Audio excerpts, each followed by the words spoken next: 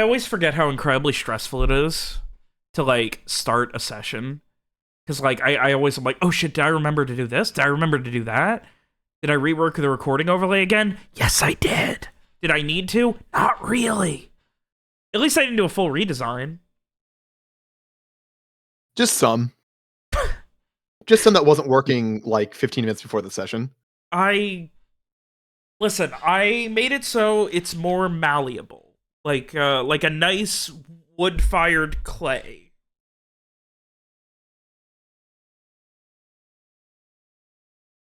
You ever make clay? I done pottery. Ever make clay? Anybody? Nope. I can't talk. I'm fearlessly chewing Little Caesar's pizza. I did pottery in middle school. I have not done any clay outside of that. It's the part where I would normally, like, bully Alex. I'd be like, hey, Alex, how do you feel about clay? And she'd be like, what are you talking about? Can we just start? Ugh. And then I go, all right. And she'd go, actually, wait, I need to go get water. I'd be like, all right. And then we'd have to goof for 5 minutes. It's like she's here. Walker stare. William, you can't use a joke that's like 2 layers removed from this group in what might not even be your first session. It was for you. No, you don't get to make a joke just for me. Why do you get to do that then? Because if I'm making a joke just for me, then no one else gets to laugh. No, never mind. This is the only clay I know. What about the gym leader in Black and White? I haven't played that. Actually, that's not true. There is one other clay I know. One sec. There's also what about Don't say Muhammad Ali? Cassius Clay? Cool, I okay. know this cartoon, but I can't place it. It's like Shaolin Shaolin Showdown? Yes. Okay. Ugh, I was the one I gonna know. guess Jackie Chan Adventures. No. But Similar. I didn't see Jackie Chan, so I didn't know. Who the hell is that? Play again. Why? Is he a singer? Is he a He football won like player? season 1 of American Idol or something, or came like runner-up. He lost season 2. Yeah, close enough.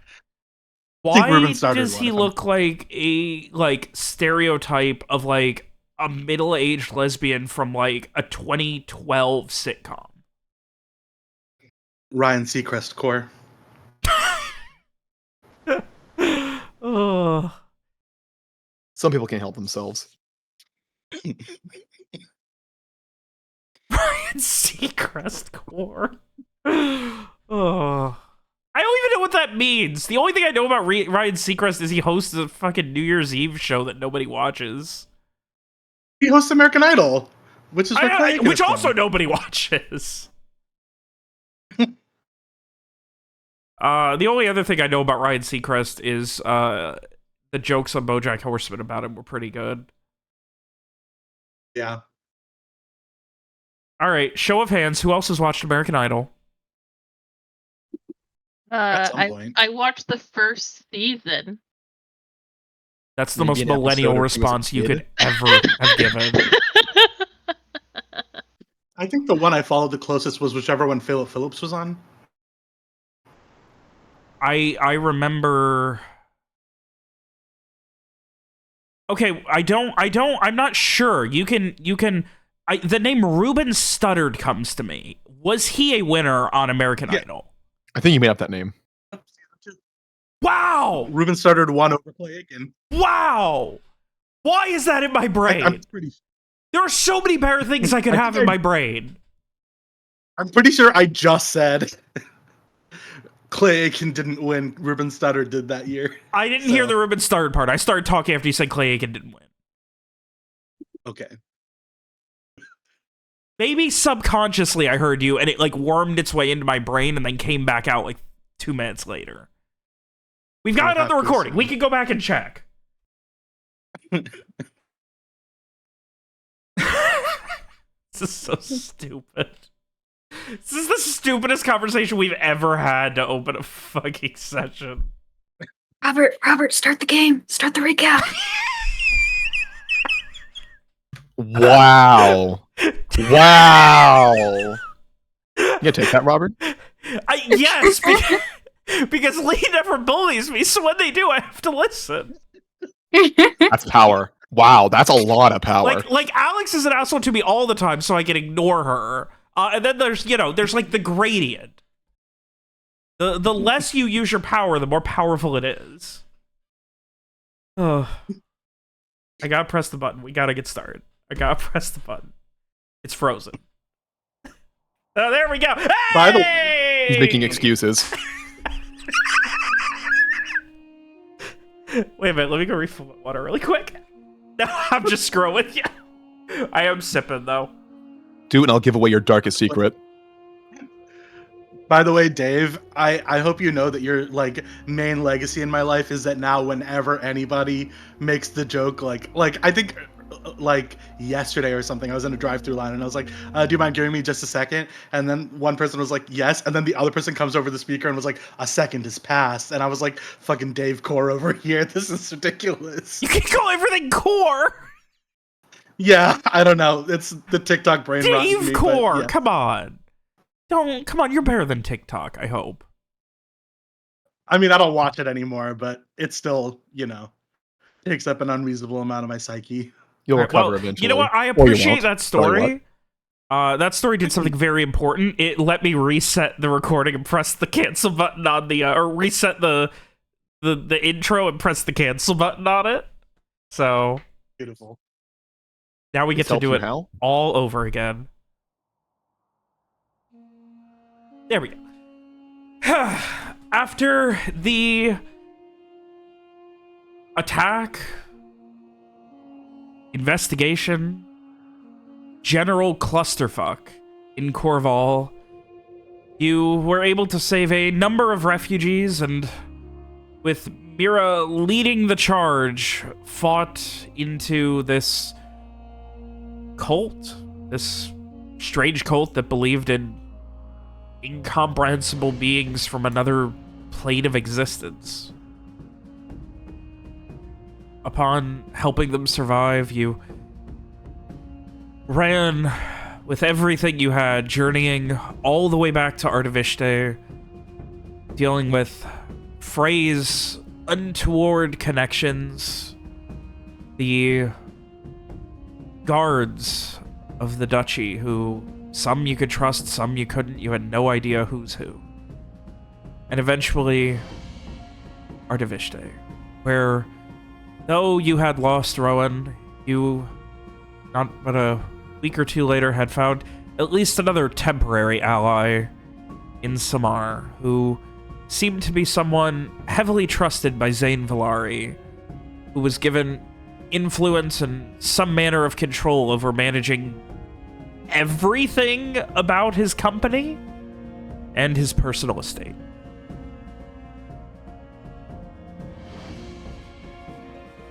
After discussions, explanations, and long, exhaustive moments, a few old faces showed up. Cassie and Molly, but they were not alone, accompanied by Captain Wallace, who seemed to have some interest in a favor, an offer. It was kept vague. Meanwhile, Cassie and Molly were happy to have found you guys, and Molly, of course, or Cassie, of course, already knew that Rowan had died somehow, or would be dying, or was in danger. Who knows? Whatever's going on with her, it's far beyond any of your pay grade. But after extensive discussion, a few days of relative relaxation, finding out that there were a number of people within the duchy and the Duchess's personal guard that were going to be working with the Lucian Ray to dig through and find these corrupt elements that were left, you did what you had to do. You decided to cut Osmond McBrennan loose, knowing he had no recourse except to escape the city, where he was now a wanted man by the guards, both corrupt and on the straight and narrow, and prepare for your own departure. News of all kinds of strangeties, explosions back in Fortun Isol drew your interest and possible ire. Knowing that there was plenty of unfinished business there and, well, things were needing time to settle down here at Artavishta, Vacania, really. And with the offer of a private ship, it wouldn't be too long of a journey. So you did. You all set out, spending days traveling through the snow back to Milo Harbor, where you met back up with one of Captain Wallace's beating dockhands, who was able to fetch you a away ship to get you onto the Accordance Code, where you found out McBrennan had not quite disappeared, but was now in some level of employ of Captain Wallace. Tensions rose, especially for Mira, who immediately lunged at him. But cooler heads did prevail, and, well, being stuck on the ship, you didn't really have much of a choice. Tensions were great, something was brewing in Vreeland, and seemed to have to do with Vacania. But the strangeties continued, as there was something odd going on with Wallace's crew, something that Mira was none too keen to do more than point out. There was nothing to do tonight. It was a night of rest, and finally another morning and preparations to embark on a journey to Fortun Isol aboard the Accordance Code. And with that, I would ask unto you all, Samar, Strieg, Frey, Garrett. Sun is rising outside of Milo Harbor in the bay. What are you guys doing? If I remember correctly, we left off, we were doing watches in the middle of the night. Yes. Okay. For the sake of ease, nothing had happened. I'm trying to keep the narrative flowing as best as I can, that way we don't have a lost stop-start and having to spend 10 minutes remembering what happened. Yeah. Sake of ease, yeah, there was nothing that happened keeping watches, especially having Mira, who is fine being the ultimate watchkeeper. Yep. I mean, Garrett's big thing right now is as long as McBrennan doesn't start shit, there won't be no shit. Unless everyone else wants to start shit. If that's the case, then he'll go along with it. But it's like, we already let the guy go. Just forget it. Let's, I just wanted one trip on a boat where someone doesn't die. Because we're 0 for 2 right now. Nobody's died on the boat, yeah? No, but they died on the. We haven't finished this trip. So you're. And they died on the first boat trip. So you're 0 for 1. Okay, I guess we're 0 for 1. Or that bat's still ongoing. It's like fair enough. It's like an 0-2 count. Like, you're looking like you're gonna strike out, but be careful. Take a couple of pitches. You might be able to come back. You gotta be careful with those baseball metaphors, Dave. You know what's gonna happen. I'll bust out the document. Fair enough. I feel like you and Lee need to just you can have this conversation alone, and we can all. Lee likes football. You're both jock bullshit. No, baseball's nerd shit. Okay. What are you guys doing? And I think I am sort of on board with what Garrett is saying. I also think I don't remember what Summer heard and what was just Mira and Wallace talking alone, but it seems like McBrennan really didn't have anything to do with those people dying. that was just something Wallace did on his own. So, you know, based on that, nothing has changed since we let him go.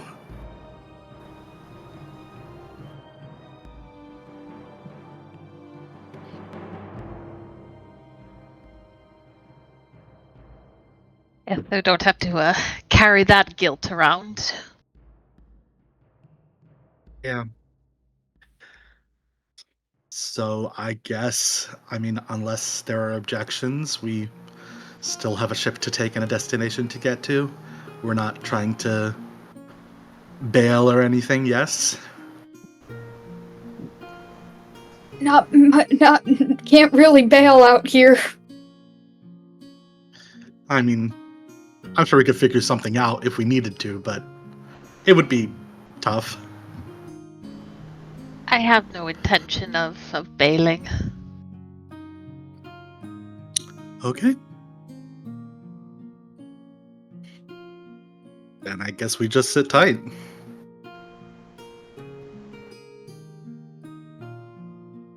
All right. And so you have about a week's travel ahead of you aboard the Accordance Code. It is... oh, I'm sorry? Oh, I was just gonna say that at some point, like early into the trip, Frey is going to do a just for himself a divination reading on Wallace, just a normal reading, not one of his special powers. Okay. Just gonna see what you can get. Yeah, just kind of vibe checking, just kind of a general situation reading. All right. I know we wrote down, like, I know I gave you use. Do you remember the specifics for your cards? Oh, yes, I have that here somewhere. Let's see. Divination readings. I don't remember where I wrote it down at. I'm looking. Here, I have it. All right. Like, I know it's in a cross. I don't remember the specifics beyond that, and I can't find them on my wiki. Here, So. I have them on my wiki. I just posted a screenshot. There we go. Lovely. And, so as the far too early morning rises for you, Frey, you get yourself ready for another day. The first of many, unfortunately, aboard this only vaguely comfortable ship. And what do you reveal first? Oh, right, you're having me do the cards. I have the cards. You can just pick which ones you want revealed first. I've got them all. Yeah. Okay, yeah. No. I've got everything. Okay. Yeah. So the first card he would pull is the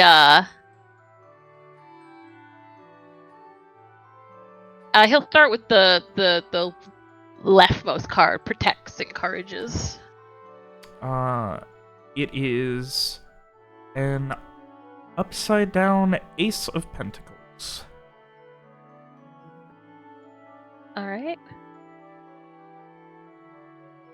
Which is things like lost opportunity, bad luck, greed, things like that.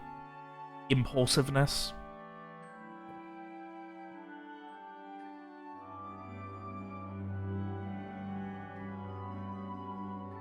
All right. What a start! Oh boy.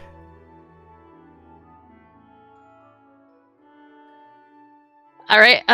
So next we'll go to the top card, emotional state, future. That is gonna be the moon. Upright, of course. Intuition? Psychic powers, or being able to understand the mind, I suppose would be a more accurate way to describe it. Wisdom and... Oh, I love this one. I am going to read this verbatim from my reference. Seeing through secrets. Okay. And then we'll do the rightmost card, how to get what they want. The world. Travel, accomplishment, success, victory, things like that. Okay.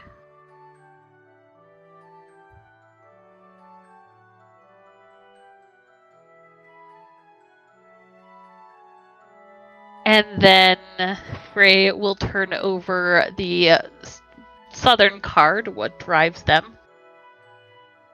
A reversed Four of Wands, which is change, lack of support, abandonment, like a transition, a major change, things like that. A great surprise of some sort.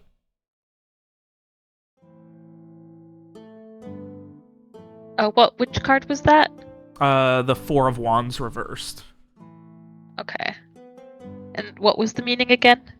Like a major change, alteration, a like sense of doing it yourself, like being alone, having like a major surprise or something like that, but handling it alone. Okay. And then last is the centermost card. Heart and body ties everything together. It is reversed judgment. Regret is probably the major thing on a reverse judgment. Consequences. Ignoring your duties. Things like that. Okay.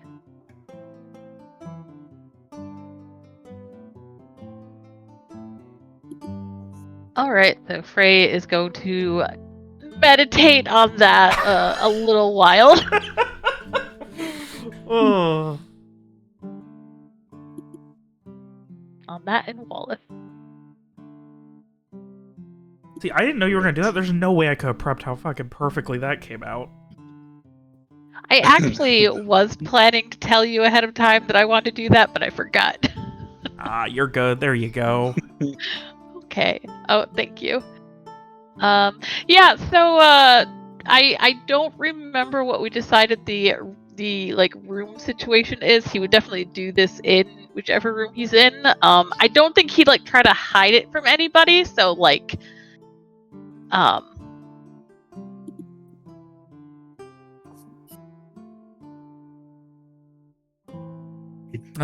called sharing a room with you, if I'm not mistaken, so You were sharing a room with who? I don't know. I'm pretty sure I called sharing a room with Mira. Okay, because I know Mira also wanted, like, Mira wanted Roland, and generally Roland wants to be around Streak, so I guess, yeah, you four, because Mira doesn't need to sleep anyway. Yeah. And then, so it'd be Frey, Garrett, and... William. And Abby. William? Yeah. Okay. I'm sorry, what? Garrett's third wheeling again. Fair enough. That's usually how it goes. NPC William, this might get confusing. I've been talking to William about for like a week, like how funny it is. Like asking William to quit his job. Okay. Listen, it's only so they can hang out more. I would never ask someone to quit their job so I can hang out with them more. Anyway. Focus. So yeah. Abney probably watches with nervousness at what's going on. Like, you know, I imagine like he's trying to like read your face, Frey. And just like, oh. So what's all that mean, love? It's gotta be some sort of goodness coming out of all this, yeah?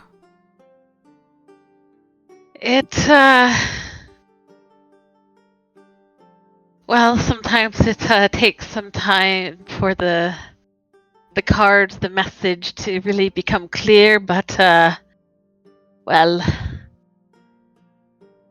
it makes me nervous in some ways.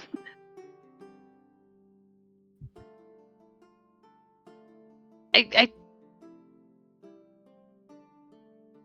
I mean, I don't think I trust him. Not really. I trust that he wants something. I trust that perhaps in a way we want the same thing, at least in part.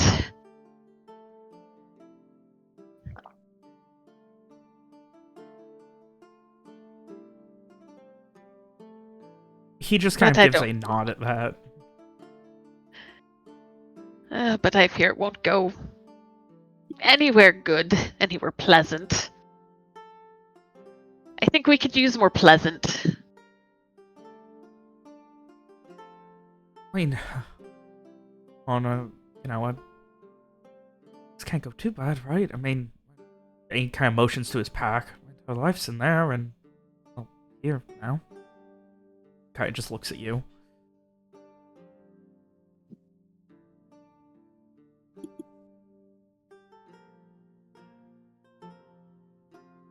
Yes, you are. So I mean, things can't go too bad, right?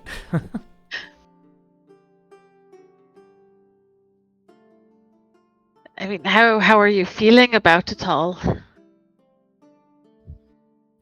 I mean, I feel like I put on a suit of armor and dove into a lake, and I'm hoping to you can help me learn to swim in it, I guess.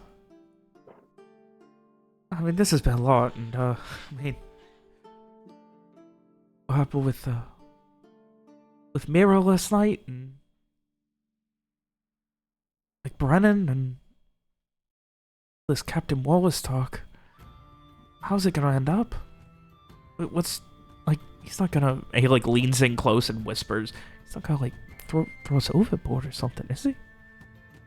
No.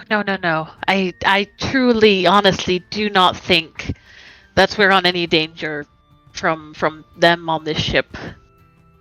Then why? At this point, like he loops Garrett in as well. Why are we so on edge about all this?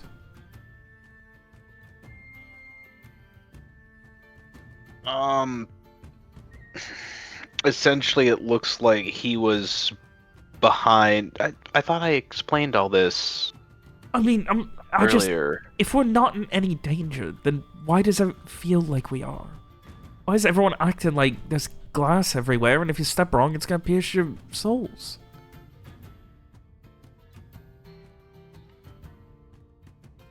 I don't know. Maybe it's just the after effects of what happened with losing Rohan and what happened over in Corval, and I think everyone's still maybe a little jumpy from that. It's certainly hard to expect that things will go smooth on this trip, seeing as how so little has. He gives kind of a nod, and then he like gets like this sly smile, and like he talks directly to you, but loud enough that Frey can overhear. And yet you lot invited me to give up my life to travel the world with you.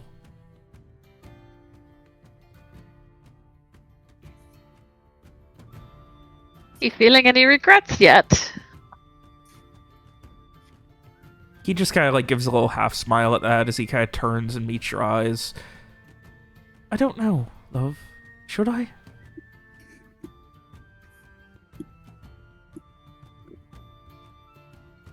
I truly hope not.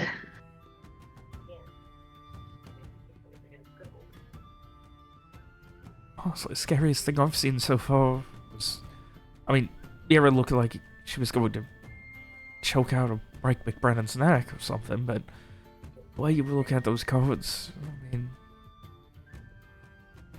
Don't see that too often, especially from you, right?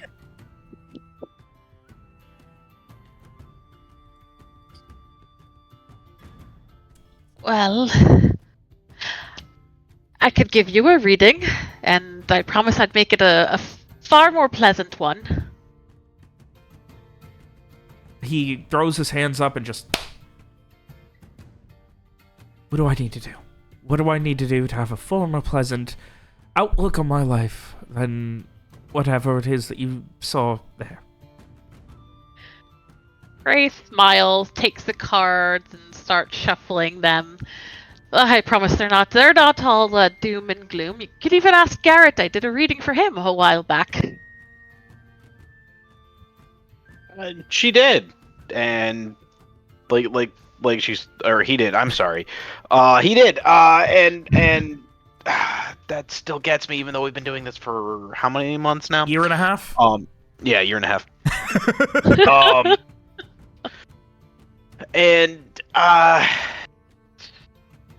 not all of them are bad. Some of them are good. We've had some where you've done some for. Didn't you have a good reading for some of the people who you were schmoozing with the last time we were in Fortun Isol too? Oh yes. I did a reading for that fellow that Frey definitely remembers the name of, but I don't have off the top of my head. But I did a reading for that fellow, and he'd have great fortune at the races. And I fully expect to be visiting him again once we reach Fortun Isol. Right, and then there wasn't. Didn't you also do a reading for the guy who got us the boat to Mailu Harbor in the first place? And it was a good reading, which is why he. Or is that the same guy? That is exactly the man I'm talking about. That's the same guy. Okay. Yes, he seemed quite enamored by my abilities. At this point, Abney kind of just like looks on. Hopefully, it wasn't too enamored. Ray chuckles a little and, what can I say? People tend to get a little enamored, but I promise there are very few who truly catch my attention that way. He kind of like scratches the back of his head and looks away for a second, and then just kind of like shakes himself back and just, right, love, so, tell me a story. Alright. And Frey is going to guide William through the process of doing a reading with him, having him cut the cards. And I think Frey, for this one, because he's trying to lighten the mood, he is going to do a false reading where he stacks the cards to, create to tell a pleasant story so that he doesn't, accidentally glimpse some kind of future doom or unpleasantness. He doesn't want to interpret negatively. Yeah, exactly. What's the heart of the cards? Your friend. So yeah, he's gonna basically stack the deck to get the cards he wants. And he will tell a story about going on this journey, and there will be like difficulties and hardships, but overcoming it, finding strength, painting William as a hero that they can rely on, making new discoveries, just fairy tale stuff.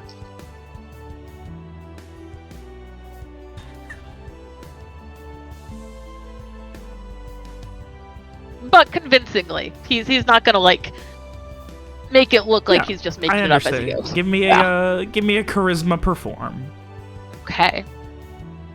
I love the idea that you're very unconvincingly yeah, it says a bunch of fairy tale stuff for sure. That's I rolled a 7. All right. Fortunately, Abney is someone who wants to be told these things. It is not hard to convince him. Especially for someone who is so well trained at telling people what they want to hear. And he has all of this excitement and general interest, and by the end of it, it seems like, you know, his worries have dissipated, or his mind is elsewhere and he's more in the moment and less stressed. So for the most part, everything seems to have allayed his worries. All right, excellent.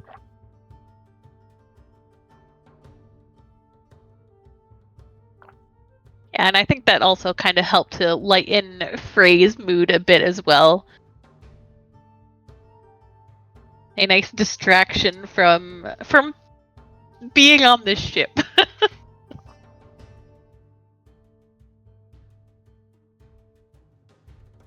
Oh, by the way, I would have let everybody know that, like, I think we're on a ship with zombies or whatever. Like, just since we're like fast forwarding through the week. How would like, you have? I mean, we're not fast forwarding through a week. This was all happening that morning. So I just mean, like, you know, at some point during that, I would have definitely probably like the next day. I think I would say like. So, I have the I can kind of tell what people who are living are thinking, and I can't tell what anybody in the crew here is thinking. So I don't think they're living. I have no more information than that, but you know, you should all know. Are they not living, or are they just not thinking? at this point, Roland like puts a hand on your shoulder string and just like raises his hand. I mean, sometimes I don't think. I don't think either sometimes. See? What if they're just like us? Do you know what we're thinking right now? Can I do the open mind thing and see what they're thinking? Or like at least like surface like emotions or whatever? Yeah, 1 second. Turns out no thoughts at all.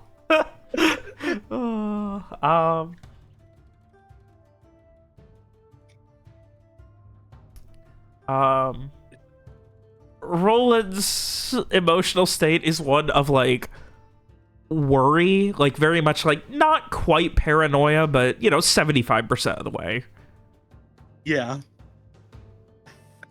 I will relay this. Like, I can tell you're worried at least. And even if I couldn't tell exactly what they were thinking, I would at least be able to tell that they were humans, and I can't tell that those people are humans. So, I don't think they're humans. Strig, Roland just kind of whispers. They're not living. Strig, Roland kind of whispers to you as Samar's finishing that, just, but they look human. How are they not human? I've now seen quite a few things that look human that aren't human. It's not great. What do you mean? How can you look human and not be human? Well, the one time there was this guy, and he turned around and there was a spider in his back. Ray shudders. What do you mean in his back? I mean, like there was a hole in his back, and there was a spider in it. They didn't have any holes in their back, did they? Roland looks to Samar. Did they have holes in their back? Did you check?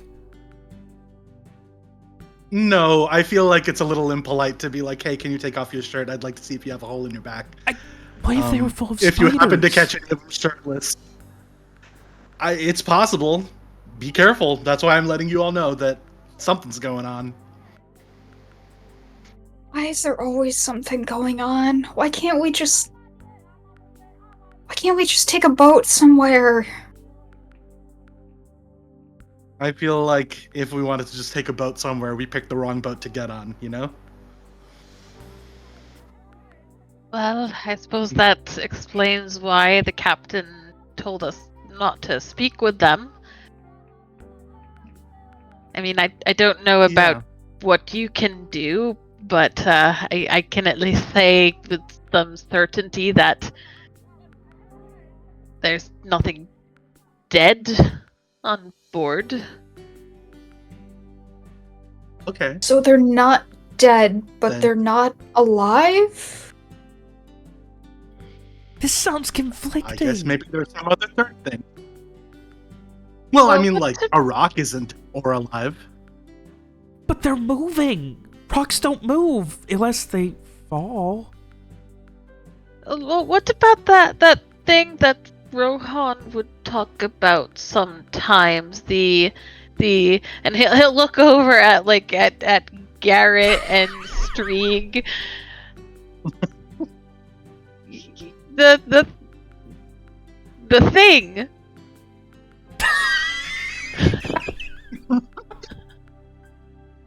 Abney and Roland have very similar expressions of a confused golden retriever staring at Frey, being as undialogue as he has ever been in his life.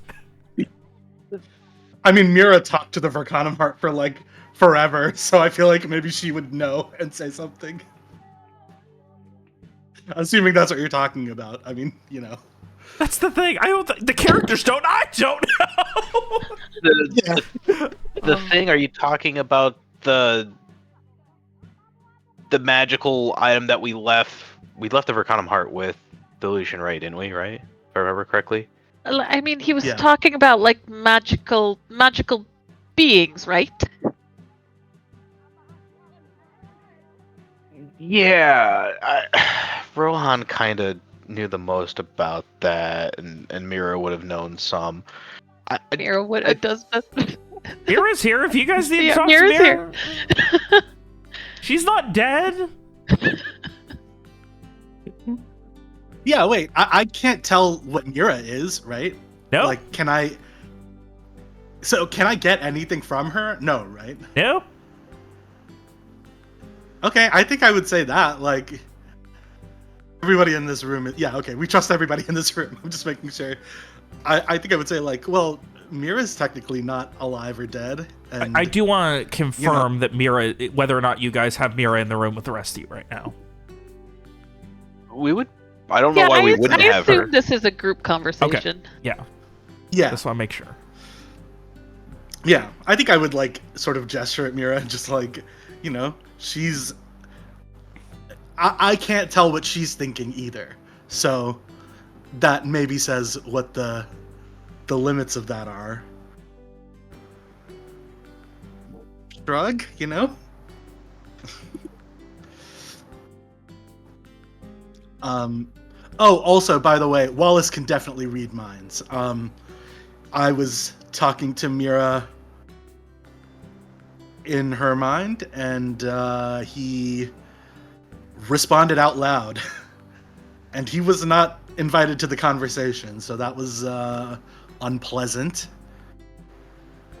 I think Summer kind of like looks at Frey like just a little bit pointedly, like yet another piece of evidence that like maybe this is not a person we want to associate with, but like doesn't actually say anything, just kind of like.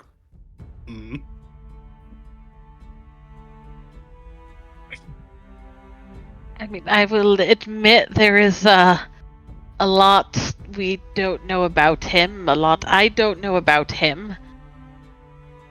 But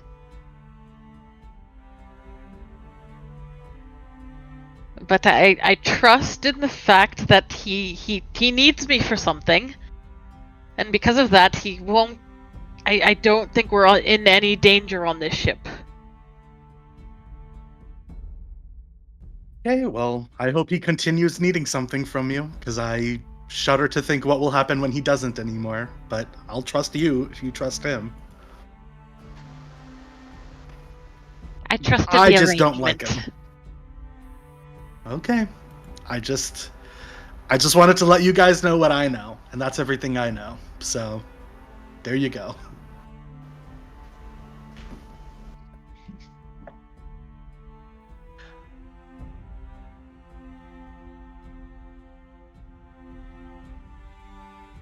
But it does seem he's There is, more... there is, Oh, go ahead. yeah, continue. No, continue. I was going to do a different thing. Continue. Frey was just saying, it does seem like he can do more than what I thought he could.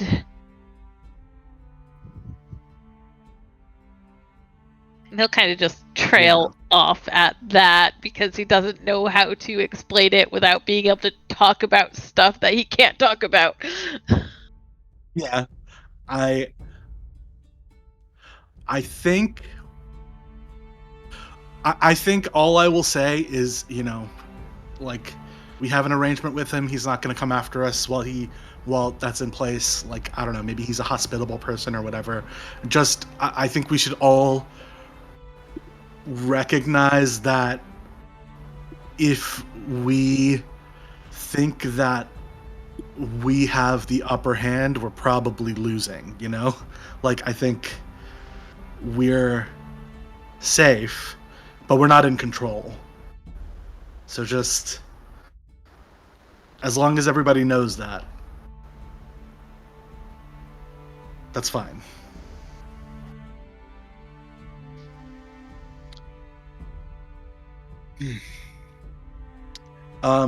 The one other thing I would love to do is at some point during, this whole trip, if I can run into McBrennan somewhere, or like find him, I guess, I would want to ask him about whether he was behind those murders and just see if I can get a read on like whether he's telling the truth or whatever when he says he isn't.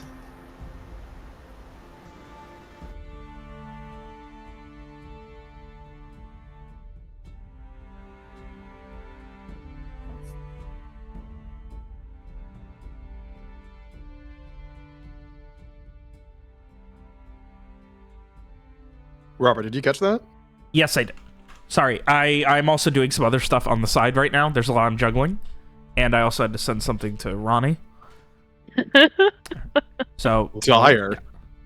Listen, there's a lot to going hear on. that. I hate this. Condolences. Condolences. Just remember, you're not allowed to talk about it. I know. I was so pissed when I found it.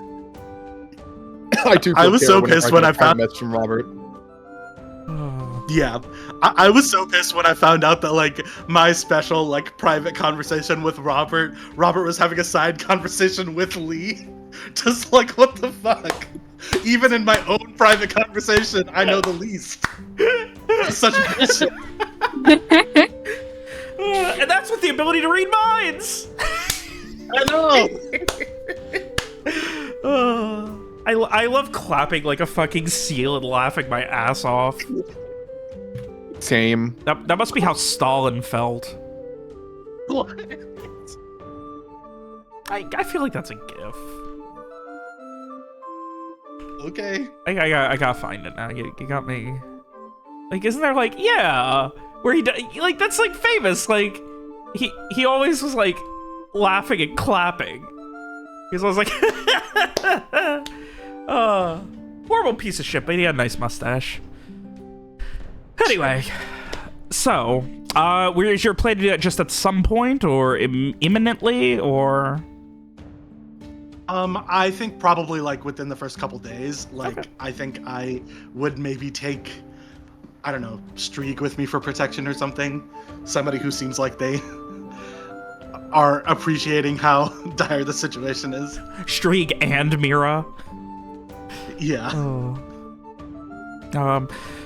Alright, so, the first day is kind of capped off by the most interesting thing that happens is getting through the blockade, as it were, which is mostly just making sure that you guys are not military affiliated. Wallace talks to him for a couple of minutes, shakes hands with one of the Ducal guards who comes aboard, and the guy, like, thanks Wallace for his time and is, like, incredibly cordial. By the time it's done, it's maybe half an hour total. Wallace wishes them good luck and hopes that everything goes well between Vreeland and Vicania and there's no war, and they seem perfectly amicable, and without additional context, he seems like a really, really nice, jovial captain. Yeah. But yeah, so one day turns to two. You continue on into the Astrine Sea, and yeah, you gather Mira and Striga. You going too? Sure, I've got nothing else to do. So you grab Mira and Strieg and head over, finding Wallace and McBrennan both kind of at the helm. Neither of them, like, holding it, but both of them at the helm with one of the crewmen who is actually holding the wheel. They are speaking at least kind of casually. Like, as you get above deck, you can see Wallace laughing about something and patting McBrennan on the shoulder. And then Wallace starts to head down and notices you lot. And he kind of just...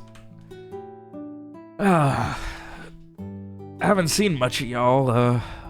How are y'all enjoying your extended stay aboard the lovely Accordance Code? No news is good news. As I have always heard it.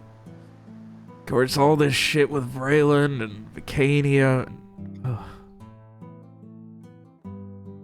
I'm not in the business of war making coin, so it doesn't really do all that much for me. But I'm sure if war does break out, there'll be plenty of coin for you lot and all the other fun. And he kind of like considers for a second. Mercenaries? I'm not quite sure what y'all are. Besides, you know, and he kind of mostly motions towards Strieg at this point.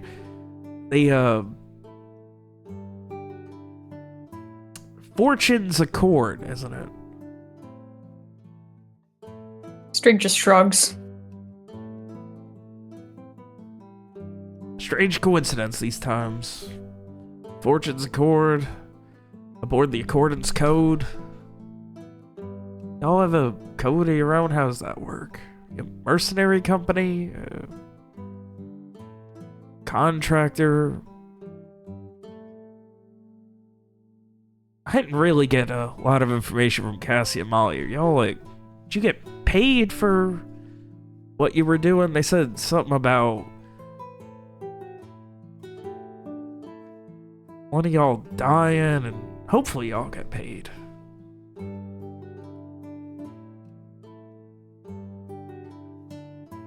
Sometimes.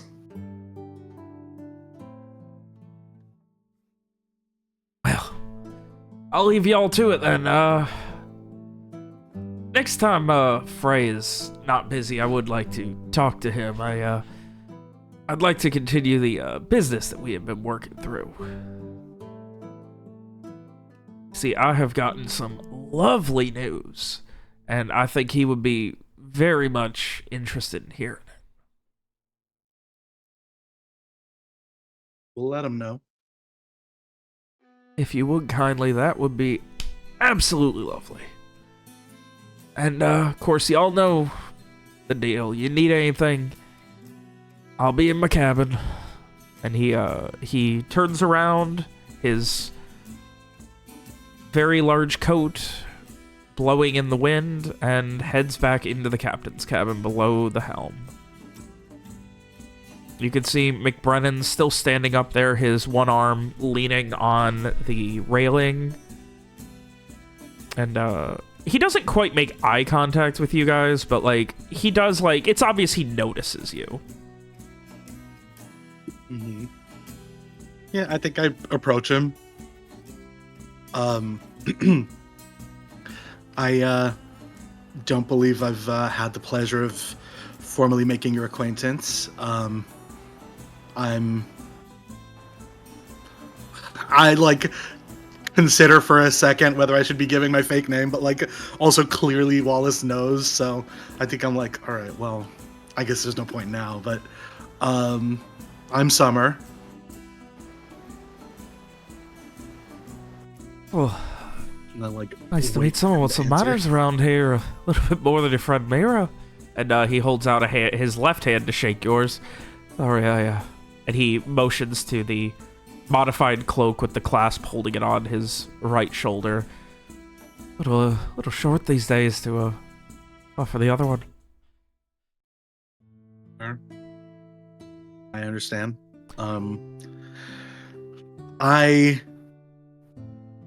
I'm coming in on all this a little late, but I've been filled in a little bit on what my friend's relationship with you is, and what they know you for, and I just like to confirm from you what Wallace told us, which is that, and before I say this, I would like to cast Surface Apprehension, see if I can make this, see if he fails the mental saving throw. We'll see. Fails the saving throw. All right. Good old mental save from McBrennan. Yeah. Fucking nat. Lovely I nat hate 20. it. Or for the course, fine. I still have my mind light active, and I am gonna be like, Wallace. I would like to confirm with you that what Wallace told us, which is that you had nothing to do with the people he killed once you were released. Is that correct? I had no intention of killing anyone unless they tried to come at me, honestly. It was a bit of happenstance. He kind of offered.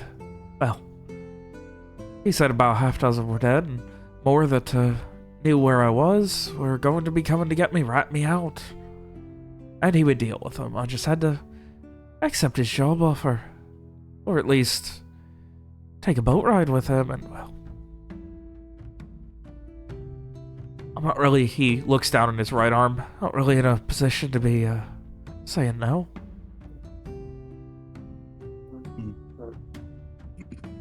So you did give him the okay, though. Oh. And at this point, he leans in close. Have you seen that man? The way he holds himself. I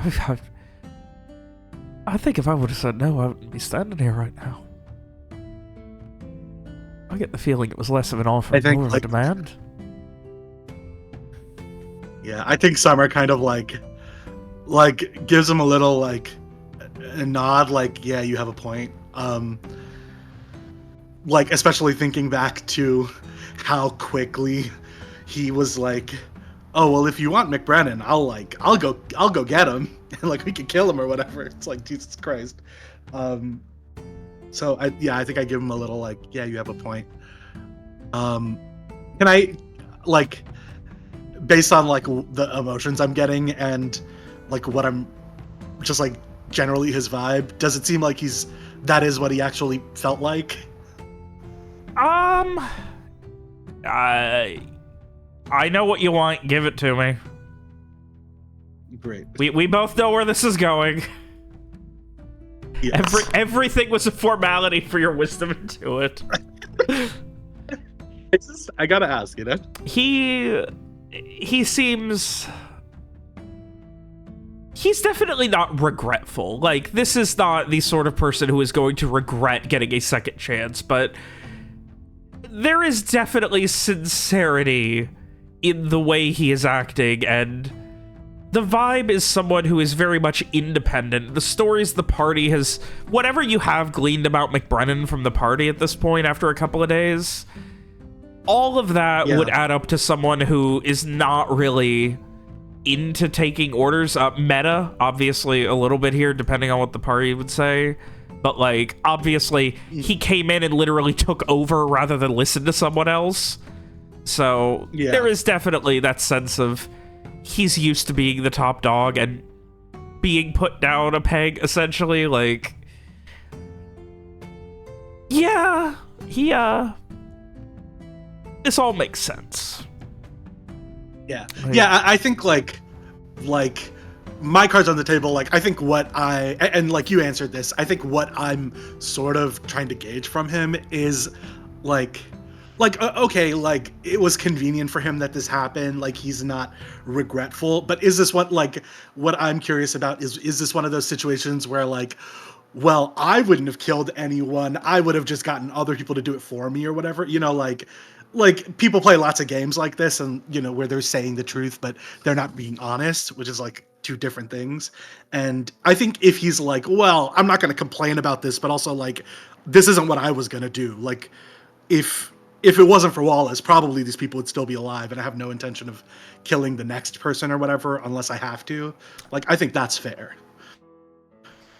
He seemed like he was being honest about that, as far as you can tell. Like he was playing to get the hell out. Cool.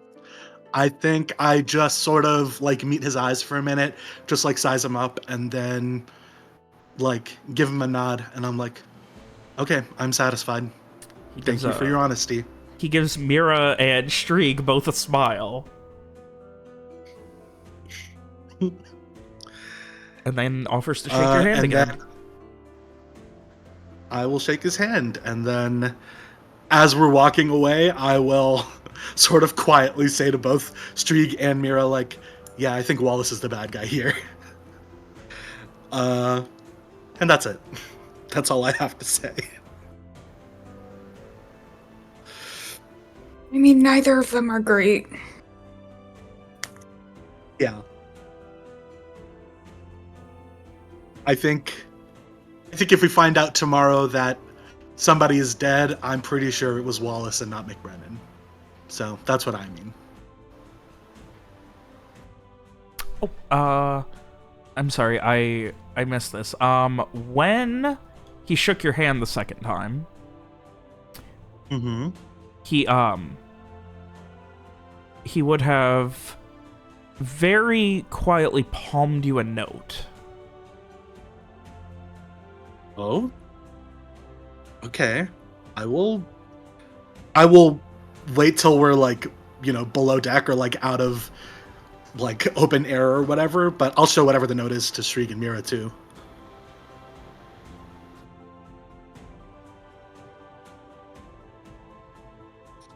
All right. I have to ask now, does anyone speak Patrician? Dog, I can't even read. The only person who would probably speak that would have been Rohan. Yeah. Yeah. Oh.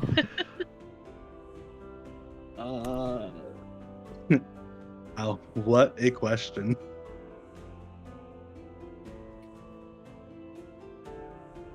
I mean, I don't, so, you know. Does Mira's super brain not have like every language in it? Let me check. No. I think that was a valid question. Mira, translate mode. Oh. I do love the idea of getting a note and immediately going back to McBrennan and being like, hey, we can't read this. Like, anyway, I will hang on to it, I guess, and just make a note that it's in we would at least know that it was in Patrician, right? I think between the parties, someone would be able to, like, recognize, you know, like, process of elimination. It's obviously not Parisian. Yeah. It's obviously, you know, like, it's like, it's a weird language that you don't really see that often out here. Like, it's not a Spurin, which is mostly a spoken language. Or it's mostly a written language, not really spoken, but it's almost definitely not a Spurin. Anyone who's religious would know that. Not Parisian, because you'd be able to read it. Not Rayclarian, because most people can identify Rayclarian, given how close the invasion was to happening. And yeah, the other major language of the area, Nifican, is almost exclusively a spoken language. Cool. Yeah, I would show the note to like Garrett and Frey and the others also, just in case any of them speak it or read it. But you know, assuming they don't, we'll hang on to it for whenever we meet someone who does. Ray cannot read it, but Can he hold the note for a moment? Oh. Okay. Smart. You hold the note, and while you Does cannot he- read it, you can see it's no more than maybe a dozen words. Can he, with his emotional resonance, does he like get any emotions from it? Worry, nervousness. Okay. Can he dig a little deeper? So with my wisdom magic skill check, Go for it. he's gonna focus on this note. Let's see, wisdom magic. 11. You get 2 questions about the impression. 1. Can I ask what does it say? Like what? This is the impression of emotion, not the note itself. What was he thinking while he was writing it? That the feeling that you get from the person who wrote this is one of, like, what they were thinking was, these people helped me out. I'm already in their debt. What's a little bit more if it helps me out of this shit? Okay, and what is causing the worry? A fear of Captain Wallace. Okay.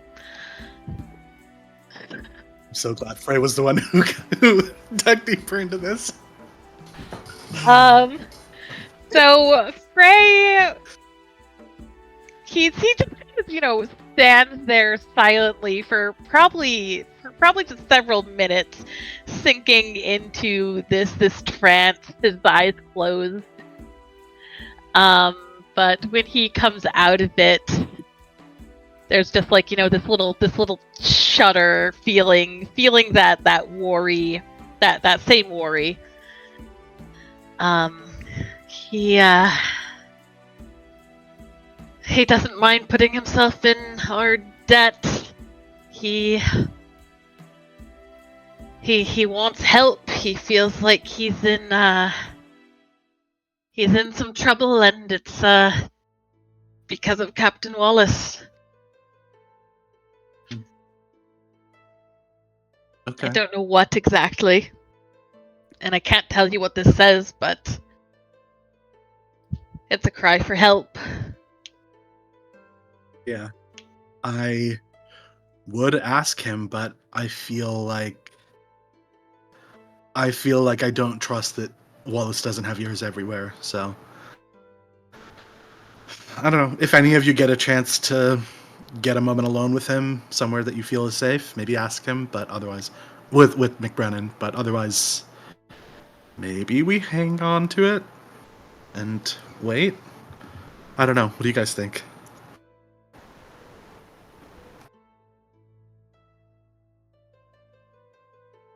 I think if we could try and talk to him. I mean, if you really think Wallace can read minds, then maybe he already knows about this. That's true. That's fair. Yeah, and I should say, wait, above the table, I guess like Mira's not here to ask, like Alex isn't here to ask, but would Mira have told me that Wallace knew my name specifically when she was talking to him alone? Because I don't think we had that conversation. Yeah, I think but Mira would would have imagine. told you. Cool. Alex, when you're re-listening, hope I did it right. I think, yeah, and I will say that I think Wallace's ability to read minds goes beyond mine, for the most part, because I can, at least most of the time, I can sort of get, sort of like it seems like what Frey was doing from the object, I can sort of get from people who are in front of me. I can get a general vibe of what they were feeling, and things like that, but Wallace knew my name, even though I didn't give it to him. So he can get very specific information. So I think if I think he would probably know not just that McBrennan is scared of him, but very specifically, like, that he's written this note, or what he's scared of, or what he's planning. So maybe you're right. Maybe it is worth asking him if he does think that there's something to be scared of.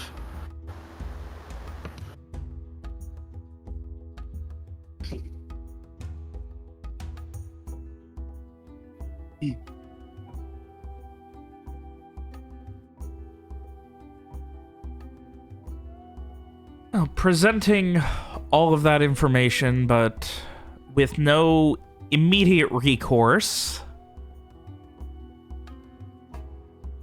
do you guys have any more plans? Anything else you want to do immediately in response to this revelation? Anyone else have anything? Does anybody tell Frey that Wallace wants to talk to him? Oh yes, absolutely. I'm sure I would have forgotten it first, but I would have let you know. I others forgot, so yes. A little distracted by Frey's fun with a note that no one can read. Yes. I truly listening to Frey talk about Wallace is like triggering for me as like the therapist friend in every friend group I've ever been in, of like your friends who have a partner where like every single person they know is like, hey, we think this guy's bad news. And they're just like, no, you don't know him like I know him. And then like 3 years later they break up and they're like, man, I should have listened when every single person I knew was like, you should be scared of this person. God. Frey doesn't trust him. He knows he's bad news. That makes it worse. At least if you trusted him, you'd be naive. If you know he's not trustworthy and you still, then you're gonna like get screwed over. And you're gonna be like, well, I don't know. I mean, I can barely blame him at this point. Maybe Frey will screw him over. One can only hope. Yeah, so Frey will go see, he'll make Wallace wait a little while, so maybe he'll go see him, like, during dinner time or something. Okay. Cause, yeah, Frey is going to make sure not to send the impression that he's just, just gonna come every time he calls, so he'll make him wait a little while. Okay. All right. So that evening, you make your way over. Are you bringing anyone with you to the captain's quarters, or are you going alone? I think he will. He'll let the others know that like he's going up, but he'd go meet him by himself. All right. You head up and knock on the door, same as the other night. Moment later, the sound of boots, and the door swings open slowly. You head in. One of his guards on the ship shuts the door behind you, same as last time. He sits behind the desk and... Mr. Frey, I have some good news. Do you remember the specifics of that opportunity that I offered you for answers? I remember the opportunity, but I don't think there was ever much in the way of specifics. I know I said that I know a guy who knows a guy who knows a guy who knows a guy or something. Well, spoke with one of my contacts back in Fortun Isol, and well, they were nice enough to get a note out to me post-haste that, well, the guy I know got the note out to me about the guy that he knows who's already there and waiting. So hopefully things look good from there. But I do not know the specifics. Turns out you deal with a lot of letters. Birds don't really carry all that much.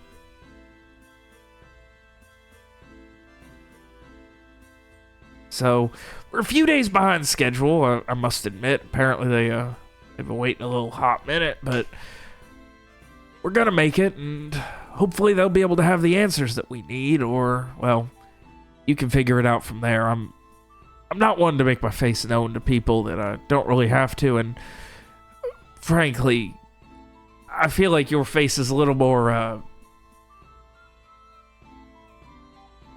useful for these sorts of transactions than mine would be.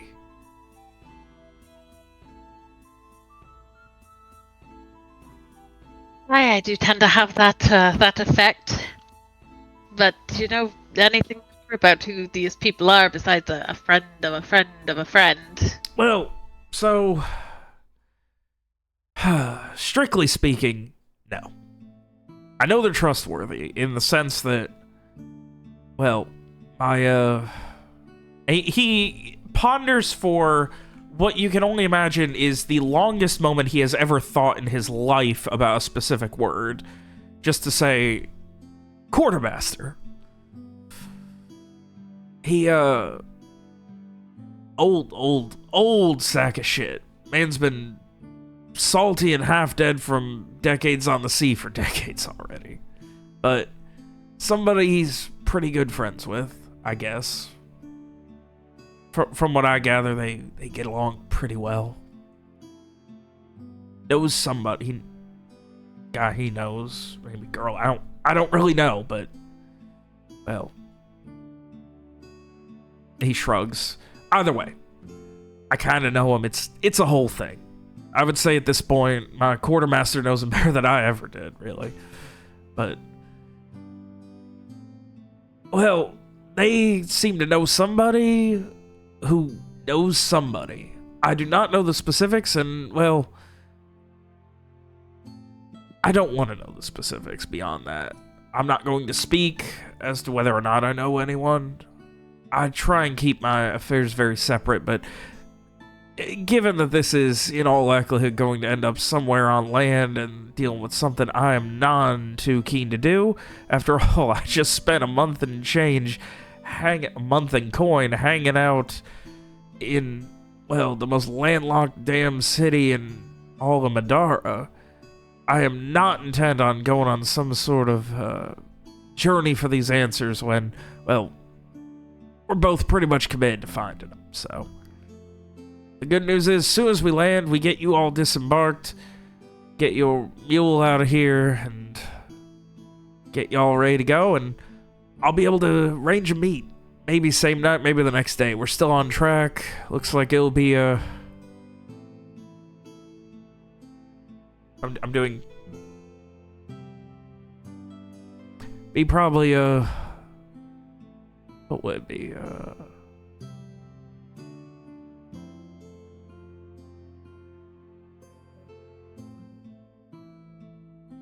He'll be probably a night of a Solzendane. Don't know if they'll be up and active at that point, but either that or the next morning. Gives a shrug. We'll see.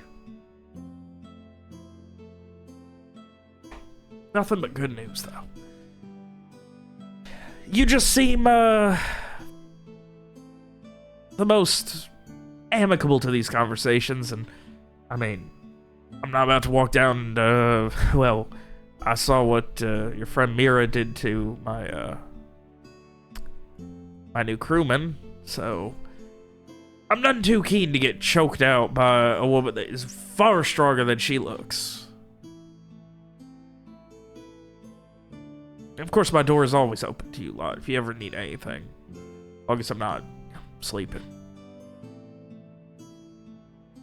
Any more information you'd like me to see if I can glean for you before we make it?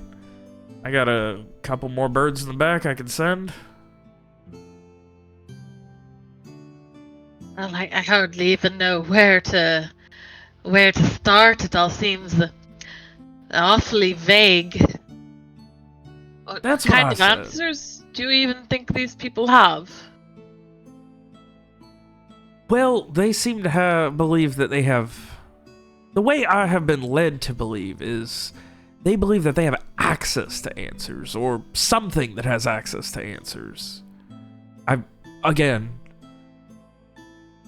if this was a thing where I would be on my ship the whole time, I'm all in on myself. I got a crew, but like I said, I am none too keen to stay on land for another month and change when I have other people who can do that for me.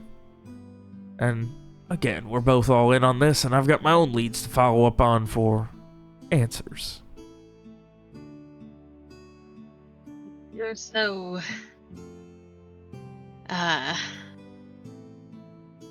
If you're so reluctant to spend so much time on land, why come fetch me personally yourself in the first place?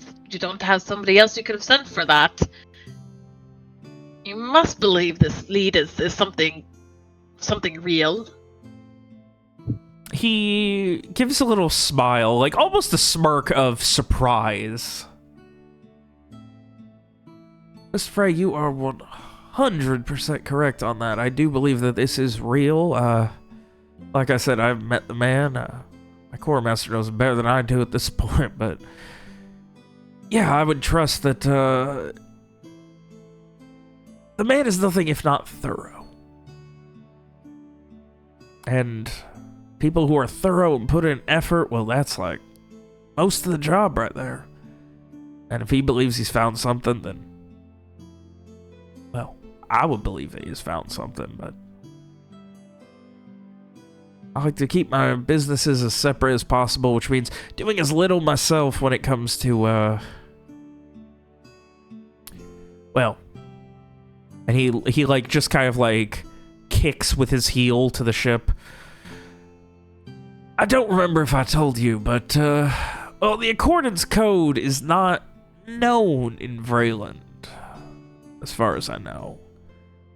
I don't dock her in Vreeland, and as far as the guilds are concerned, I own a small, unnamed fishing vessel with some sort of designator that they gave her, like, 6 years ago? I don't know. So, you know. Does the secrecy have something to do with the strangeness of your crew?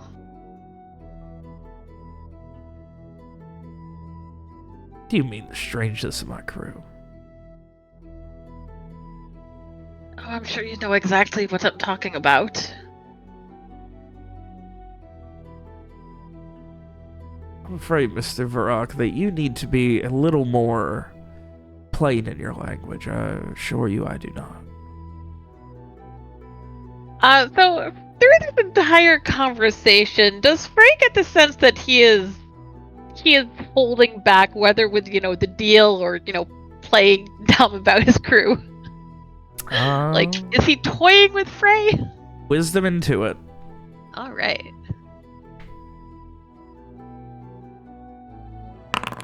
$13. God damn! Samar, eat your heart out. We love it. We love it. He is being just as choosy and picky with his words.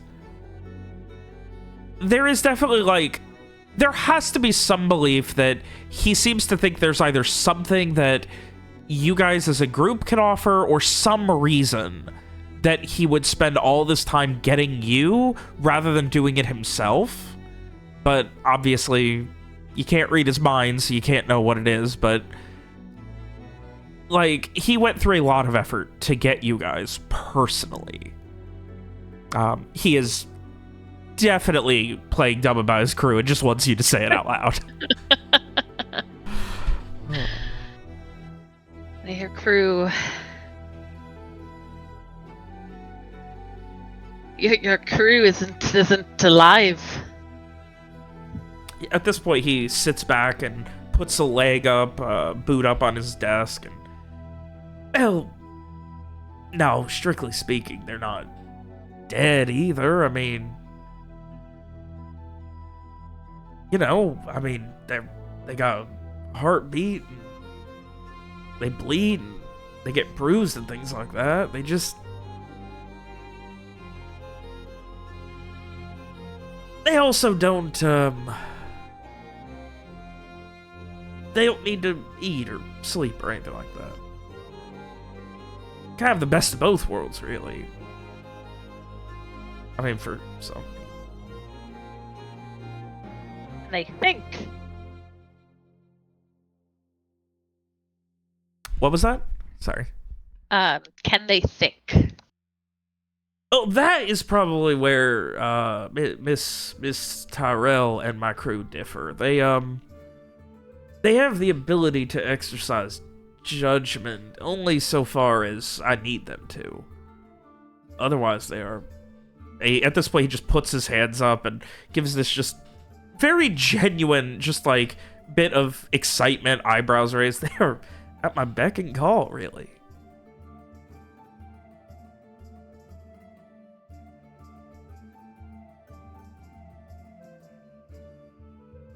Well, I suppose it's simpler than having a crew of actual flesh and blood people.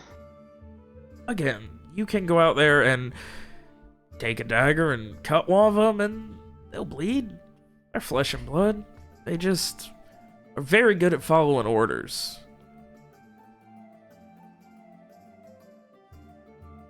And they might not feel fatigue, but their body still does. I don't quite understand all of it. Where did they come from?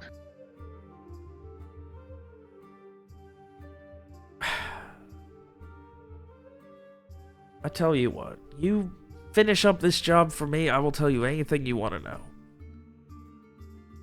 But I will tell you this, I did not hunt these people down and kill them or nothing like that. I didn't... These were all...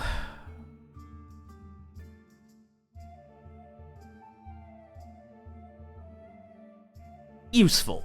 And he kind of like pauses again, and he very carefully just kind of meanders around a couple of words, and they're just my crew.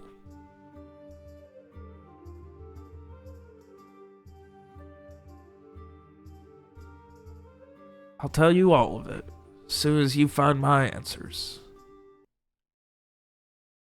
And then we'll both have answers.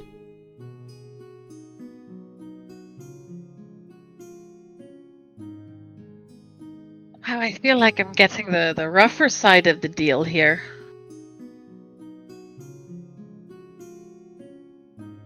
Yeah, I definitely did not invest time and resources into getting this information so that someone can act on it. Someone who I believe would be better to act on it than myself.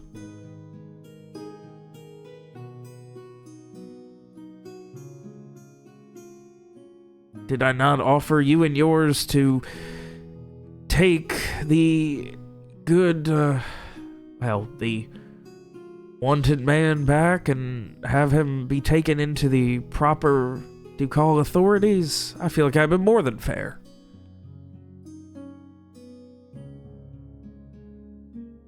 What more would you like out of this deal, Mr. Frey?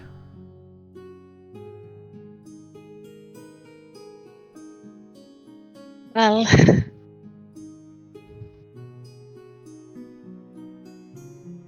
it sounds as if I have a few more days to think on it.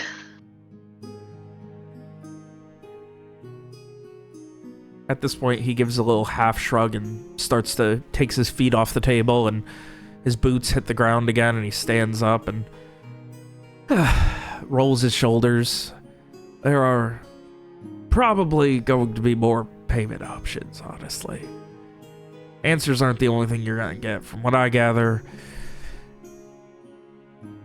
there are going to be other people who want this, and, well, I'm only interested in it a little bit. I'm sure y'all have many more uses.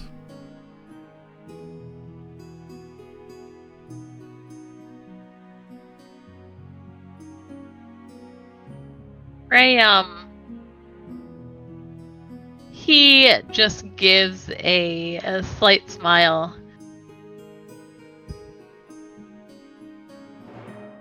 Well, I'm sure we'll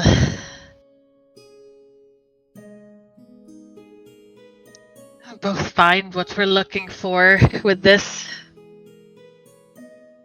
Of that, I'm confident, and that's why I'm so happy that you were the one who was chosen here. Well,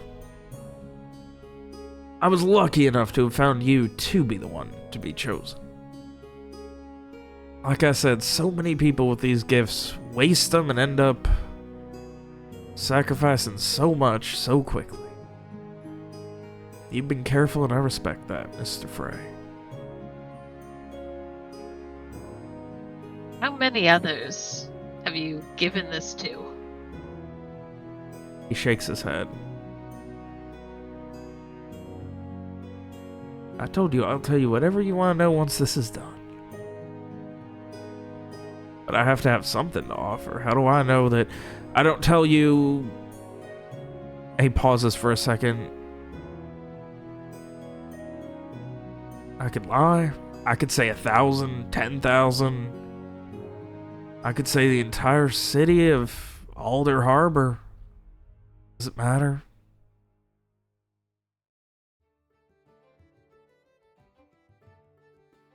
I suppose it doesn't.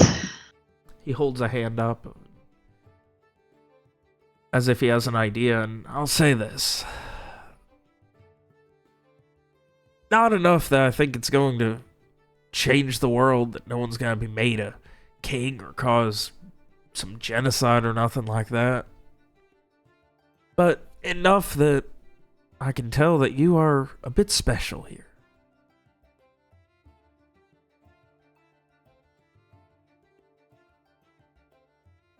I don't even know what that means.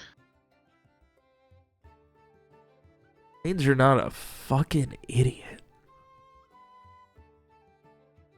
Well, I suppose I'll take that compliment then. It's a bare minimum, but it is one that so many do not cross. And of those who do, they think there's a way to game whatever this curse is, whatever this affliction is. Like you can just trick it. Like your friend who wanted to... Samar, who wanted to hide things from me. All I ask is honesty and openness. And I will give nothing but the same back. There's something I do not want to tell you, I will not, and I will be honest about that. Outright lying just ain't gonna get nothing done these days. Gotta have some level of trust in those you work with. Do I believe him?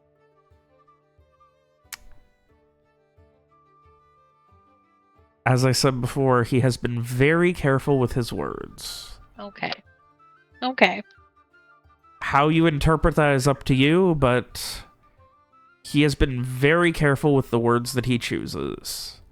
And if there was...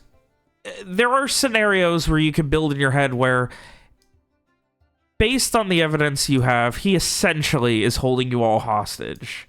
If he wanted to force you to do this, he has how many people he could hold hostage and say, you do it or I blow their brains out, but he hasn't. Whether or not you want to consider that honesty or good business sense or him truly trusting that there is some level of agreement between you is up to you. Okay. Before Frey turns to leave, he will look back at Captain Wallace. Perhaps there is one more thing I could ask for in exchange for this. He was going to like shake your hand and stops and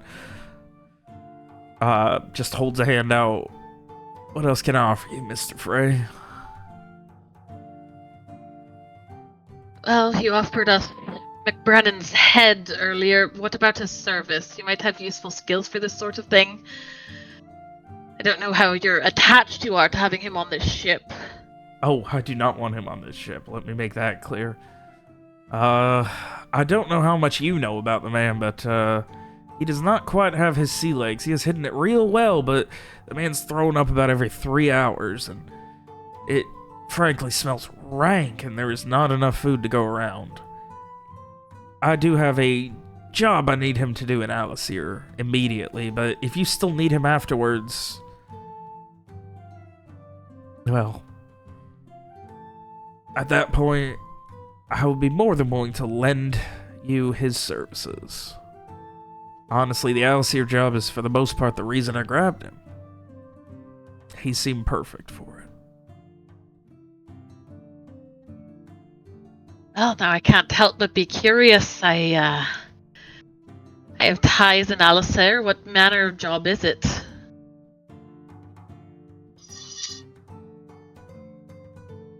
He looks curiously. How much do you know about the Naval Securities offices?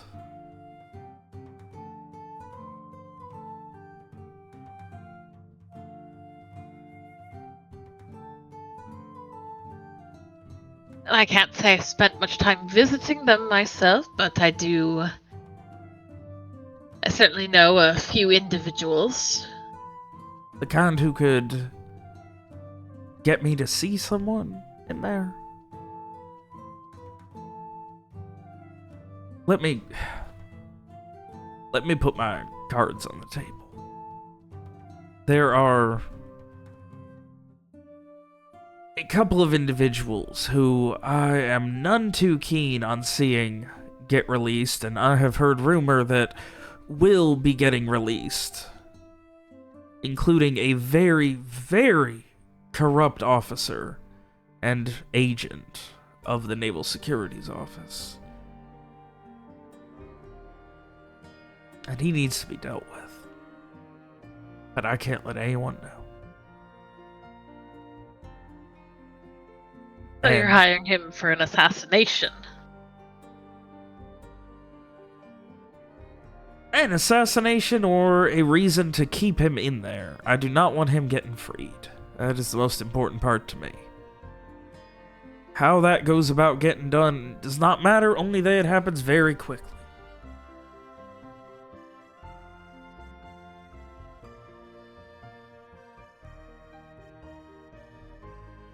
And who is this officer? Always the information that you ask for. As I said, it is someone very corrupt, and I do not want to give their identity away because I do not want to give away any sort of connection that you may be able to draw between me and that officer.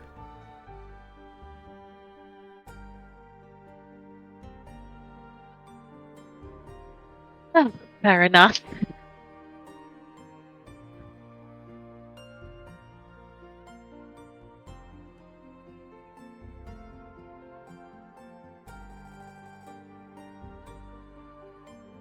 But they need to be dealt with. And, well, having someone able to so deftly get through the Ducal Guard, I feel like the ISO would be cake with their less impressive arcane prowess, and having someone who can snuff the proverbial flame of the arcane is quite useful for that.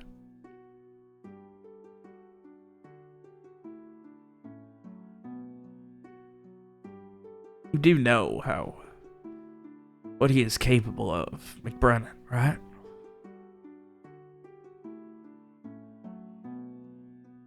Not as much as you do, apparently. He gives a nod at that. A man's, he kind of leans in. I don't understand how magic works. If you want the real explanation, you're gonna have to turn around and make your way back to the Lucian Ray. But man's a magical conduit or something. He doesn't do it himself, but he sees the arcane, he sees the magical, and he can steal it from people. Steal it from things. Pluck it straight out of thin air and use it himself. That's about the most useful damn thing I can imagine when you're trying to get through a place that doesn't quite understand it and doesn't have the backing of the Lucian Ray. Don't get me wrong, the Lucian Ray is... they are not to be fucked with. I would never even try. Frankly, I was worried enough just living under their shadow for a month. He shrugs at that point, but y'all don't worry about it. You got plenty on your plate. I'm gonna have him deal with that, and then if you still need his services, I would be more than willing to give them to you. Perhaps I could even get one of them fancy NSO shackles that stops the arcane. You can have him on all but a literal leash if you don't trust him, which I understand. Well, you certainly thought it all through. It's always important to have a plan, do reconnaissance, and know what's happening. Or you know, well, good captain always told me that knowledge is power. Maybe there's something I can offer you then. He tilts his head down and cocks it to the side in at least vague interest. I feel like you have offered me a lot by being willing to take this hunt. Well, like you said, knowledge is power. And I know there was a bit of a reading back when we first met. But if you are ever interested in looking for answers, looking for further secrets, well, maybe a few more days on the ship. I can also always offer you another reading.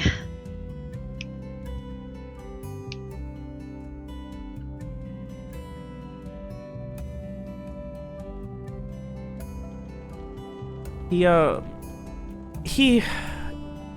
can tell he's not quite sure how to respond to that.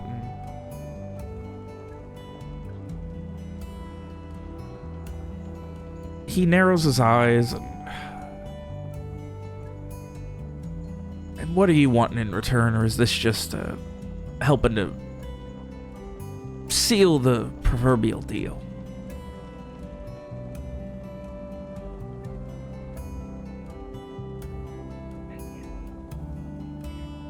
Well, I suppose it's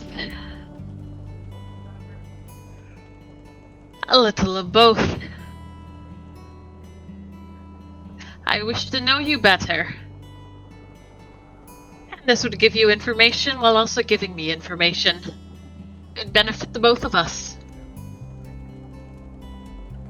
As lovely as that is, Mr. Frey, I do not think that you are quite my type, and besides, that Mr. Abney is more than infatuated with you. Not quite the offer I was, not quite the offer I had in mind. He just smiles but I and understand you're reluctant. starts to walk you out to the door. Alright. Maybe if you were 10, 15 years older, Mr. Frey. As it stands, I do appreciate it. Well, if you change your mind, you know where to find me. Be strange if I didn't. You have a good night, Mr. Frey. Alright, we'll leave it there.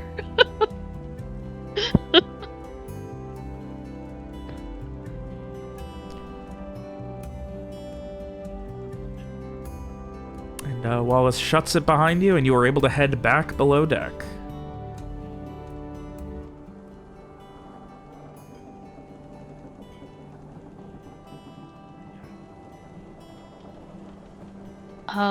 So Frey, would, you know, once the group gathers for their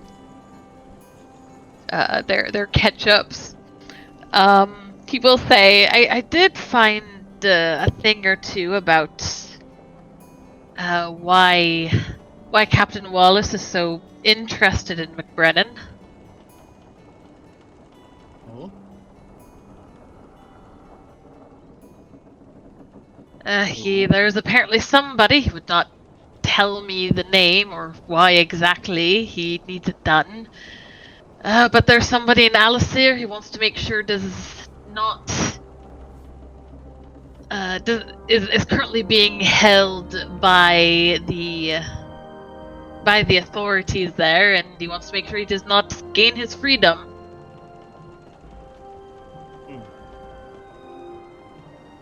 Did he say who this is? I asked, but he wouldn't.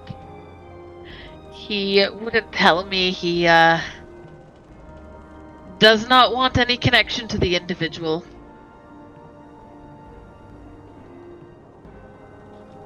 Or he does not want that connection being discovered. Interesting.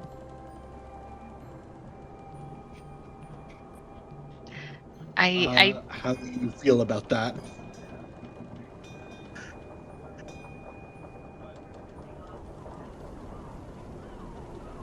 Well, these sorts of arrangements are made. I don't know who this person is, what there is between them. But it came up because I did try to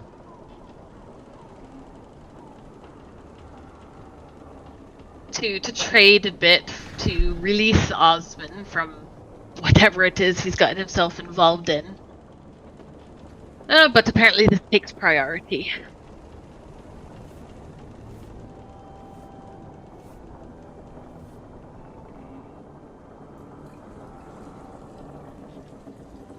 Okay. Well, did he say what he wants with you? He has a contact he wants me to meet to try and find some answers to personal things. Okay. And he'll kind of, give a look to the others in the room.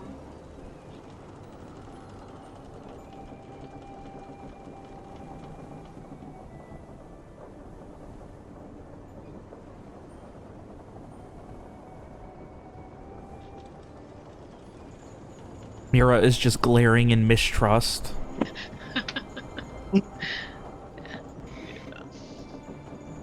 Yeah, just because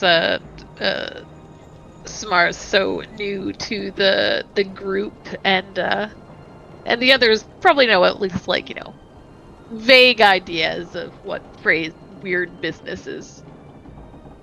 Yeah, I don't think I've seen any of it as Summer. Yeah.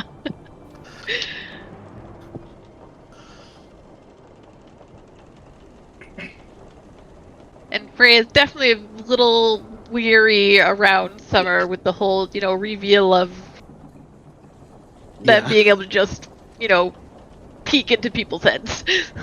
Yeah. Well, I would love to talk to Ozzy, I suppose, and see what this mystery note says. It sounds like we know what Wallace wants with Ozzy.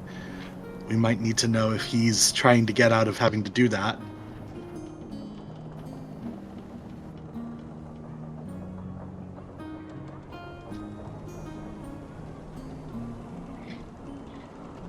So are you trying to do that now, or just sometime in the next couple days, or?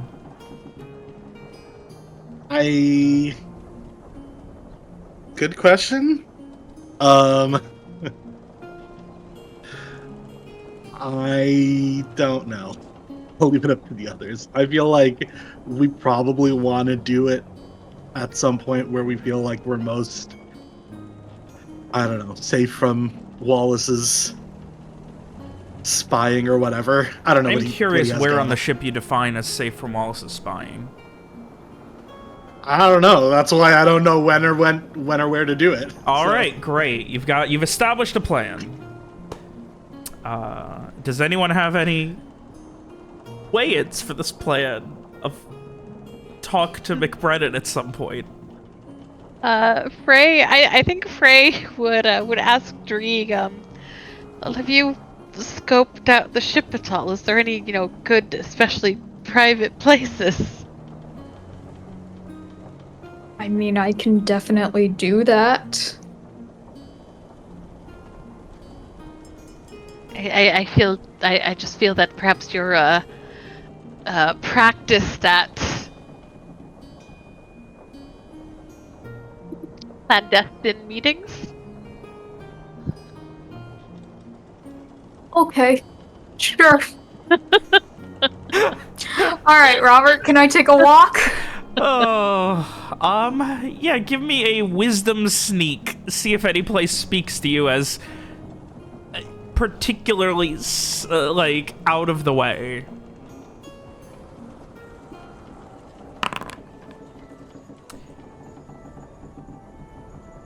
It seems like the only time there's, like, any kind of safety, the crew seems to feed Henrietta hourly, including there is, like, over the course of a day or so, you're able to draw up that, yeah, the crew feeds her pretty much hourly, pet her, bathe her, like, they give her the full 9 yards, like, she is loving it here.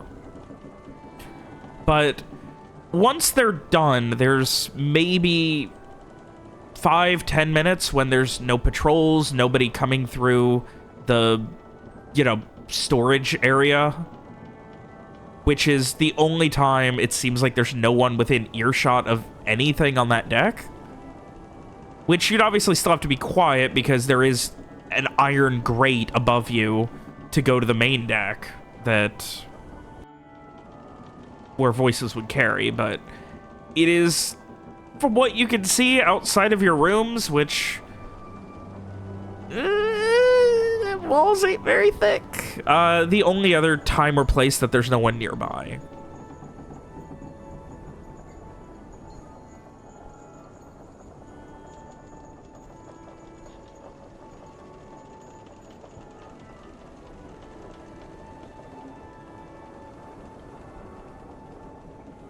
Alright, well, I guess I will report the— oh, jeez. Yeah.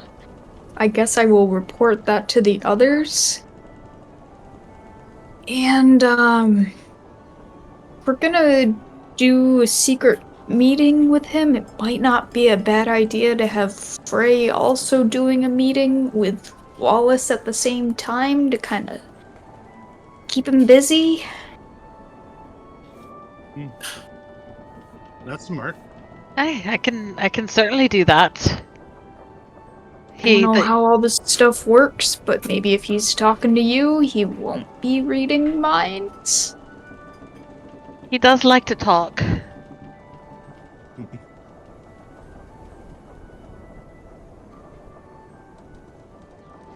Streeg, maybe you're the sneakiest. Maybe you should talk to McBrennan. What am I talking to him about? What does the note say?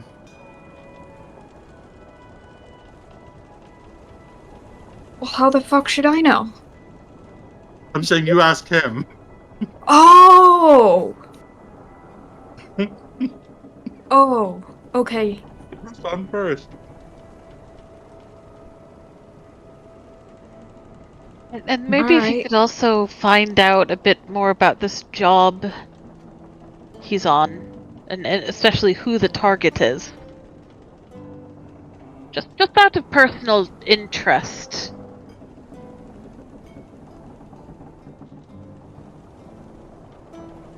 Okay.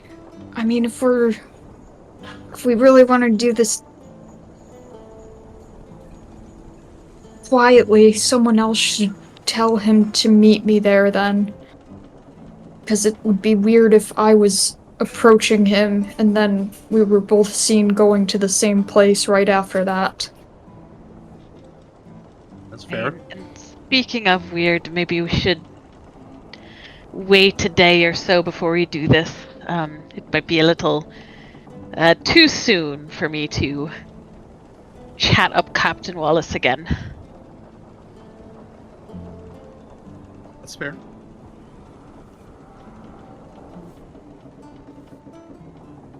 All right.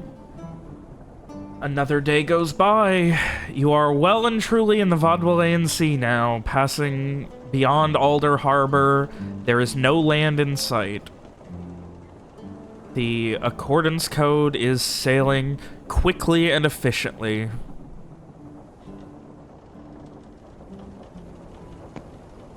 And your plan, hopefully, will work. So with that, another day goes by. It would be, between planning and everything, it's going to be the day before. The belief is that you are still on time and will be arriving tomorrow night. So it is, you know, it is a Folkesdane. You are expected to arrive on Solzendane the next day. Okay. It'll be a late arrival, too. So I think, like, you know, when we decide we're ready to do this, I imagine Frey would head up to go see Captain Wallace first. To just try to, like, you know, meet him, engage in some casual conversation, kind of with the pretense of, like, you know, trying to put out the idea that he's kind of just trying to get a better read on him. So, you know, a getting to know you sort of conversation and just chatty casualishness.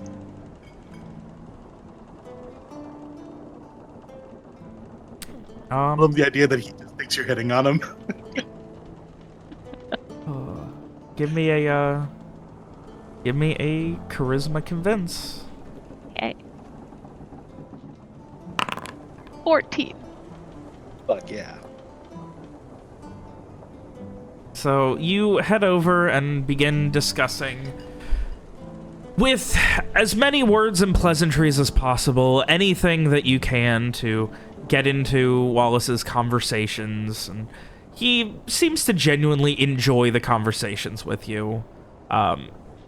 Like, just sitting across from him, he eventually, after maybe half an hour, pulls out a very fine bottle.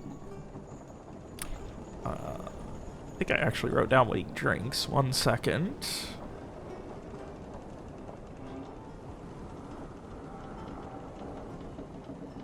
Yeah, it is a very fine... Okay, yeah, okay. He does just drink... It is a very fine bottle of whiskey from a brand that is... it looks like written in Rayclarian? There's like a maker's mark and like a sigil across the like burned into the glass of the whiskey bottle that is in Rayclarian.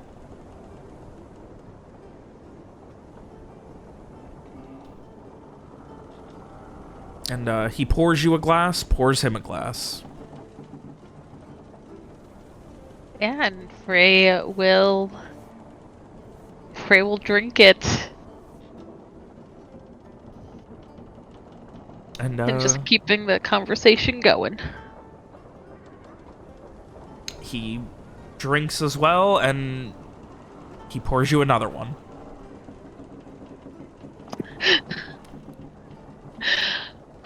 Frey will drink slowly. He would make a concerted effort to not get drunk, but also I don't know how strong this stuff is. This is very strong whiskey, and he is topping you off every time you're not doing like a full shot. Okay, yeah, I guess Frey will keep it going. God. Oh, God, Frey's so small. Wallace has, like, at least 70, 80 pounds on him. Yeah. Oh, Frey will try to, like, you know, go slow. He is, you know, usually very aware of trying not to get drunk when he drinks socially. And Wallace just, but yeah. Oh, come on. You can do better than that. We're at sea. You're at sea with a reformed pirate. You gotta drink. It's just the only way that these things can happen. And he pours more. This is the best I have. I do not have a lot of it, and I do not share this with many people. But you, Mr. Frey, are getting a taste of the nice life, so Come on. And he, at this point, pulls out 2 more glasses and pours them. So you have one that's almost full. Now a second one that's full. He has 2. All right. And he takes both of them. And all right, we're shot for shot in this right now. Takes the first glass. Holds it up. I didn't know any better. I would think that you're trying to get me drunk. Mr. Frey, the only time a man is truly honest is when he is shit-faced, because he cannot lie to himself, even. You speaking from experience? I am speaking from the amount of people I have sailed with who would lie through their damn teeth until they got shit-faced, then they would tell the absolute truth. So yeah, I'm speaking from experience, and he downs a shot. Come on, get to it. Frey.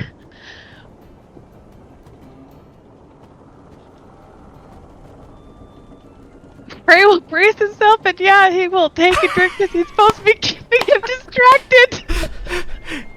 He's done 2 drinks slowly, now he's doing shots.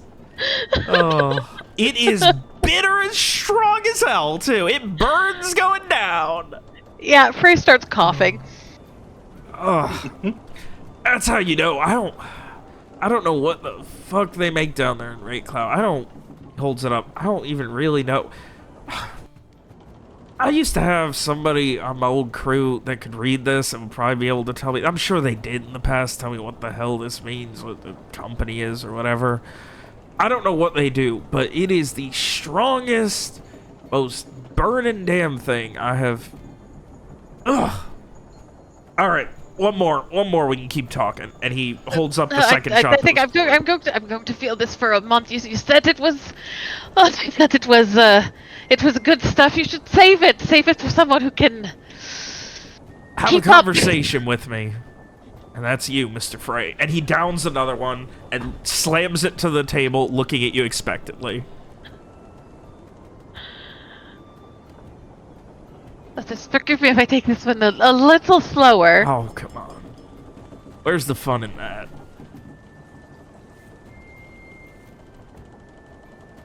Fun is this not falling off my chair, for starters. I will make sure. I have promised you the absolute utmost safety aboard the Accordance Code, and that is not going to change, whether you are shit-faced or scheming or whatever. Like... What if you were shit-faced? Excuse my language. I am How going to can be you shit-faced. possibly captain the ship? Do I look like I'm captaining the ship right now? You know what's going on. I can get shit-faced every night, and the crew will be perfectly fine getting me back.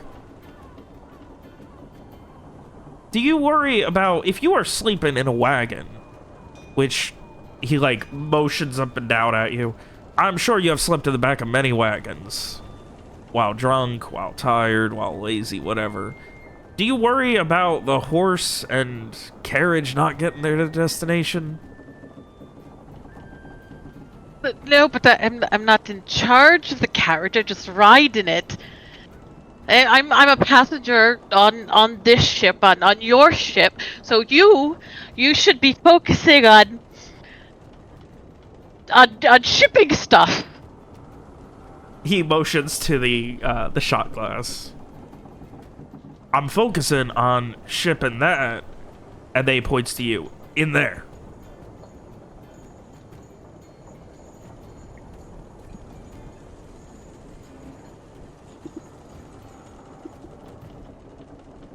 He will down it. And after about 10 minutes of pleasant conversation, as pleasant as can be, your entire esophagus is still burning. Everything is off, and finally Wallace just, like, slams a hand down. Alright, you gotta tell me. What's the deal with you and Abney? Mr. Abney and you...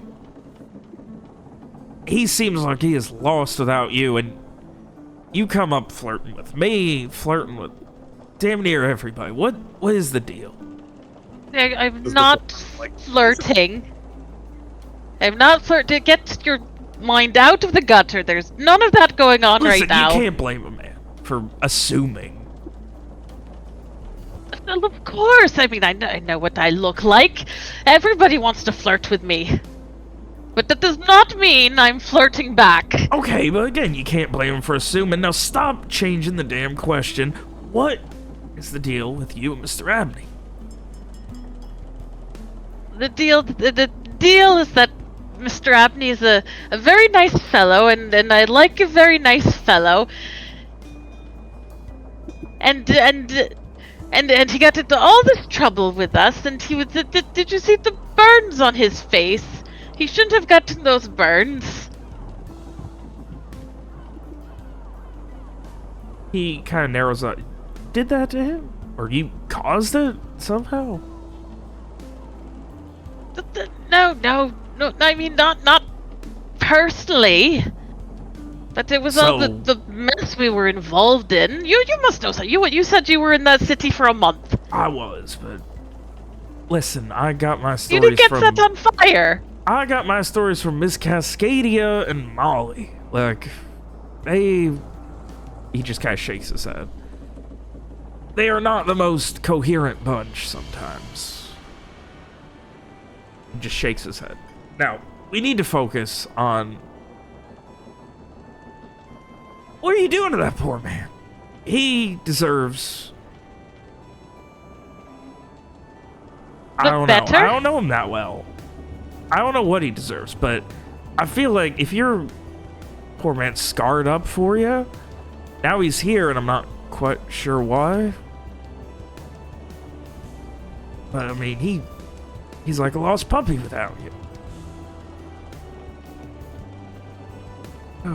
He's still just finding his way. Everybody has to find their way. You have to find your way. Listen, That's why you're in this business. I'm trying to find a lot of things, but right now I'm just... I don't know, I'm trying to find...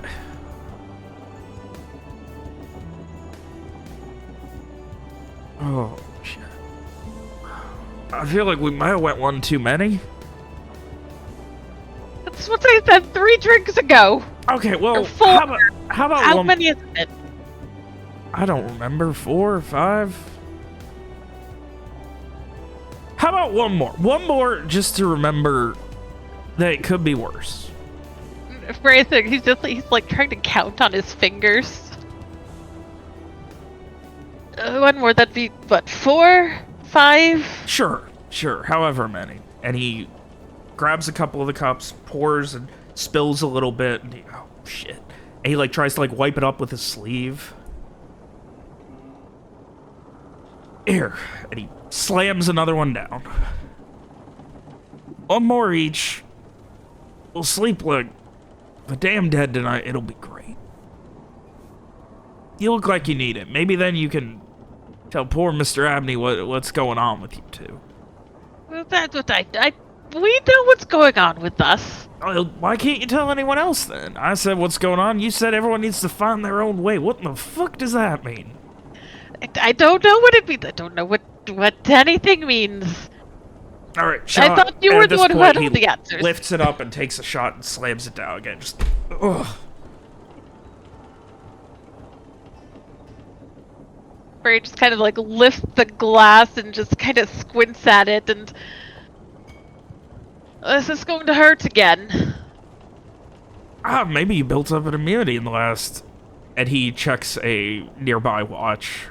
20 minutes. Hour. When did you show up? I showed up 5 days ago. 3, We've not been drinking for 4. 5 days, Mr. Frey. Have we? No. I think... Alright, we'll get through this together. Well, if you say so. Listen, all I'm saying, if you're gonna be lost in the dark, you shouldn't be lost alone. And then he motions to the glass again. That's why I have William with me. I'm not alone. I'm saying right here, that was I meant talking about drinking. I wasn't. That's all. I'm saying it's kind of sad to get drunk alone, so I need you to keep up with me. You're lonely. No, I'm not lonely. I'm saying... You just said you're lonely. I just said that I won't want to drink. It's kind of sad if I'm drinking alone, and I was planning on not, and you've went shot for shot with me so far, so I don't want to be ahead of you. It would be unfair, and then I would feel lonely. And you don't really want to make me feel lonely. You just said I don't know what I want. Well, I know one thing you want. You seem to be a nice guy, so you probably not going to want to make me feel lonely. So come on. Last one. Just the last one. Yeah. Look, the sixth and one. he takes the fifth, I thought you said. And he takes the bottle and slams the cork a couple of times, like hitting it with his fist. And one time he misses and like punches his own thumb and just like, oh shit. He like bites his thumb a couple times. He goes back to jamming the cork back on. You missed. I'm fine. Last one. He points at it again. Fine. And he will begrudgingly tip it back, and just like some of it just kind of like just misses and goes down on his shirt. Close enough. You should like probably wash that before you go to bed though, because it can stain sometimes. Ugh. It seems like a nice shirt. It is a nice shirt. It was an expensive shirt. I'm sure it was. Probably not anymore. You owe me a new shirt. Okay. And he opens a drawer and throws the bottle in it. It clinks, and he comes out and lifts up just a handful of gold coins and just like throws them on the table, about half of them rolling off. There's your shirt. I suppose this will do. Don't wear the coins. That would be weird. Wear a shirt you buy with the coins. The shirt with little jingle jangles. Sure, you probably look good at it. I don't know. Ask Mr. Abney. How about that? How about there's a great bonding experience. I went on a date with this guy one time when I was a lot younger, and the whole thing was he wanted to pick out what I wore. It was great. So we did that, and it was great. Suffice to say, he died like a month later, but he shrugs. Just, you know. Did you kill him? No! No, I did not kill him. I have to ask. Why do you think I'm killing everybody? You should know you are a very suspicious person. He like stands up and like his shirt's already like half unbuttoned as it always is when he's in here, and he just like stands up. I don't have so much as a damn dagger on me. What do you mean I'm suspicious? You're a very suspicious person. You that time we first met, you were just you felt weird and wrong. Well, I'm sure it won't be the last time I'll feel weird or wrong. A lot of people tell me that. Well, I'm telling you that. and I appreciate it. I like the honesty. Meanwhile, as Frey and Wallace bond over the weirdest amount of shit-facing and dating advice.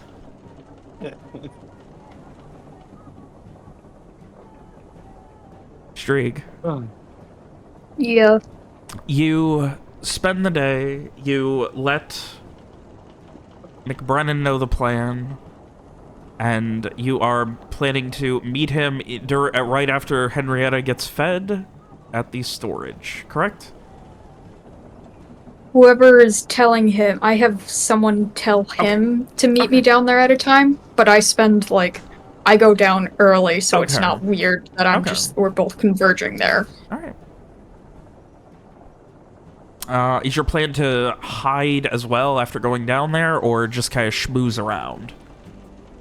No, I mean, Henrietta's down there. I assumed that as we've all been on this ship, I've been going down regularly to see Henrietta. Fair enough. And so after an hour or so of hanging out with Henrietta, maybe a little bit less, You know, enough that, like, you're not there twice when someone comes to feed her. But, you hear another sound of boots coming down the stairs, and McBrennan kind of stumbles over and just... So what exactly is, what can I help you with, Mr. Streak? Oh, gotta get used to that. I don't like it all too much. Well, I can't read, and none of the others speak whatever you wrote it in. He just at this point holds a finger up. Shh. Frey's with him. We've got probably 10 minutes max.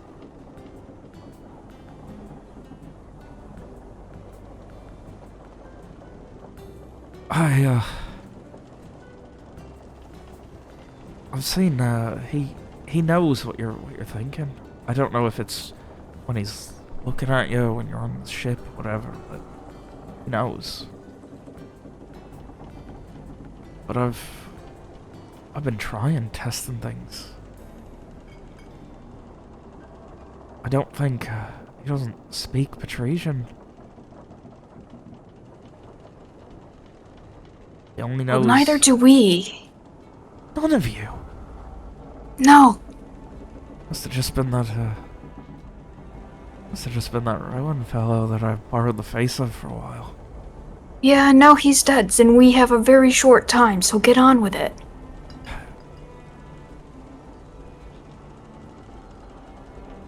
I was going to ask that you meet me and get me an excuse to get off the ship, meet me, and help me fake my own death. I don't know what's going on here, but I tell you, whatever the fuck this is, this Captain Wallace is... You can't say no to him, he'll... Fuck. You see what's going on with this crew? A little. Everything, I feel like... He's in control of it all. I don't know how, I don't know any of it, but... There's something dark. Not like... And like, he looks at you. You got your own dark fucked upness in you, and it's nothing like that.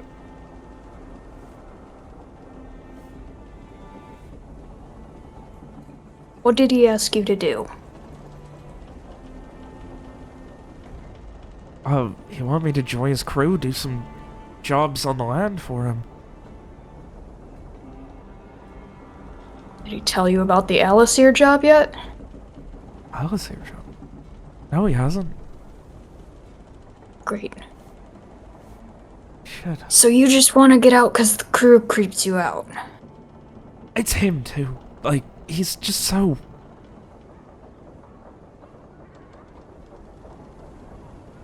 I can see... The man's... There's something about him, about the ship, about the crew, about all of it. There's something arcane going on here, and it's a lot fucking worse than whatever I've been doing. Trust me, I understand. I've murdered quite a few people. I guarantee you, Captain Wallace has done a lot worse. I'd much rather be dead than whatever the fuck getting dragged into this.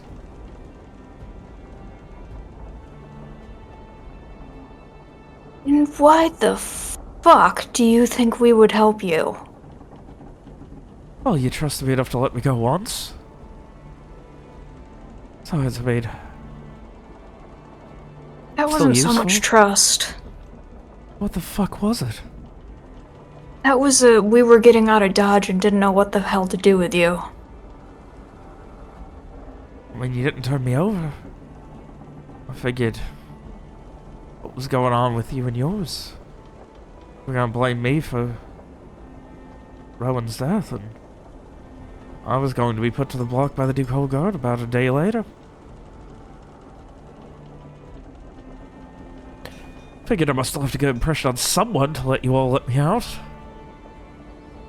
I never thought I'd see you all again, and lo and behold, here we are. So let me make something very clear. Very, very fucking clear. We might have problems. We might You don't have to trust me, but you certainly shouldn't trust him. Yeah, got that part.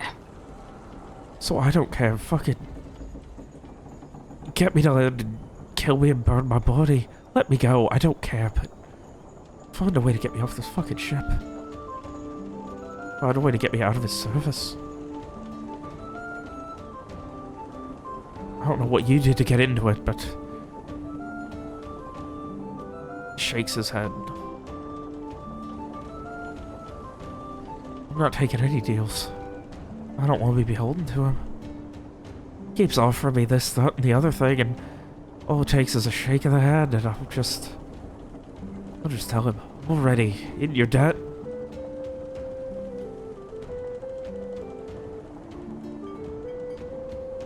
Not making any deals. Don't know why I fucking traveled so far for you, but whatever the fuck this is, fuck it. He keeps looking over his shoulder. Streak squints at him for a moment and then just nods and turns back to Henrietta. Get out of here. Go look busy doing something else. If I could look busy, that would be nice, but doesn't really have me doing much. And he starts to walk away. Hopefully you find a way out of this for me. I'll owe you. We'll discuss payment whenever we can. And he starts to head back above deck. I just go back to petting Henrietta. Brush her for a while. Meanwhile, Frey. The drinking and conversation continues for the better part of 3 or 4 more hours.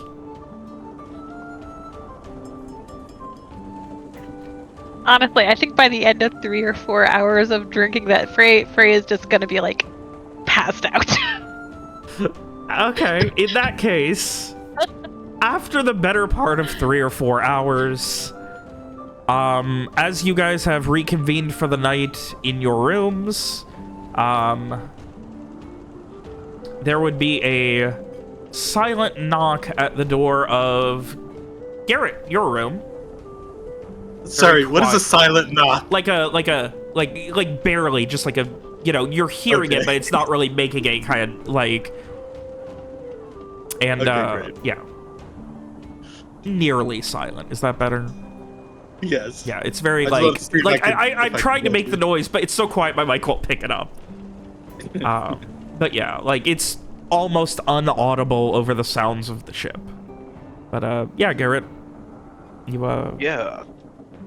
So I would open the door. You see there are 2 members of Wallace's crew carrying an unconscious Frey. Oh. I will collect Frey. And they walk away without saying anything. I will place Frey into the hammock, make sure they're on their side in case they need to throw up or anything. I'm assuming I can smell the alcohol coming off them. Not only that, it's also like spilled everywhere. Oh, and when you pick Frey up, also a bunch of gold falls out of his pocket. I will scoop the gold up and stick it back in Frey's pocket. Total of 14. Right. Okay. Well, that's just going right back in Frey's pocket there. But no, he has alcohol. Like he's got the smell of like strong whiskey all over him. Oh, jeez. We're gonna have to talk about this when you sober up. But for now, I'll just make sure that Frey is being taken care of and not gonna fall over, fall out of the I guess hammock, because it's a hammock, fall out of the hammock, not gonna throw up on themselves.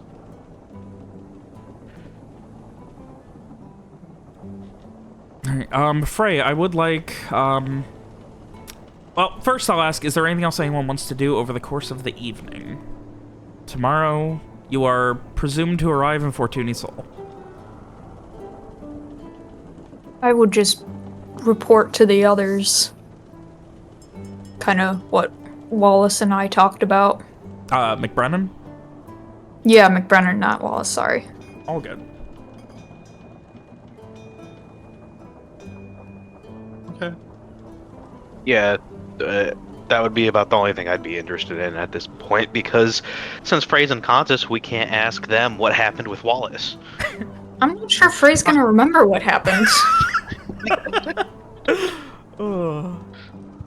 If it's at all, I mean, I don't think Frey's like hurt, but you know, if it's helpful, I will like heal him to see if I can, I don't know, prevent a hangover. Sorry, your arcane healing is not going to prevent a hangover. How about my non-arcane healing? I'm a doctor also. Can I like give Frey like an IV solution or whatever? I Hang a don't banana think you bag? have the materials for that on you. Oh, Well, I gave it a shot. yeah. Sorry. But yeah, otherwise, the next morning comes. Frey, the first thing I need from you is a physical save.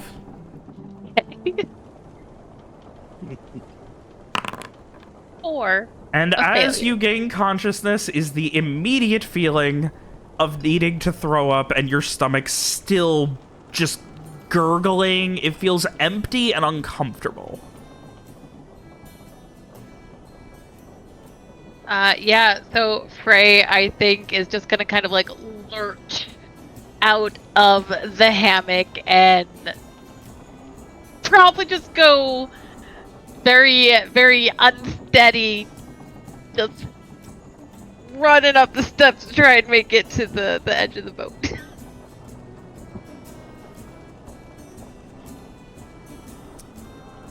Yeah, you stumble your way to the ship's railing, and it's more like dry heaving. Like, not a lot's really coming up. It just feels like it wants to. Like, your body is just upset at you and trying to, you know, lash out. Yeah, he's just gonna kind of like slump there over the railing for a while, just feeling miserable. Anyone want to go head up with him? I'll follow Frey up to make sure that they don't fall over the side of the boat. I think I would just like mentally give Frey a little knock knock and see if I could talk to him from remotely. Oh god, that knock knock in your head while you're hungover. Oh no. Frey didn't opt into the psychic link. Oh. Oh, there you Oh go. yeah, that's right. God damn. I hate No this. one wants your psychic link. Just Mira and Garrett. By the way, Summer is still offering every day. Just like, Yeah. like not like pushing it, but just kind of like, offer's still open.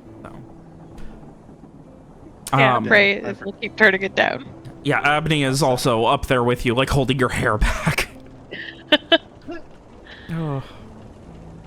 Otherwise, you guys have a little moment to try and go over everything. But before you do, we have to go ahead and take a quick 2-minute break.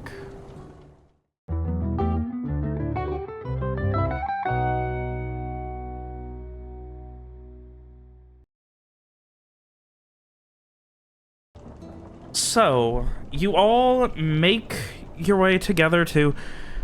After Frey is able to finally speak again, getting some water in you, probably very good. Have a moment to discuss.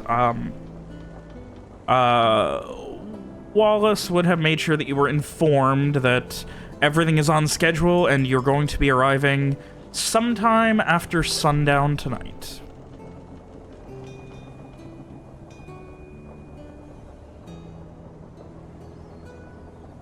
So yeah, the floor is yours.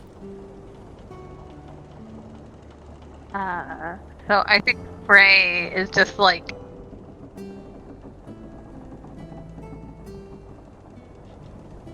he's probably just kind of like, you know, sitting there down in their rooms, just kind of like, you know, what, just groaning, and I just hope I kept him busy for you. Did you get what you needed? You had all night, I think. When did I get back?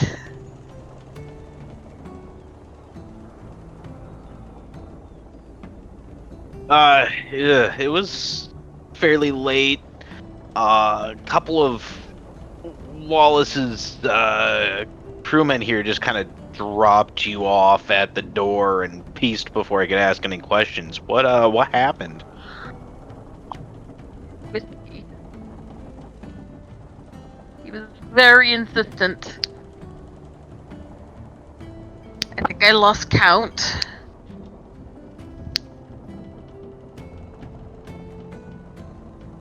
Oh, I think I acted like a fool.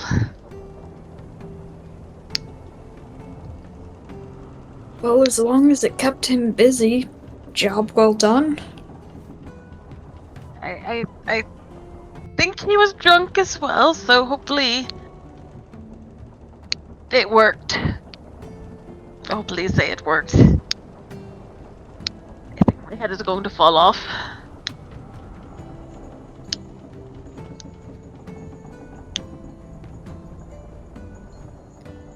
So what do we do about Ozzy? Yeah. I mean, we didn't like to. As far as it working, it worked. We didn't necessarily.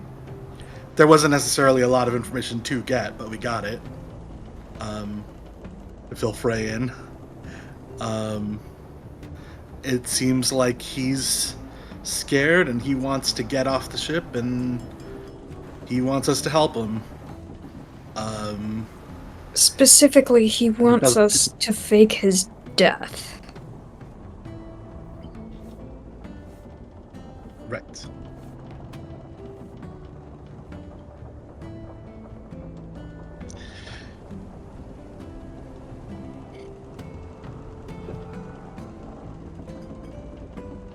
What I mean- do we do then? Just throw him overboard?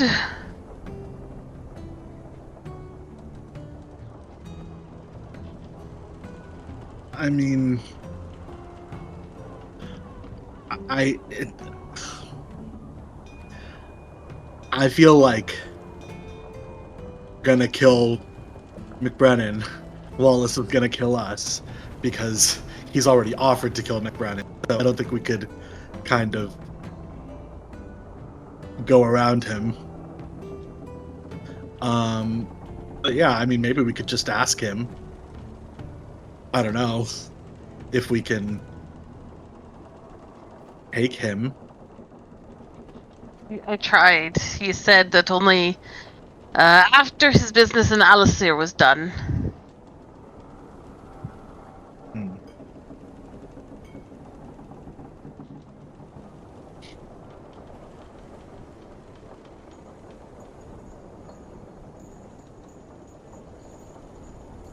Well,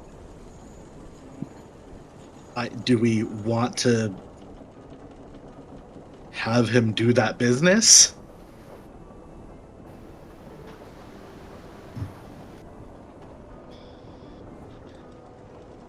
Sounds Hard like to say. it involves, We don't know what it is. He Killing doesn't someone? know what it is. yeah.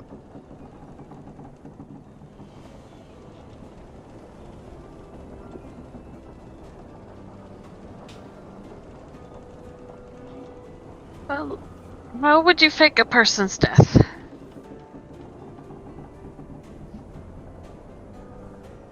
Well, first of all, I guess if you're gonna fake a person's death, the question is, how do you handle the body? You know, if we need a body versus if we don't need a body. You know, oh hey, there is a fire where he was staying, and you find a burnt corpse. You know, depending on how burnt it is, you can't really do much to prove one way or the other who it was. on the other hand, if you shoot or stab a guy, it's kind of hard to.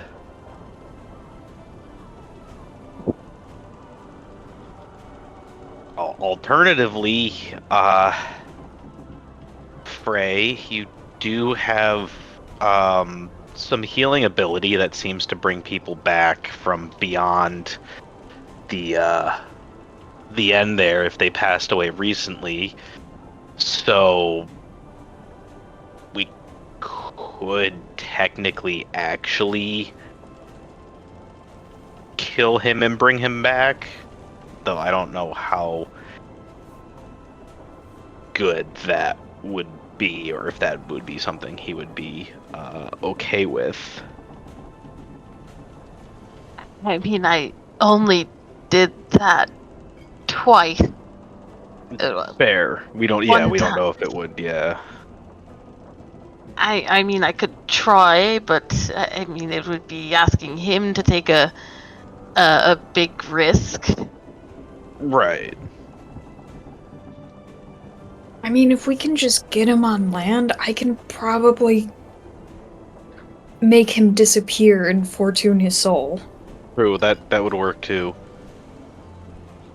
So we don't necessarily need to kill him here if we can just get him off the boat. Yeah.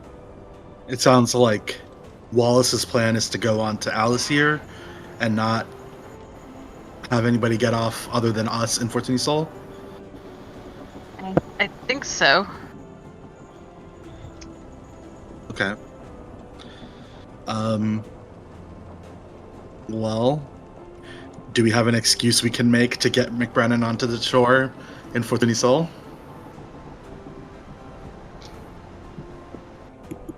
It's very tough to lie to someone who can read minds. I say this as someone who can read minds. Who can read minds. Yeah, to some extent.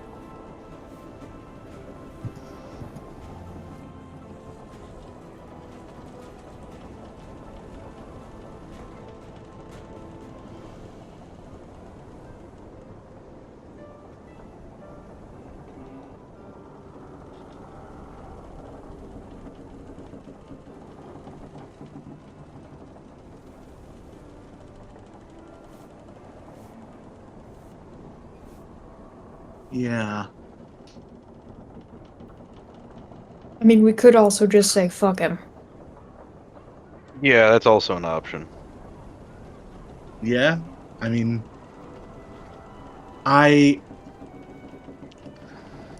my only concern is that he seems dangerous, and I'd rather Wallace not have him to use. You know, it seems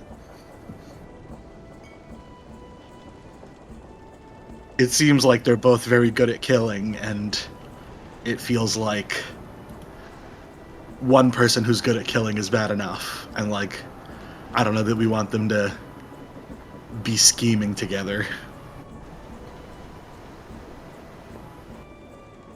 Also, like, you know, if we're just gonna leave them to the wolves, we should at least get the money for it. And like, a bunch of gold if we turn them into the authorities? Well, those authorities are all the way back in Artivishte and Vicania. The Fortun Isol won't care about them whatsoever, one way or the other.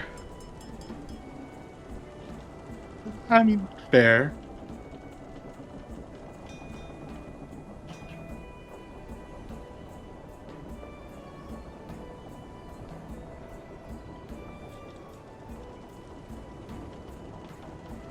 I don't know. It's up to y'all.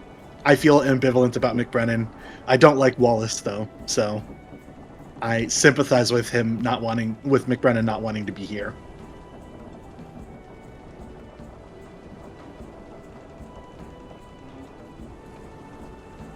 Yeah, I get that. I'm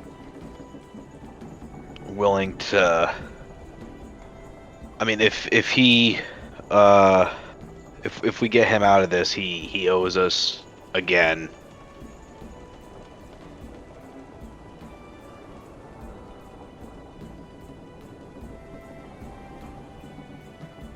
Ray, where were you gonna meet this contact?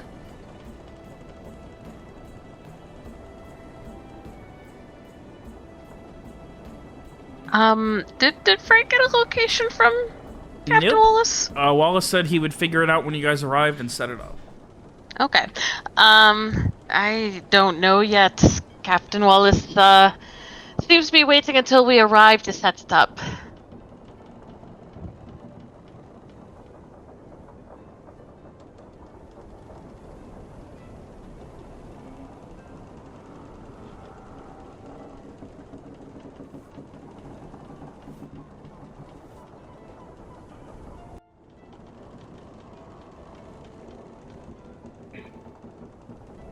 And if he's coming up, if he is coming on shore for that, maybe that could be an opportunity for McBrennan to slip off the ship as well.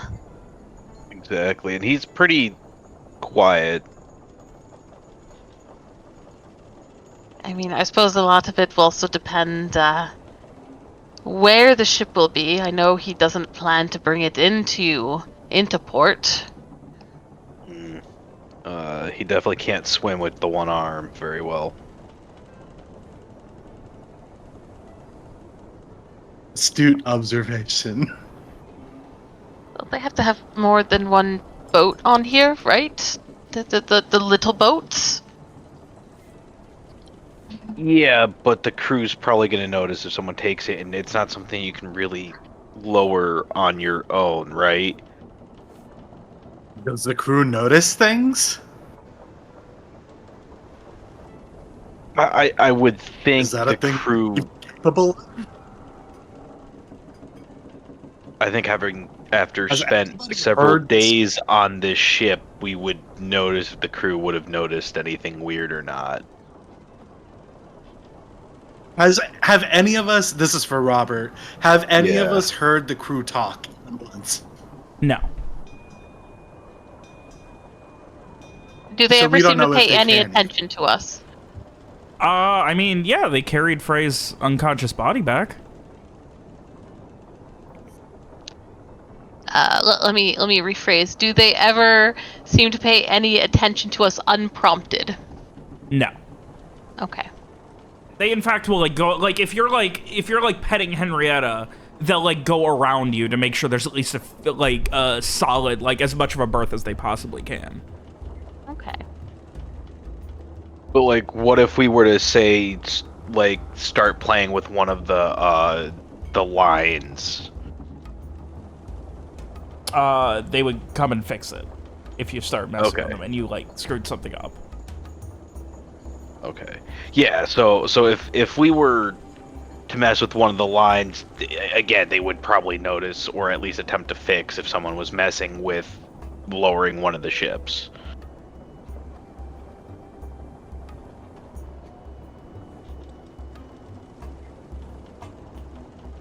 Yeah, I mean, I guess if the question is can we get McBrennan off the ship? It feels like he can probably walk off the ship, you know? At some point, as long as Wallace is not literally looking at the staircase off of the ship or whatever. Right, sure but the ship's not opportunity for him to get docking. The question is right. Well, I mean,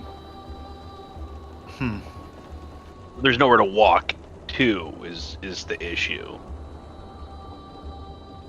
right, okay. We're not making landfall at all. They're gonna basically the same as in Milo Harbor. I missed that, I think.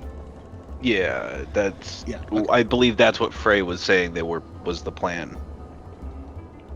That's Okay. correct. Yes, Captain Wallace does not want this ship to be seen. Right. Okay. Well,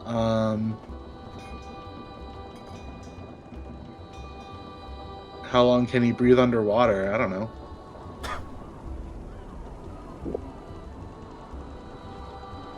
Uh, probably about as long as you could breathe underwater. How long can I breathe underwater? I don't know. I've never tested. Man, if Rohan was here, you know what we would do? This this is the other thing. What we would do is we'd send Mira off of the ship, and she'd go underwater, and then I would disguise McBrennan as Mira, and then we just walk off the ship. Fucking brilliant plan.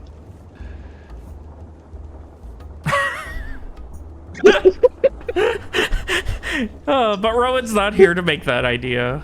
Rowan really was the solution to all of your problems. Yeah. I'm just feeling wistful. Well, you know. Yeah.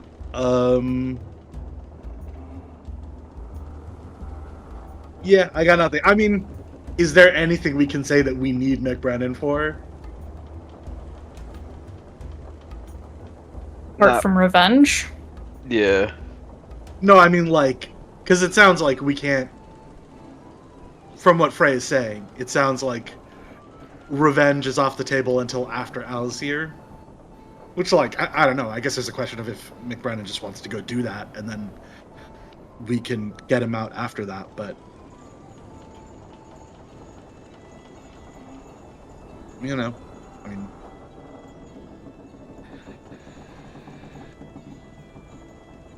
We could see how it pans out with Frey's contact. For all we know, we might have to go to Alarcir for that too. That's fair. Yeah, I guess it does kind of feel like we don't have any bargaining power here or like any way of getting him off the ship, so like maybe we should us first. Huh. A bargain.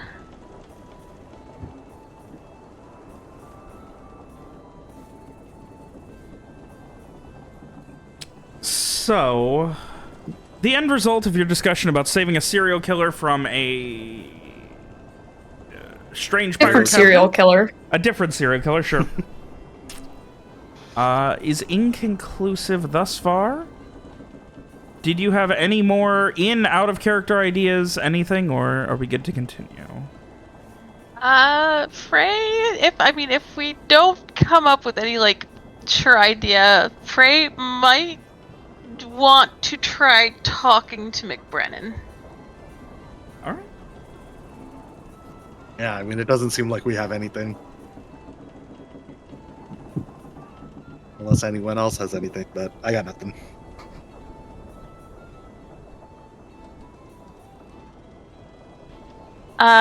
Okay, yeah, so Frey is gonna, after they kind of finish their conversation, he is gonna go wander up on deck. And he is going to go find McBrennan. He is not hard to find. He is leaning over the side of the deck and just kind of looks over and notices you arriving and just... He doesn't give you a wave, but like a nod of acknowledgement. I wonder if we might talk a moment. I know we've had a few conversations.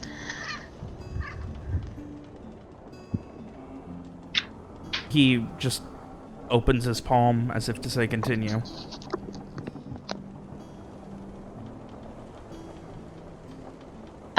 Frey will, look around. Is there, like, anybody else up here paying attention? Or, any sign of Captain Wallace? There's no sign of Captain Wallace. Okay.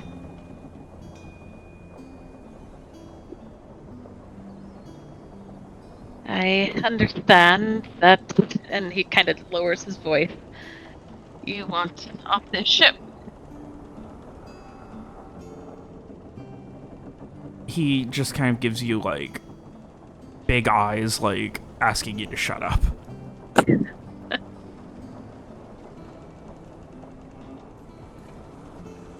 But he doesn't say anything.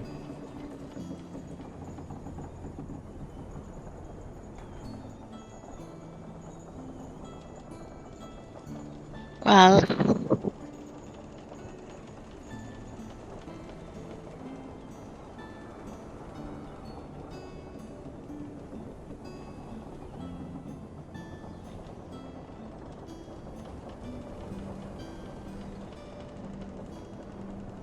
I just thought that, if you want to talk about it, come find me before we leave. He just kind of can't really listen and walks away. What did he say? I couldn't Can't hear you. really. He's listening. Okay.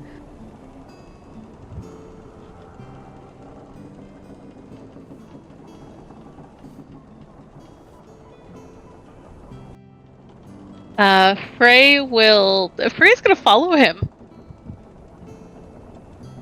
Right. He is heading below deck, and he goes and grabs a pipe and begins smoking it.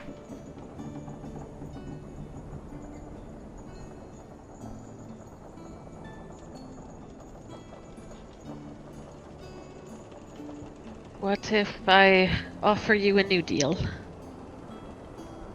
He doesn't say anything and still looks paranoid.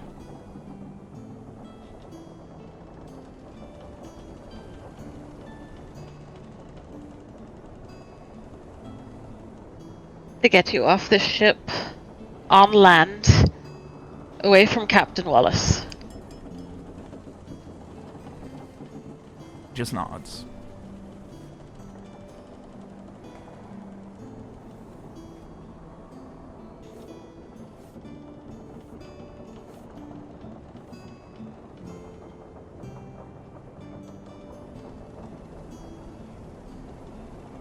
And you can build a new life for yourself. Without the work that you've been doing up until now. Maybe do some good for your family. What do you want? Just that promise. He gives a gritted teeth nod, while still, like, essentially looking over his shoulder in paranoia.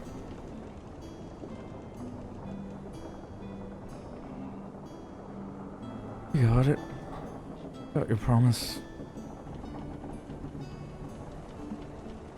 And Frey's going to hold out his hand.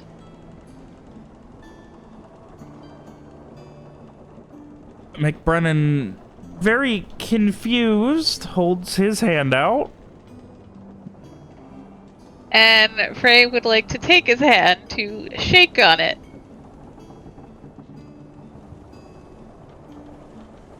He shakes your hand. And I would like to try using my acquiescence of the depths. Ooh. All right.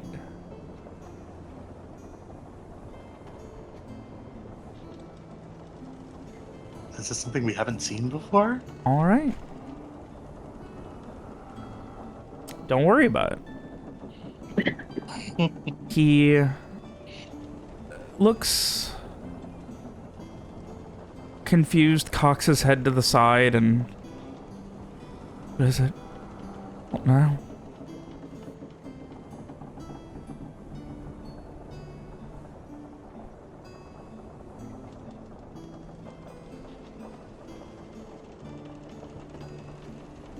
Frey looks around a moment.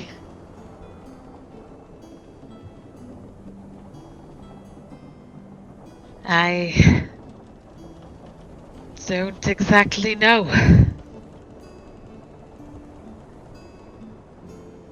Right, well, when you figure that out, come and let me know, I suppose.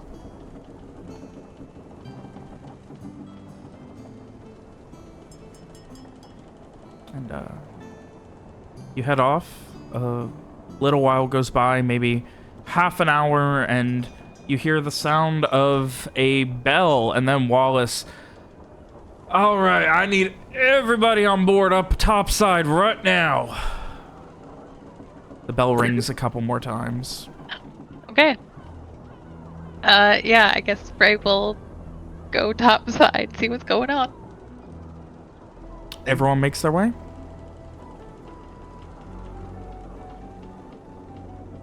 Yep.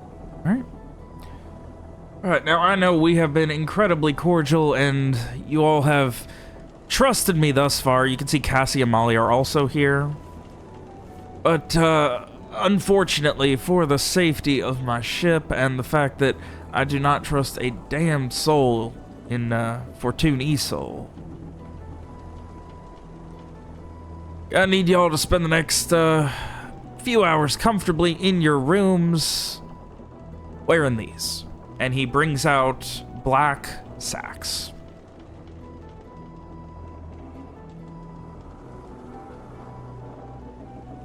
Okay.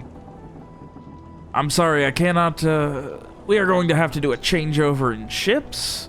That way I can dock and all of those happy things. So, yeah, I'm not ready to really give away my position quite yet. Especially when there are people who would perhaps find this information at some point. Any problems, any issues? You don't trust we can keep a secret? I trust that you would keep your mouth shut. I do not trust that there's not someone else out there who would force you to open it. Now, whether that's for an incredible amount of coin, or threats of violence, or anything else I do not know, and I am not going to say because I would not wish to besmirch your character quite like that. But it may just happen, so you can't really admit to something you don't know. And you can tell the truth if anyone ever asks.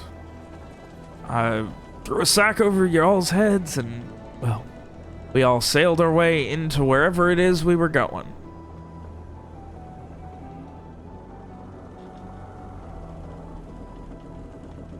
How are the others looking? Lying, right? What was that? You're lying to them and not us, right? About what exactly? I don't know. I think any reasonable person would be a little wary if they were asked to sit quietly in a room with a sack over their head.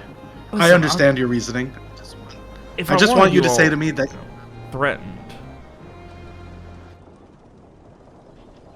You're on my ship with my crew. If I wanted something from you, I could just take it. not an answer. We are not intent... Me and my crew are not intent on lying to you about anything. We are genuinely just trying to keep ourselves nice and covered so that my lovely ship here does not fall into the wrong hands. Okay. I will grab a sack.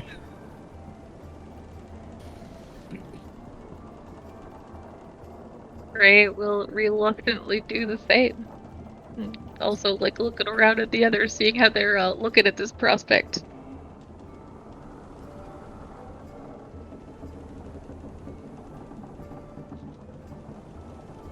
Streak looks panicked.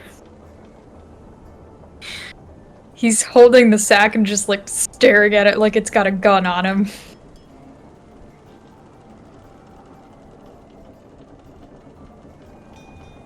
If you would prefer, if it's more comfortable, this is the...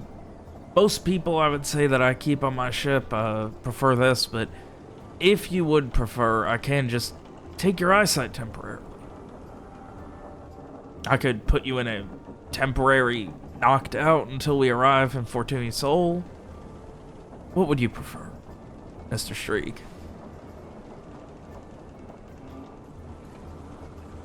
Both of these are not good. Do you have another solution on how I could keep myself and my ship safe from prying eyes in Fortun Isol? Because if you have another one, I'm more than willing to listen.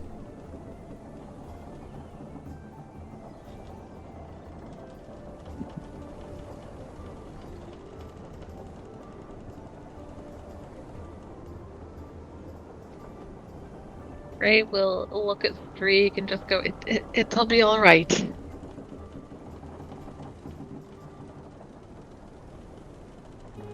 Free just kind of like white knuckles the bag and closes his mouth.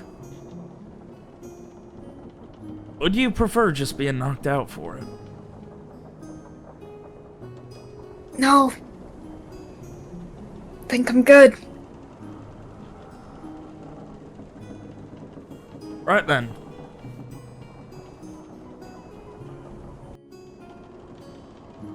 So, no one has any other questions? Everyone does as instructed? Yep, Frey will. Alright.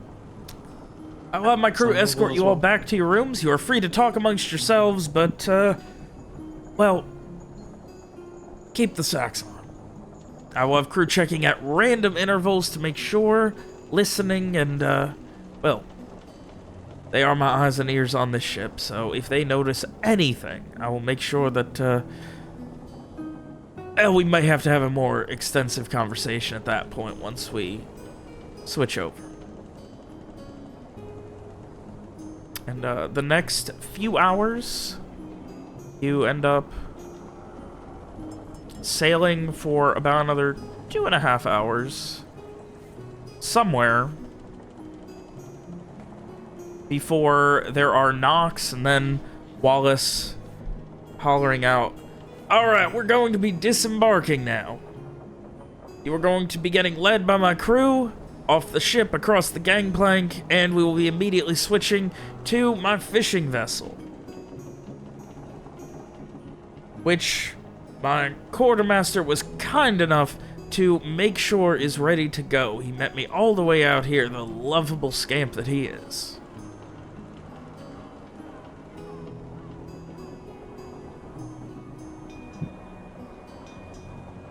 Hey.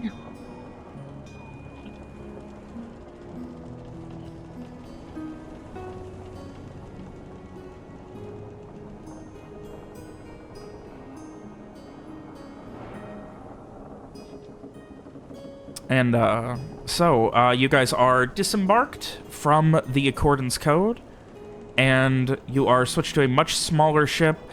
There's not a lot. You can tell that you're, like, on a dock. Otherwise, is anyone incredibly perceptive amongst you? What kind of? I mean, kinda. I would say notice. Garrett has a notice of. Nope, sorry, that's one. Notice of. Yeah, I would say one. Yeah, I have a notice of one. Notice of one. You would be able to tell. Okay, you two would be able to tell that, like, the wind shifted a lot as you were, like, after you got off, like, compared to how it was. You are in some sort of, like, at least half-covered cove, or, like, or up against, like, a tall cliff that is blocking the wind, and there's, like, a gentle howling further down, so this is either a cove or a tall cliff up against something. You can't say exactly, but wherever this is, it seems to be well hidden. You'd notice, yeah, there's a lot of that sort of feeling, but you don't get a lot before you're immediately embarked back onto a separate ship that is seemingly much smaller.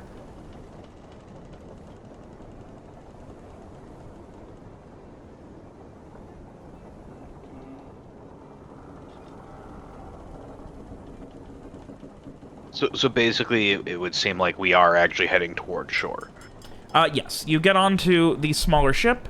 They put you below deck, and this time, it seems like there are only 2 people sailing with you. Captain Wallace, or I'm sorry, 3. Captain Wallace, I almost forgot about the quartermaster.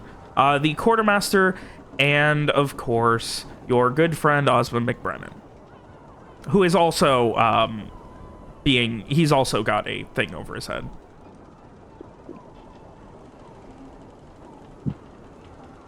Otherwise, yeah, you guys make your way, and once you are all sitting, Wallace just kind of like would pat Frey on the shoulder and, "All right, well, I appreciate everything you all have done, and you have really worked together with me on this, but we still got A solid few hours to go, not exactly sure, but my quartermaster here is going to keep you company while I am above deck making sure that we are good on the sails.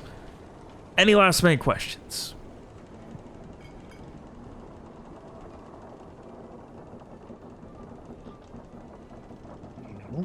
Lovely. And you hear a door swing open and slam shut. I would like to cast my mind light. I don't know if a sack counts as a barrier, but just, I would say if not. Cool. If I feel like a murderous rage coming from anyone around us, I would like to react accordingly, but otherwise it's No murderous rage or anything. Idle curiosity, maybe, is probably the strongest emotion that you feel from, the one that you presume is the quartermaster. And, at this point, he just... Hi there, I'm Sada Howard. You can call me Mr. Howard. I've learned a little bit about you all, but, well... feel bad about how things are going here, but it is as it is. Captain Wallace is very careful about how he handles things, and, well, you all seem like you've understood that, and I appreciate it. Sometimes we have people who don't agree so much, and when I meet them at a switchover point, sometimes things get a little rough. We've had people attack us, and I've gotten a couple of wounds myself from that. Don't quite too much appreciate it. As I said, though, my name is Sada Howard, and it is a pleasure to meet you all and be working with you. My contact, that is to say, Captain Wallace's friend of a friend is my contact at this point, I believe. He is waiting for us, so we are going to be meeting him imminently once we arrive in Fortun Isol. It shouldn't be more than a couple to a few hours, depending on the exact specifications of the wind.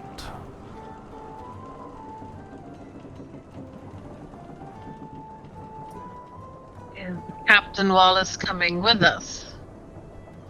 He will not be along immediately. He is going to have to explain why his ship was out at sea for so long. I'm sure they will ask at the docks, but he will be coming eventually to meet. I am to get you to meet up with his contact, and we will go from there. I'm not sure exactly how that's going to go. The contact seems to have much information. Very genuine man, seems to know what's going on. Both were in your hands, then. Lovely. Now, is anyone still thirsty? I know it has been at least a couple hours at this point. I could drink. Yeah, Frey will raise his hand. Lovely. And you hear him messing with a water skin. All right, keep your eyes closed, face down towards the ground. And he begins to lift and essentially give you each water from the water skin, but with only your mouth able to open. I know it gets a little hot in there too. Unfortunately, we have to make sure no one can see nothing. So these thick black sacks are really all we've got. That seems a bit much. I don't question the captain's methods, just that he's very good at what he does, and he doesn't have to deal with the guilds as much, which is always fortuitous in Fortun Isol. And the next couple of hours, if there's nothing else you guys have to say, at some points he does head up, leaving just you guys. You would note, doing a full count. It probably would have taken you a little while, after you embarked, that Molly and Cassie are not with you. Oh.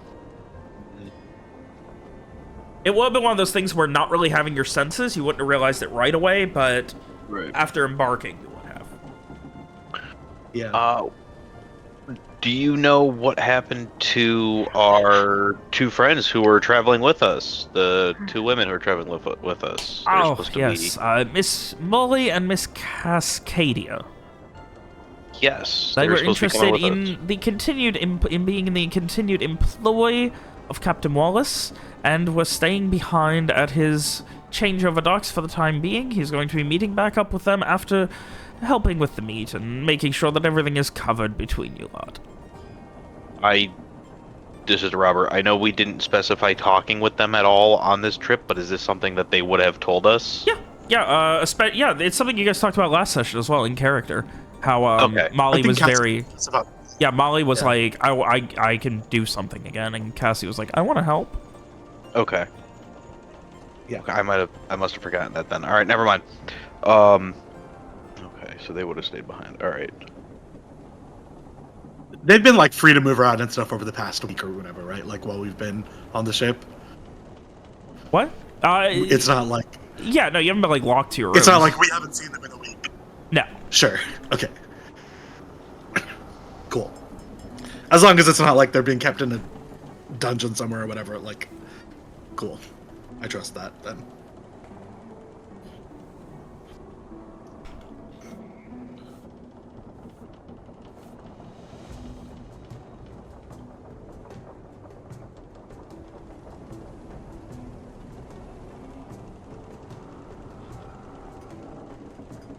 All right.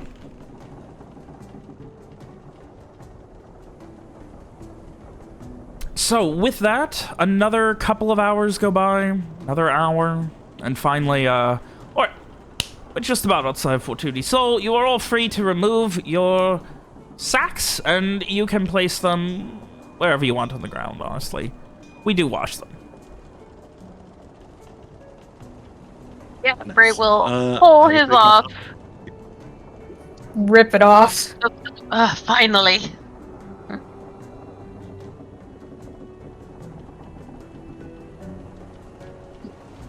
Like runs his fingers through his hair, which is a gross mess. Just a little.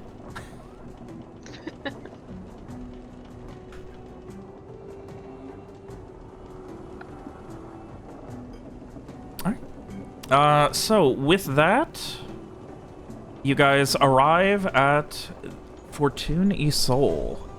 Back to the docks where you said goodbye so long ago.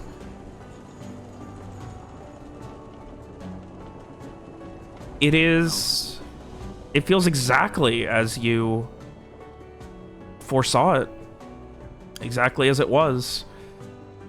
Wallace mentions for you guys to essentially, alright, I'm gonna have some paperwork and some bullshitting to do with the harbor masters here, explain why we've been out so long, all that fun stuff. Now, y'all gonna follow my quartermaster here, Mr. Howard, and he is going to take you to meet with our contact. Does that work? I'll be along as soon as I can. And he turns back. Mr. McBrennan, you're gonna stick with me for now. There are some things we need to discuss and get done and what have you. And McBrennan just... We are going to see you later before you leave. Of course, I'm intent on being at least a part of this meeting. Okay. And he gives a little Does that seem half-shrug. honest? Okay. I'm sorry, what was that? Does that seem honest? Uh, I'm asking because it sounded like he wanted to, like, it sounds like he's about to tell McBrennan what he wants him to do in Alice here, which it would be on brand for him to just, like, shuffle off and leave us here or whatever, so. Give me a wisdom into it.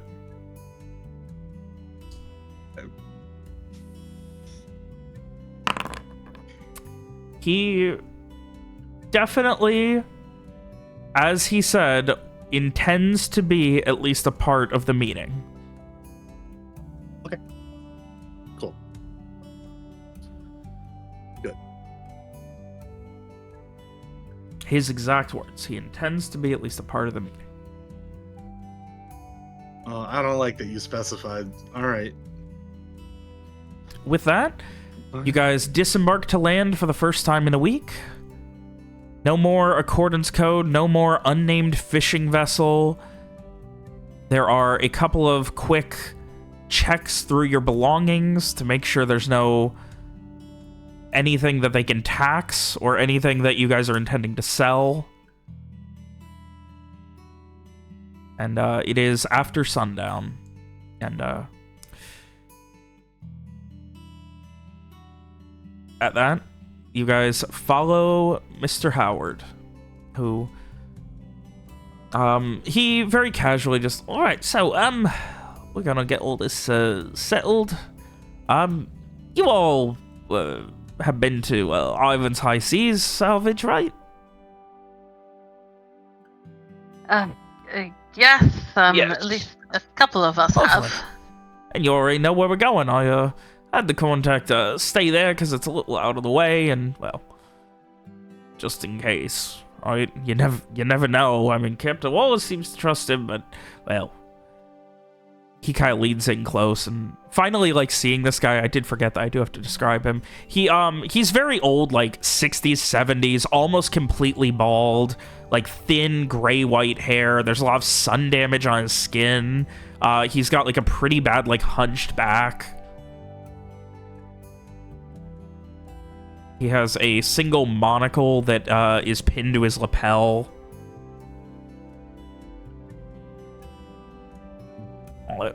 I very much, as I said, I like the guy. I don't know that there's always a chance he's planning an ambush and will want to kill us after he gets what he wants.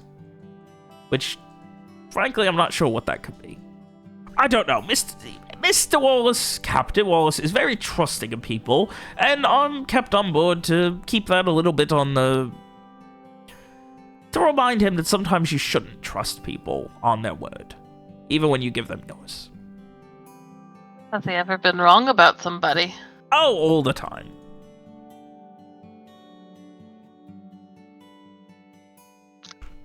Great, just makes a mental note of that.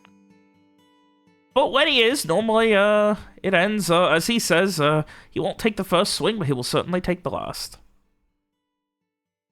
So when he's wrong about someone and they take offense to it, he takes them out, and he gives a shrug at that point. That's kind of how it goes. Anyway, we will have your things delivered once they are disembarked after Captain Wallace's, everything, and, well, certainly having a mule with us, I'm sure he's going to have to do a little bit of payment to keep that under wraps, but don't worry. Won't be coming out of your pay or nothing.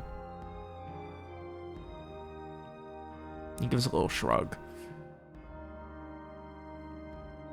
And he guides you guys back to Ivan's High Seas Salvage, which, for those of you who were never there, it is a general store that vaguely implies itself to be a salvage shop from wrecks and things. There are old nets and things on the wall, and when you first come in, he unlocks the door and swings it open, and there's this small glowing gold amberjack in a small pool of water in the center of the sales floor, and being lit by little more than lantern light and that golden amberjack is someone who is sitting behind the counter reading the Fortun weekly newspaper.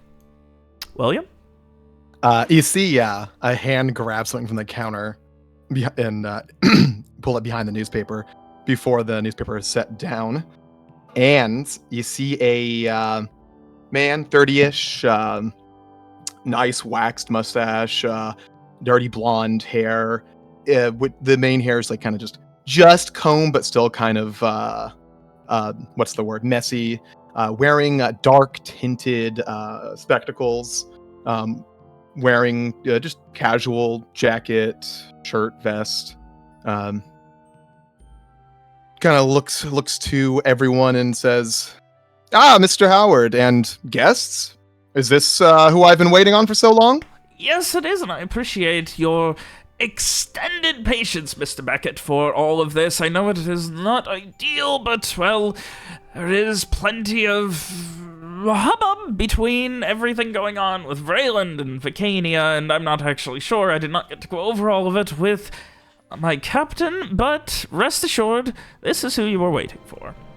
It's kind of a partial shrug of a gesture, but upon hearing that this is who he's been waiting for, there's a very genuine smile that spreads across his face. Sorry, just looking at. Good evening, folks. My name is Lawrence Beckett of Beckett's Finds and Fineries. Should you ever need anything procured or found, you're more than welcome to seek out my aid. But yes, he stands up, moves from behind the counter, goes to offer his hand for handshakes.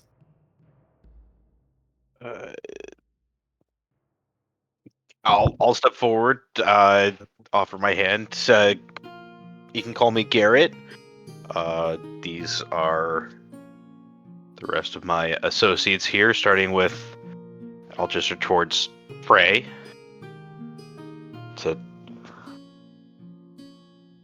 I don't know if you want me to just like say everyone's name or if you want to introduce yourselves. I can do either or.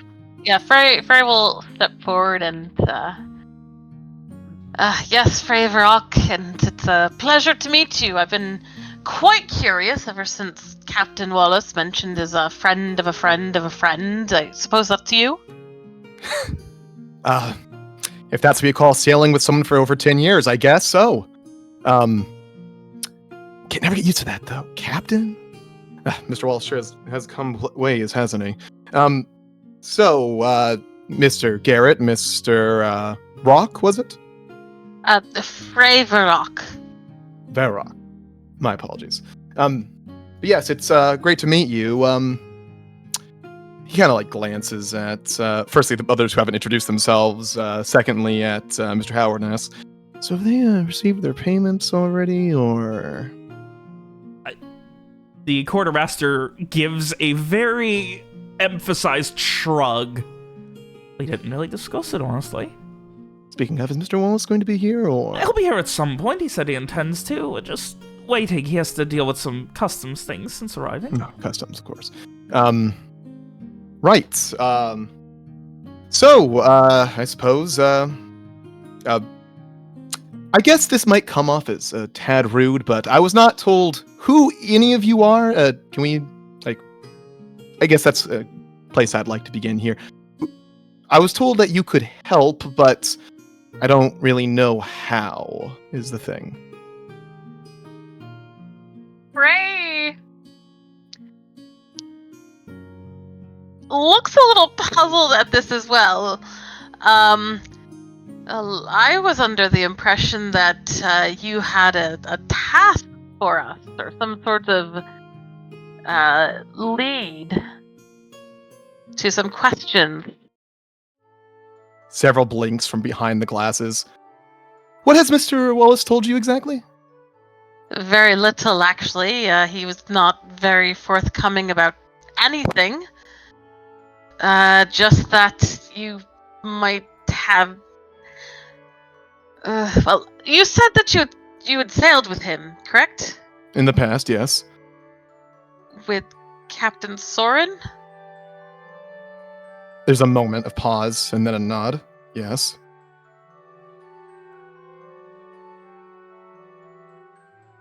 And you're well? As one could be, given the... Well, again, I don't know what you know.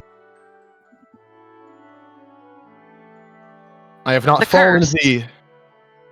I have not been suffering from any obvious things yet.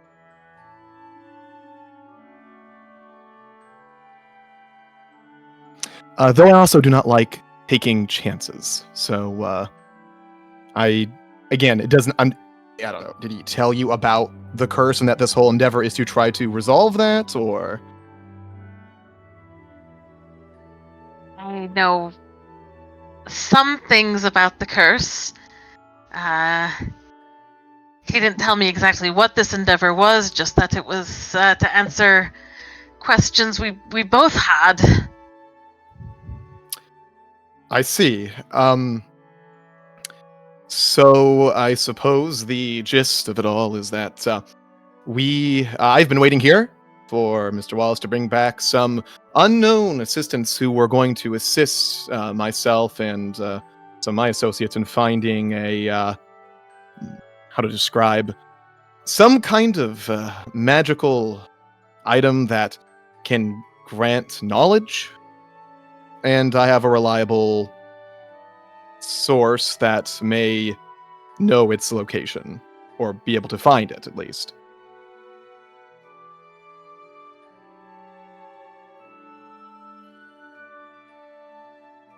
Well, certainly sounds just as vague. And he'll kind of, look over at the rest of the group.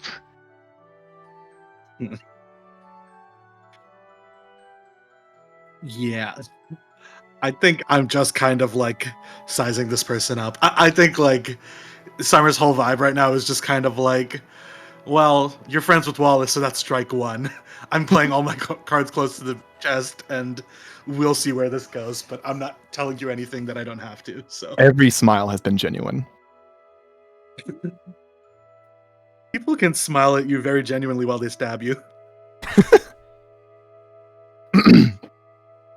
Right. And that's a fair thought, but a vague path to a potential cure for myself and my still living former associates is something that I feel is worth grasping myself. Unless any of you somehow have any knowledge of curses and the potential breaking of those curses. Otherwise, also, were you not hired on for this? Like, is there an issue? I'm sensing some apprehension, is all.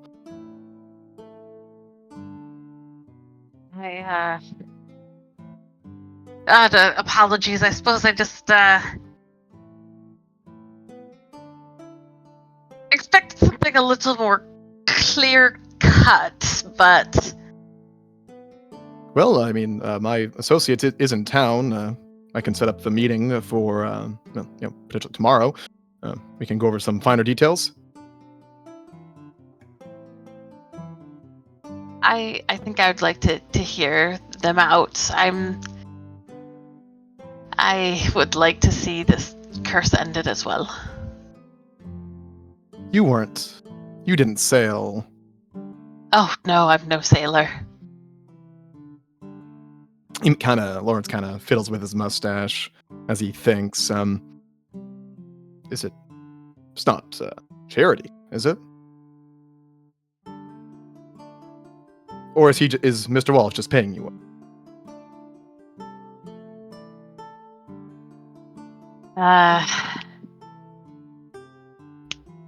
I suppose you could say that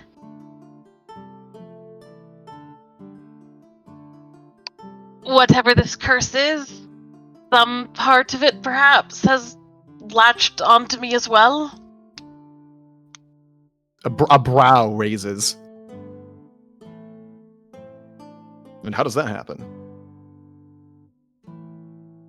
Ask your friend. I have a few friends. Who are you referring to? I'm referring to Captain Wallace. I don't know if I'd call him a friend. He was always the distant type. Oh, your associate then. Former associate. No, I guess current, given this whole venture. Right.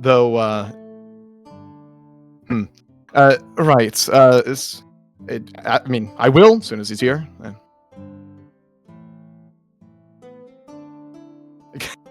Kind of an awkward glance at Mr. Howard again. You know what? This is just lovely introductions. Mr. Beckett, you seem to have this under control. I'm going to go and check on Captain Wallace, make sure everything is good out on the docks. We'll be back. And he avoids the awkward situation and heads out. Right. A drink, anyone? No, few good bars, few cheap bars around here. Anything to not be in this Saints Forsaken store? I'm sure we would remember a bar or two from the last time we were in town.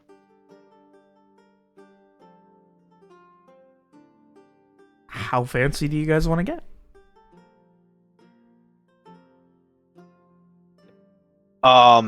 Not dirt floors that are mostly beer instead of actual dirt.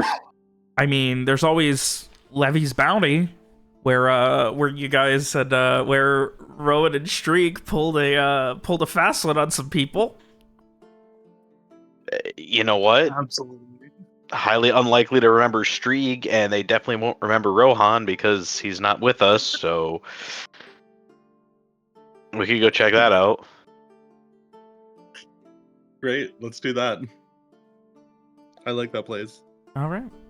So one of them recommends this, and I'm sure Lawrence is fine with any cheap bar. It is a waterfront tavern that has like tons of outdoor seating, and like after sunset, like it grows to like take over part of the docks near where it's at. It's there's no chairs. Like a lot of it, like the outdoor is standing room only. It's very cramped and chaotic in a fun way. Lawrence attempts to make small talk on the way, like, how was your trip? Was the weather all right? Things like that. Yeah, the trip was pretty easy.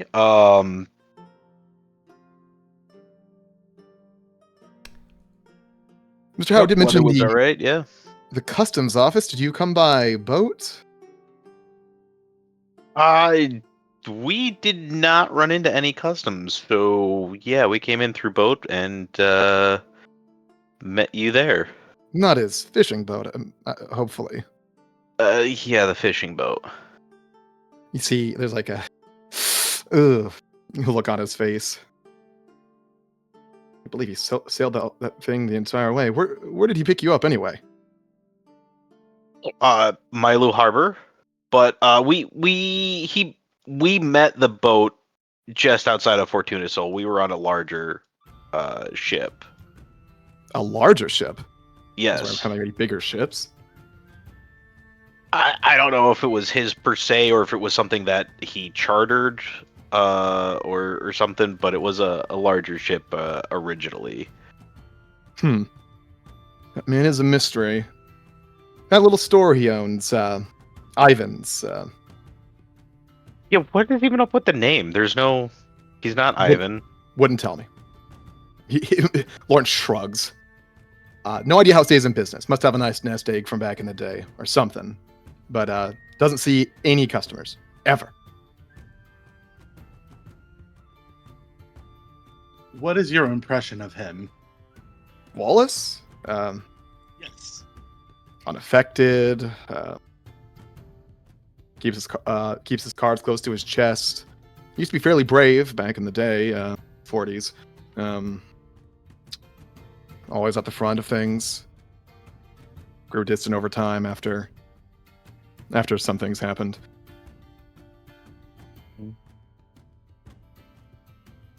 Yeah, out of all the people I could have at my back, well, I'm not really sure where he'd fall on the list, to be honest. At a time, I'd probably say he'd be up there.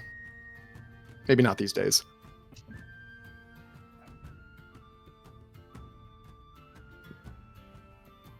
I think Summer is trying to, like, gauge if you're complicit or naive, you know? Like, I think that's... But complicit of what is the question? I don't think they know either. They're just Yeah, kind of there's like... the problem. Like, what do you even like? There's just been a fire hose of bullshit coming your way. It's like, what? What? Yeah, it's just something's happening, and I don't know if you're the thing that's happening or if the thing is happening to you, you know? And it's like... There's not even anything you can roll to figure that out. No, I know. They're just gathering information. Yeah. Does Smart ask anything else? Also, by the way, I don't know if I caught your name.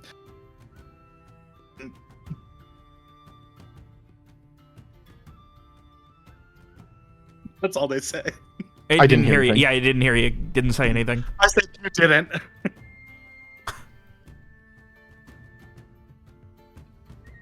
You There were. you go. You wanted or something? And Lawrence asked quietly. Like I can be Maybe. quiet if you No. need. I'm not here to cause any issues with people I'm trying to work with.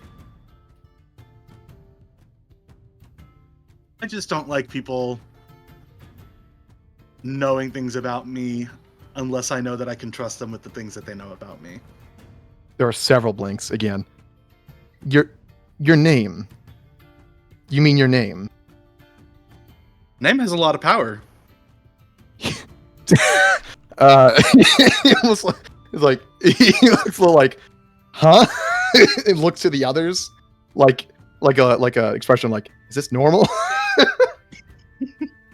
Frey just shrugs. Oh, they don't seem to quite realize how suspicious they come off. Very. In case that was in question. Regardless, I think we're almost at the bar. Have you been here before? We have, what was it, a few months ago? And how are the drinks? Oh, you mean here at the bar? Personally, I haven't visited this one. I prefer a different class of establishment. I think Lawrence gives an appraising look and just kind of nods in agreement. Like that checks out. But Garrett? Have you been here before? Yeah. We, actually no, was I here before with? I'm pretty sure I was here with Strieg and Rohan last I'm time. pretty sure you or- were. I know. think I you remember helped, Mira like, a was very there and then tiny bit. headed off. Yeah. I remember Garrett helping like a very tiny bit, like near the end or something. I don't remember what it was, but like some kind of distraction or something. Yeah. So. Also, I didn't want to cut in, but I do want to establish that Mira would not have been for this meet. She would have headed straight to the Guarantines to see that they're okay. Nice. Yeah, that makes sense. I think like I'm probably like if she's cool with talking while I'm here, like I think as long as I'm quiet, I'm just like filling her in via like mental telephone. All right.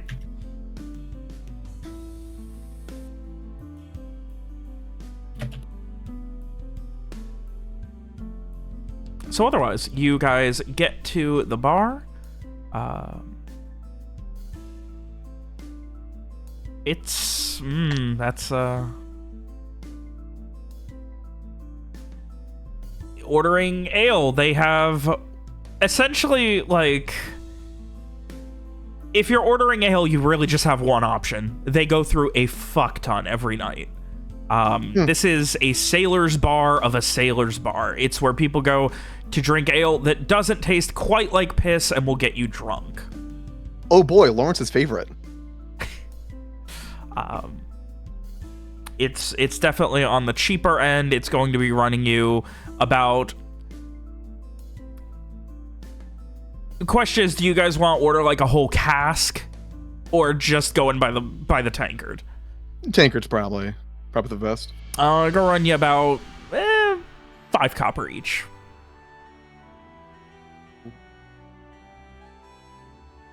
I think Summer is like holding a drink but not drinking.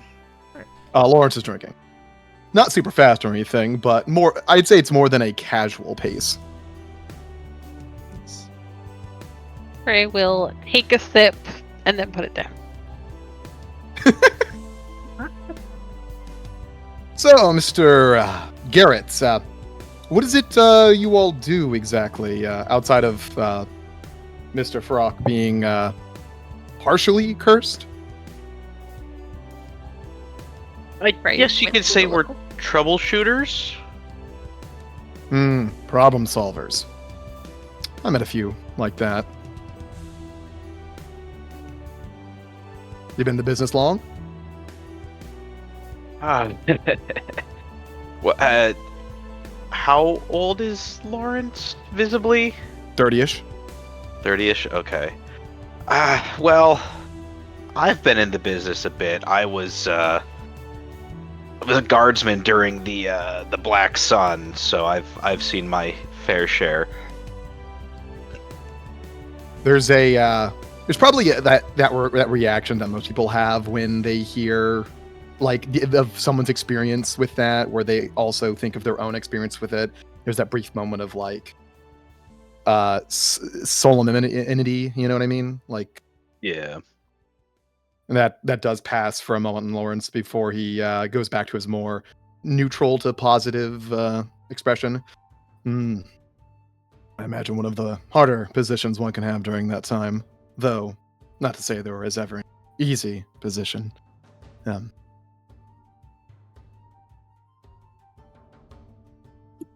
But what matters is we came through.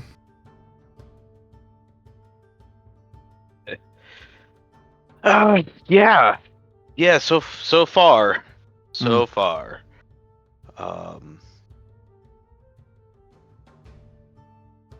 And you're a salesperson? No, I'm a tradesman. Or trader, I should say. Trader, yeah. Caravaner at times, though I've not done that in years now. Though I do still have my caravan running the typical route, Ceres to Aslaic.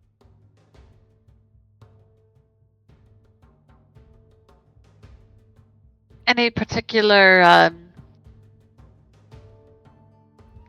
any particular items you specialize in? No, anything that's cheaper on the coast and sells more inland works. Though back in the day, my favorite part was finding the rarities, the treasures. That's the fineries and the finds and fineries, or the finds and the finds and fineries, actually. Anything of that might be more valuable than whoever's selling knows, if you know what I mean. So I found a few paintings that were thought to be replicas, and it actually ended up being originals. Made more than a few coppers on those. Oh, that is wonderful. But I imagine definitely a harder trade to be in. Well, certainly these days I barely make more than a few coppers on that caravan. Without my eye there, it's, well, he kind of shrugs.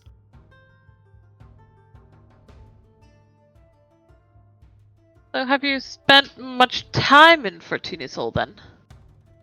An unfortunate amount of time, I would say. At least in the last, what was it, Robert, a couple months? A month? Yeah, it's been a couple months now. That's the last couple months that Mr. Wallace has had me waiting for you lot. Not that I blame you, I blame him more than anything else, honestly. What exactly did he wait on you? Was he searching for you? Do you have any idea? He was looking for me. Because of your partial curse. Yes. But if I may ask, and of course, if this isn't the right time or place, Come now, I'm a mostly open book. Feel free.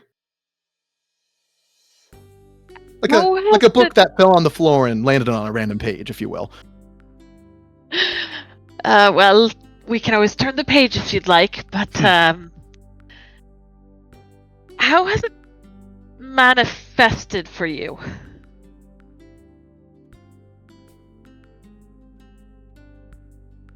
Optimistically, it hasn't.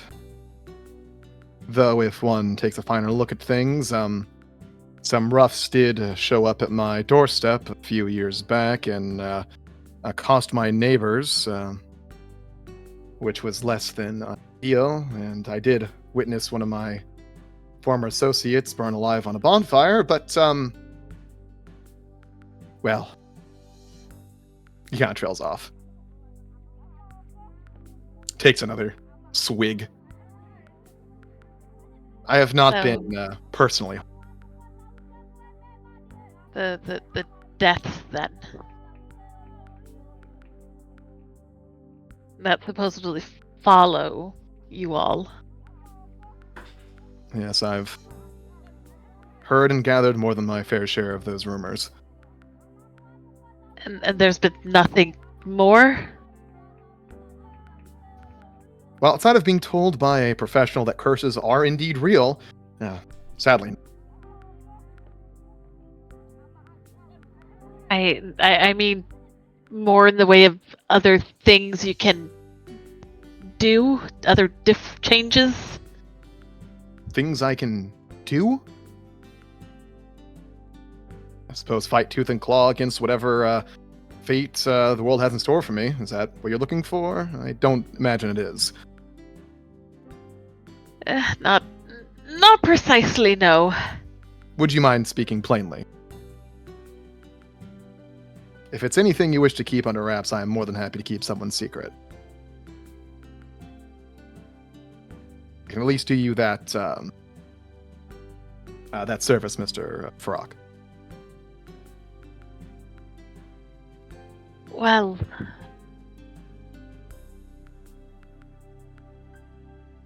it was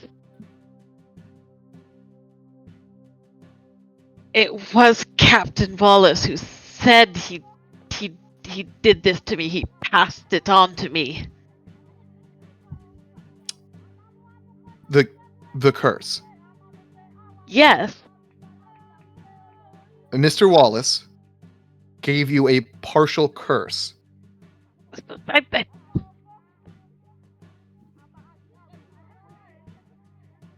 I think Lawrence looked skeptical for a moment, but then just takes us another swig of ale. Truly. Speak truly. How do you know?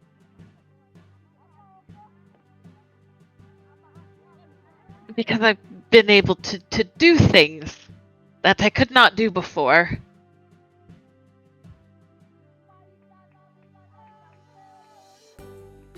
And he said it's all tied to Captain Sword, to everything that happened there.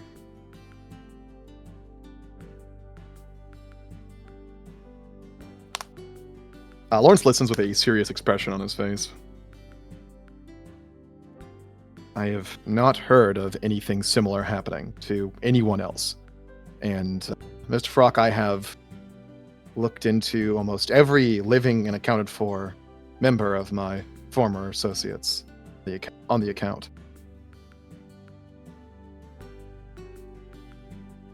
They are either dead or living in a hut on the beach screeching at the sky, or unaffected as of yet.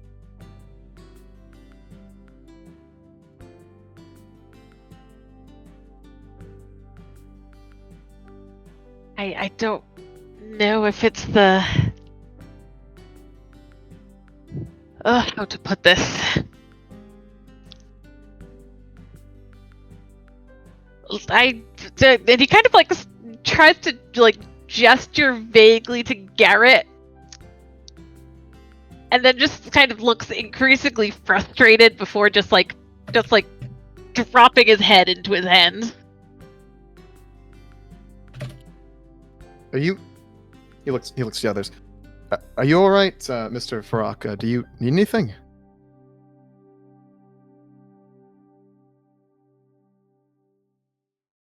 Is this like a bar where there's like waiters, or do you have to like go get stuff? They do have people essentially coming around, and they're just carrying like, they have barmaids who are carrying just a giant thing of tankards of ale, and then people just flag them down, throw coin at them, and they give it away. It's the kind of place where they'll bring you water if you ask. You'd have to go get water. You sure? Lawrence will immediately get up and go get some water and bring it back. You have to shove through some moderate crowds. It is, after all, a essentially Sunday night, so yeah, a lot of shove. people are, yeah. So if, the party, Frey, Garrett, and Strieg and Samar have a little bit of time themselves at this table right now. If there's anything you guys want to talk about while Lawrence is gone. I think I would probably ask Strieg, like, so, you know, what do you, I don't know, do you think he's on the up and up? He seems weirdly nice. Yeah. Can you read his surface thoughts? I can try. Or should we not be doing that with other players? Do what you want. Says you can't. I can do it for like 6 seconds, so you know. Well, maybe. Or I can like his like emotional state. So I'll do that. I mean, like I will actually no. I don't think Summer would do that here because there's like a million people Yeah, here. it would just be pretty wild. overwhelming. Yeah. Oh, can I just? Okay, wait. So I have Mind Light and I have Open Mind, which is like Mind Light is like an enhancement or whatever. Can I just do the Open Mind thing where I like pick a person? Still? Yeah, it's fine. Great. Then I'll do that. I will pick Lawrence and just try to get his emotional state. Slightly concerned. How much detail do I add here? Robert? Not a lot, just like whatever the general emotional state is. Concerned. There's also an amount of relief in there, though it's definitely takes a backseat to the concern. Okay. But not like paranoia necessarily. No, Like not that kind of concern. Okay. I think like I probably sort of whisper to the others like I think he's feeling what he looks like he's feeling. I mean, if he's as nice as he seems like he is, I feel like somebody should warn him that he's maybe not working with a great person. Well, it sounds as if he already has an idea of Captain Wallace's character. Yeah. I mean, it also sounds like he hasn't seen him in many years. I don't know if he knows he's a serial killer.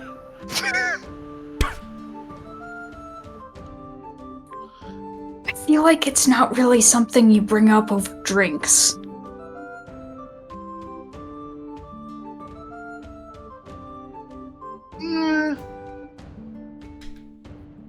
I might bring it up over drinks. We'll see. Quick question. Was and I'm trying to remember from my notes. Was Captain Soren, was this like a pirate ship? Yes. Okay. So Frey's just gonna say he was a pirate.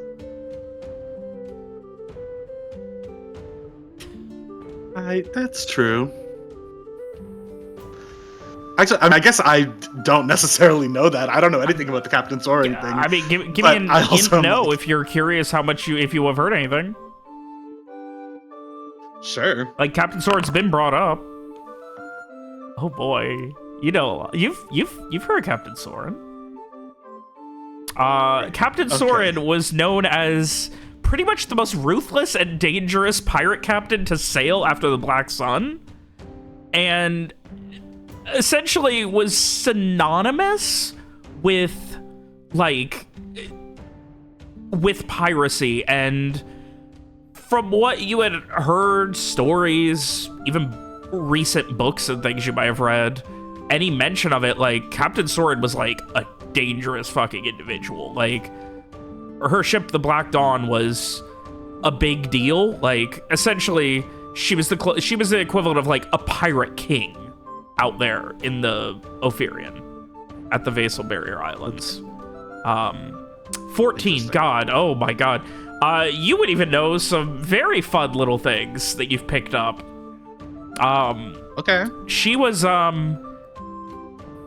essentially one of the key people in the taking of Fort Halid from Rayclow. And she was also hailed as essentially a veritable genius.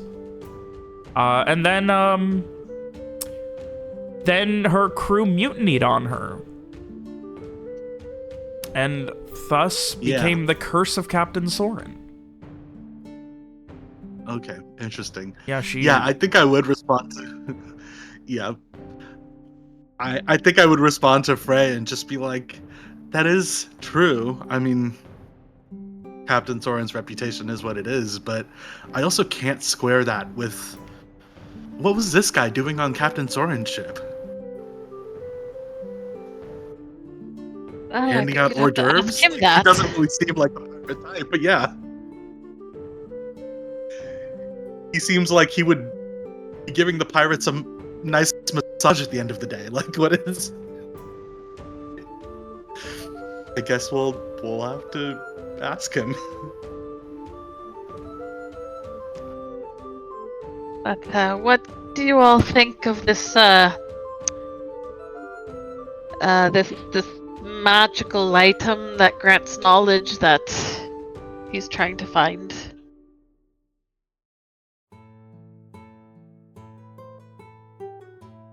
Robert, there's no chance I would know about something like this, right? From the Lucian Ray or anything?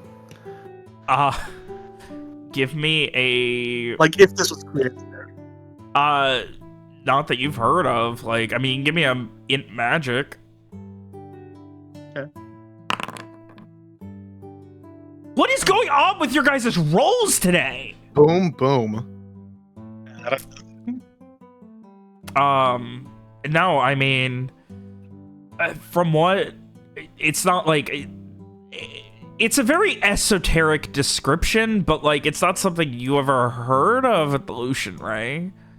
Like, depending... Like, you would have to assume that, like, you know, it's something that's probably powerful, but also, you know, a game of telephone.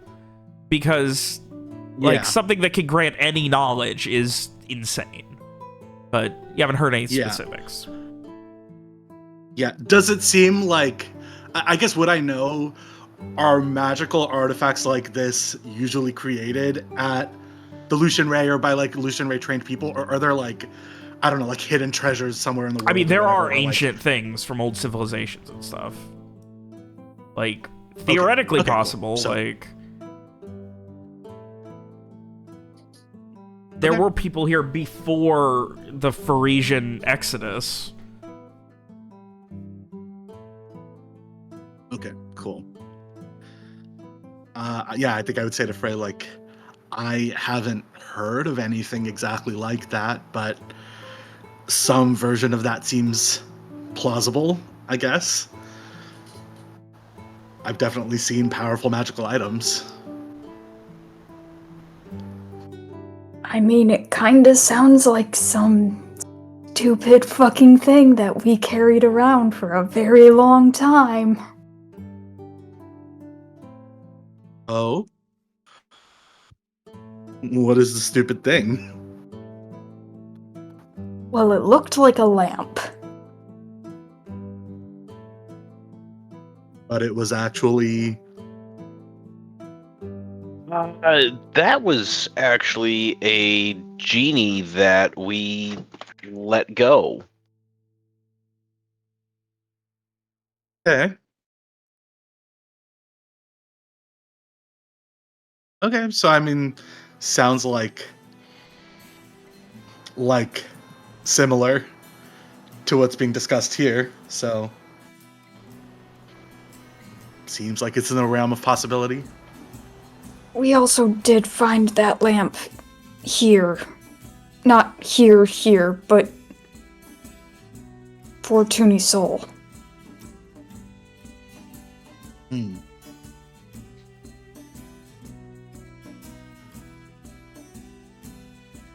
Interesting. Okay. Out of character, correct me if I'm wrong, but wasn't the lamp stolen from the Knights in Blue or whatever? Yes. Okay. Yeah. Yeah, it was stolen from the Soldiers of the Blue by Streak 2. Gotcha. Okay. Yeah. R.I.P.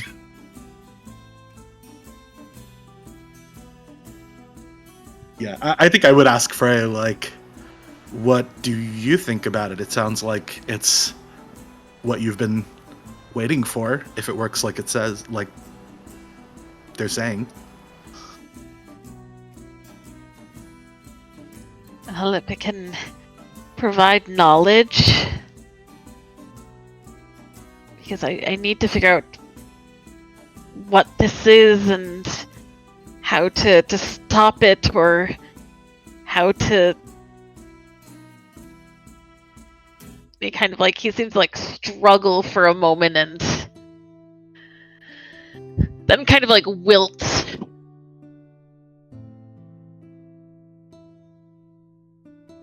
Hmm.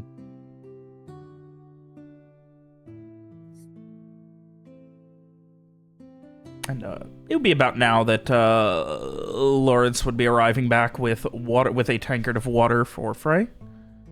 Here. Mr. Frog, go ahead and drink this slowly. He'll look to the others. Has this happened before? Has there been any shakes or anything else like that? Not specifically. I mean, Frey did have a rather rough night last night with Mr. Wallace. Apparently, he can sure knock back a few drinks. That was entirely different. Okay, I just wasn't sure if that was... Well, if it's dehydration, that's your cure right there. Yeah. Thank you.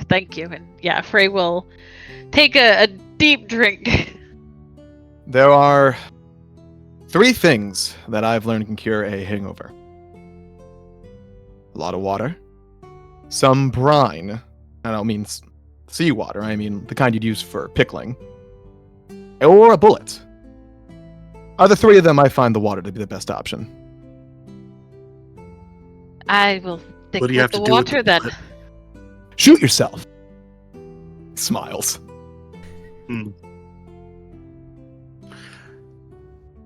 Did you do a lot of shooting on Captain Soren's ship? He thinks back. Here and there.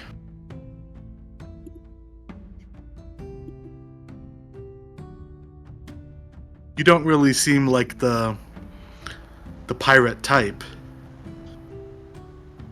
Well, as an honest merchant, I think I'd prefer that, honestly.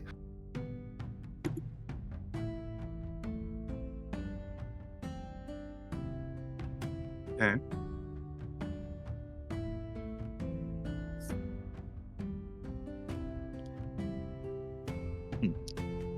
Captain Wallace seems like the pirate type, if you understand what I mean. I very much do. I've distanced myself from that as soon as I was able to. I'm glad to hear it's working. You're trusting him now. Well, when there's mutually assured or implied destruction, one does what they must.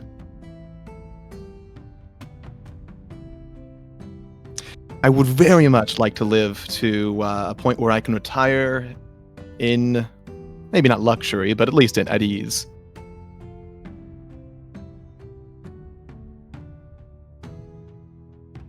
I keep hearing people tell me that Captain Wallace is not trustworthy, but they think they're the exception because his goals align with theirs, and it just feels very clear to me that someone is wrong. I think Lawrence laughs about that. No, trust is a funny thing. There are certain people who I'd prefer not to work with, for one reason or another. But whether or not you can trust someone often depends on whether or not you want the same thing. And when you ultimately do, that's when you can be sure that they're at least going to go for that. I found in my years that finding what someone really wants is the best way to know about who they really are. And once you learn that, one can have the peace of mind necessary to continue working with them or to drop them and cease contact. I've done plenty of both.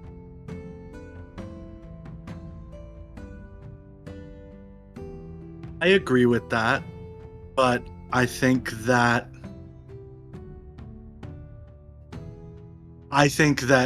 your trust that will work out for you depends on knowing that you're never going to be the thing standing between them and that thing, or that once they get that thing, they're not gonna decide they have no more use for you. I tend to Right. find that the people who think they're the smartest person in the room usually aren't. Oh, trust me, I'm rarely the smartest person in the room. He laughs again. Frey is going to speak up. Looking at Samar from over his tankard of water. Was I wrong? About what? When we got on the ship with him, I said that I did not believe we were in any danger from him while on the ship because of this task he wanted from me. Was I wrong?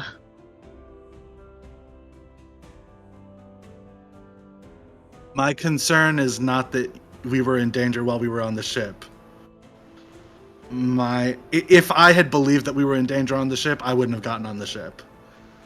I like you all a great deal, but I'm not going to go down with the ship if we're all about to die. My concern is that we think that we're safe until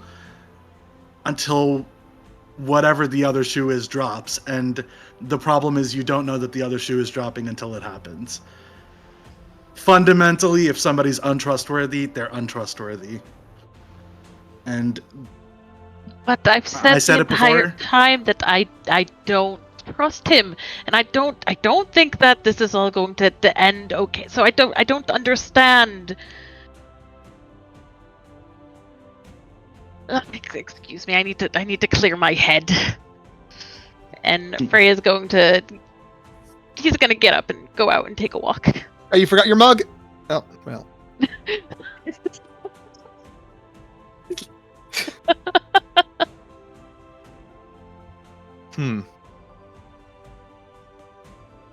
It sounds like your trip wasn't as easy as maybe originally described.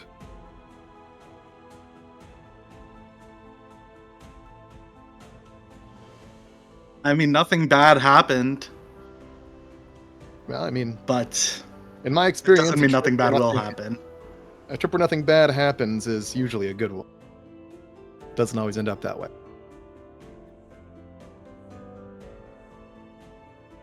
Maybe I'm being paranoid. It's entirely possible. I thought that allow since for the possibility.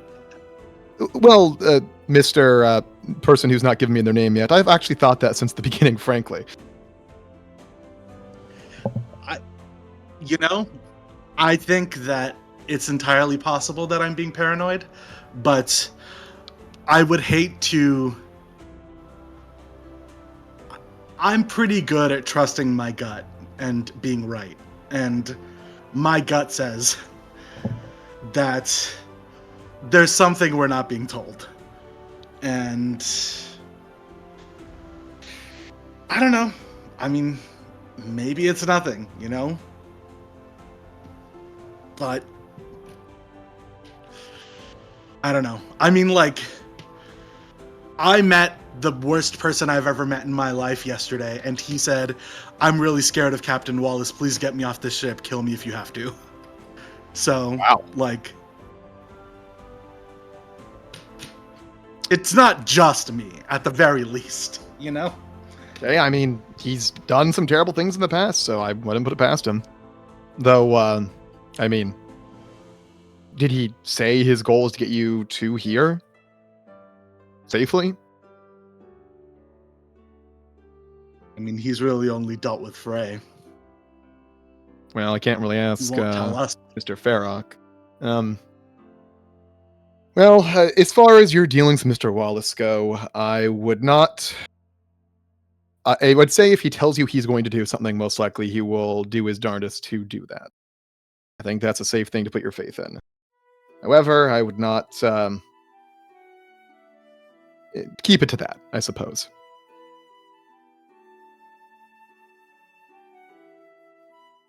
Okay, fair enough.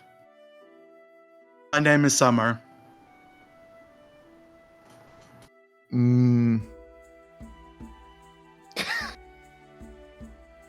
I prefer to address people as respectfully as I can. Is that a Mr. Samar or a Miss Samar or? I mean, they use they them pronouns, I guess. Mix. I mean, you know. Is there an in-character response or? I mean, I don't think they would say I use they them pronouns. So I don't know what like. Do they just not respond? I think they're just sort of like. Adar's just got homework for this week to figure that one out. Oh. I personally don't like mix as like a gender neutral like whatever, and so I'm just like, it feels weird to be like, well, in this like medieval time, this person would be like, actually, my pronouns are them, but I think they're probably just sort of like, I don't think either of those is correct. You can just call me Summer. I see. I'll remember that. The respect is implied, I think. It's fine. I get it. Well, Samar, I suppose what's your role in all this? Outside of being suspicious, of course. And he winks. Well, these people have all been traveling together a lot longer than me. I'm new here, but we have some mutual friends whose safety we're a little concerned for, who's told us that there might be some things coming, and so we wanted to check on them. And last we heard, they were in Fortun Isol, so...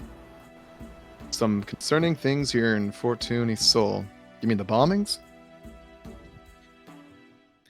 Yeah, what do you know about that? We heard about that, and it seems relevant. Robert says that the Holy Blade offices were bombed or whatever? Sacred Blade. Sacred Blade Industries, SBI. Not much outside of the SBI offices being bombed. Been here for a little while, but it's been quiet the entire time. What have you heard about? Okay. What have you heard about the Rayclow delegation that's here? He kind of cocks his head. Robert, do I know about that? Dave, are you referring to the Soldiers of the Blue? I thought it was Rayclow. That's why the whole Navy got called I think down. they were in Victoria. I'm sorry? I thought the Yeah, whole Navy yes. got called to Fortun Isol because of, like, there was a Rayclow delegation involved with Soldiers of the Blue, and part of that Yeah, then okay, so went yeah, we're to... referring to that meeting. Yeah. Yeah, you'd have no idea, Lawrence. I mean, no, nothing about Rayclow that I'm aware of. There's always port drama, so like it's something that, unless you know the specifics, it's very much just port drama guild bullshit. I mean, there's always something happening around here. I generally have to keep my ear to the ground on rumors and such, but nothing like that.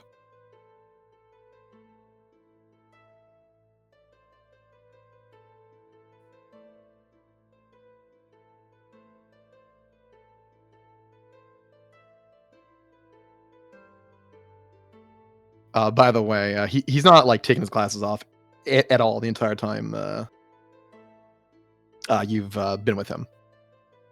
I mean, it looks like he would need them to see, correct? No, they're tinted, Mm. like dark. Even though it's Is he night out? Yep. Yeah, no, we're inside. God damn it! I shouldn't be looking.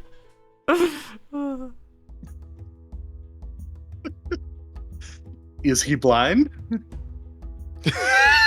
It has not seemed like it. Okay. Interesting question. Okay. Interesting phrasing, I guess.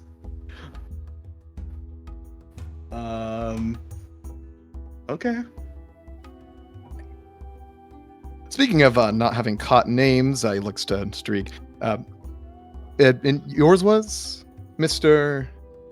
Streak. Mr. Streak, of course. I'll keep that in mind. And what's your role in all this?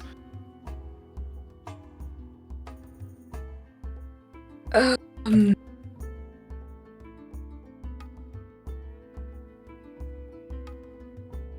that's a really good question. He's a very good trouble shooter. Garrett says with Trouble emphasis shooter. on the shooter part. Does Streak have his crossbow? I guess you guys went straight from disembarking, so you'd have your bags and stuff. So yeah, you would see that Fully Streak two has... crossbows strapped to the back. Well, a fine way to handle trouble if I've ever heard of one or seen one.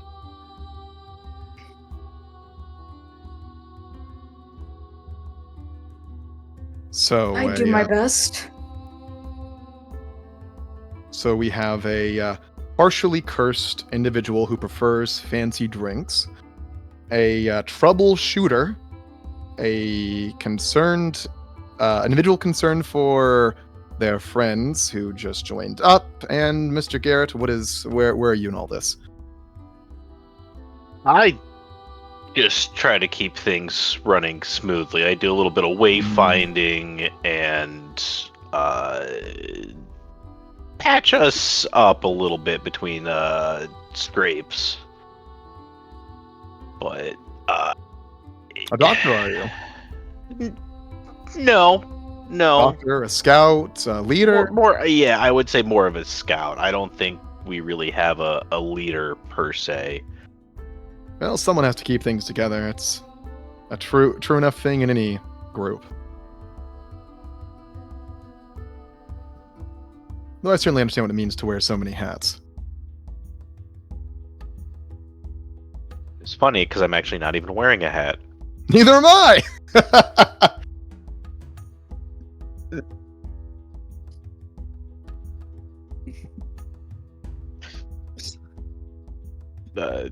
Garrett, I didn't laugh at that, but Garrett would have laughed at that and Okay.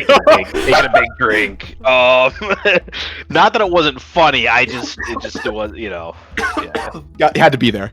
Had to be there, I'm sure. Mm. It's so funny to be like, hey, this is actually the limit for my role playing. Like, I can't pretend that was funny, but like, just The character enjoyed it. I promise, for real. Yeah. No. But yeah. So, yeah, he would have taken a big drink from the whatever beer or whatever we had, and so I'm a little confused, to be honest, here with how you fit into all of this. Well, would you like a story, Mr. Garrett? Sure. Frey was a little light on the details about exactly what was going on here, and I don't know if that was because it was all given to them ahead of time, or if they were keeping quiet about some stuff related to their curse. Well, Mr. Garrett, I have spent the better part of a year, or maybe a year and a half, hunting down my old associates and trying to find out what they know about this damned curse. I spent more than a few silvers on the matter as well. I was meeting with one of my contacts here in Fortun Isol, when I decided to look up Mr. Wallace because I knew he had a shop in town. My contact, Mr. Garvey, knew how. Let me try again. I learned during my travels of this item that could potentially help with the curse. At least figure out something more about it. And I brought that up to my contact, Mr. Garvey, who I was meeting here in Fortun Isol. During the time, I thought I might as well bring in Mr. Wallace since I knew he was in town and has his little fishing shop, his salvage shop. And behold, did he reveal to me that he knew the perfect people to assist with finding this item. He gestures widely at the other people at the table. And thus did I commence waiting here for 3 months. Let me tell you, I did not have the liquid capital to wait here for 3 months, so I had to spend a good few nights on the couch of Mr. Wallace's quartermaster. And while Mr. Howard is a cordial sort for letting me do that, his house smells like old booze and decayed fish. Well, assuming things are okay with some friends of ours, we'll shortly have somewhere a little nicer than that to stay, I'm sure. Is Garrett bragging right now? No, Garrett's just saying that, like, hey, if you're hanging out with us and things go well with our friends, you won't have to crash in the fish house anymore. That's kind of what he's trying to say. If I did not think better on it, I would think you were propositioning me. He laughs. Unfortunately, my wife holds up hand with the ring on it. Would not appreciate that, and well, I'm sure you're a stand-up fellow. You're not my type. Fair enough. Anyway, so what's I guess I now know the who. I know the what.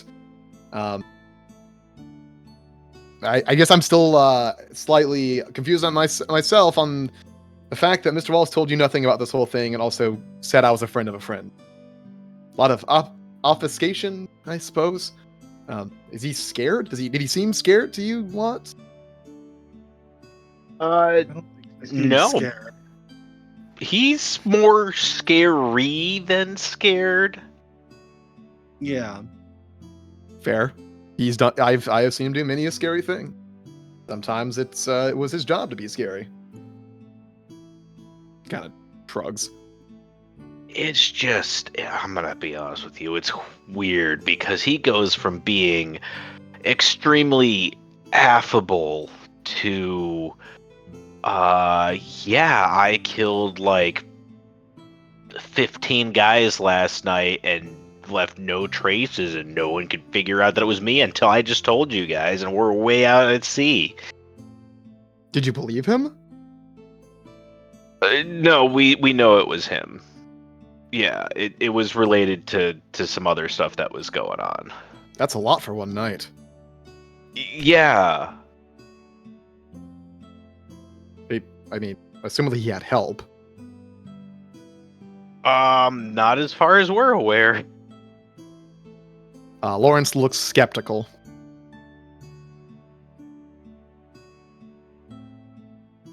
Yeah. It was his first time in the city where we were, and it didn't look like he had any previous connections there. So, if it really was him who took those guys out, then it was all by himself. I'll be honest, I'm I'm frankly not sure what to think about that. Yeah. He as much as Frey was saying that this curse was given to them by Captain Wallace, it seems that he was affected by whatever some of this dark force is, assuming it's a curse, as well. Are you trying to tell me he's wielding a curse like a flintlock? I have no idea what he's doing. I'm just assuming that if he's able to kill these people on his own, and somehow also gave Frey this curse, because I mean, we don't know for sure that's what he did.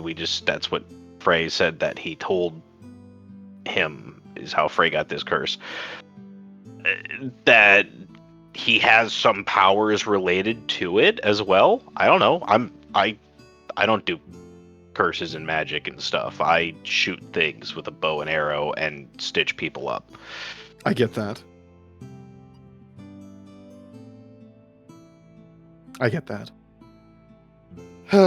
And didn't really have much a chance to speak with Mr. Frock about the whole gave the curse to him thing.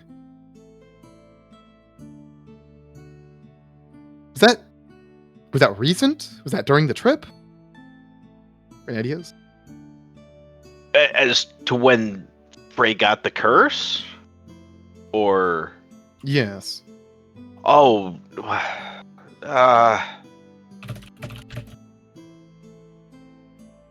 Frey's had these abilities, or has had some abilities for a while, and I don't know if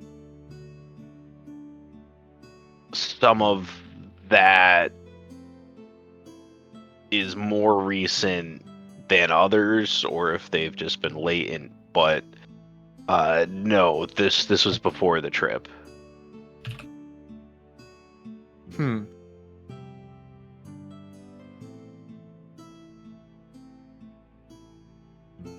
Well, I suppose I'll have some questions from Mr. Wallace, but I doubt I will get anything substantive, frankly.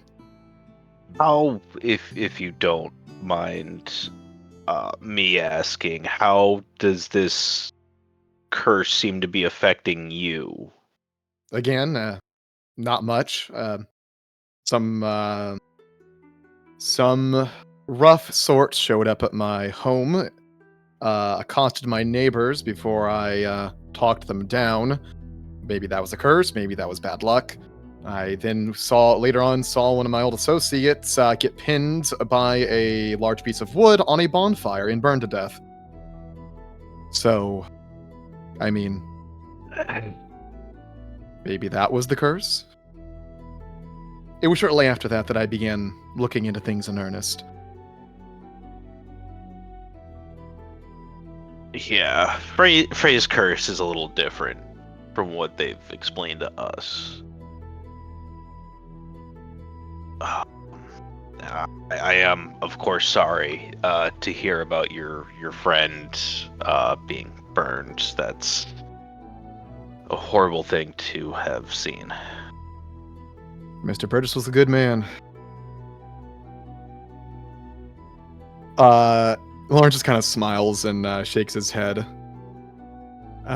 thinking about something but doesn't say anything.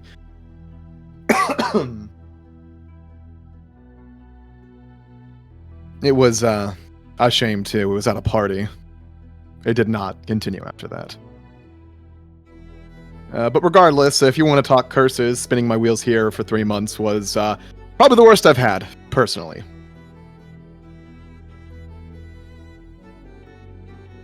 Worse Yeah, than that that, is... though? Hard to say. Yeah. Well, once you add Wallace's horrid shop into things, then maybe it is worse. But hey, that's matter of opinion, I guess. Yeah, certainly could see how that would drive one to be done with that.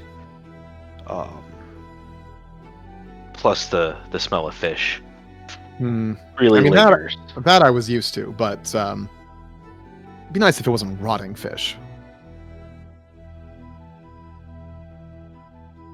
So, as you guys exchange pleasantries, try and understand what the fuck Wallace has gotten you all into, and hope that tomorrow will bring answers. And maybe it occurs to at least one of you that no one mentioned that you were leaving when Wallace was supposed to meet you back at Ivan's High Seas Salvage. Nah.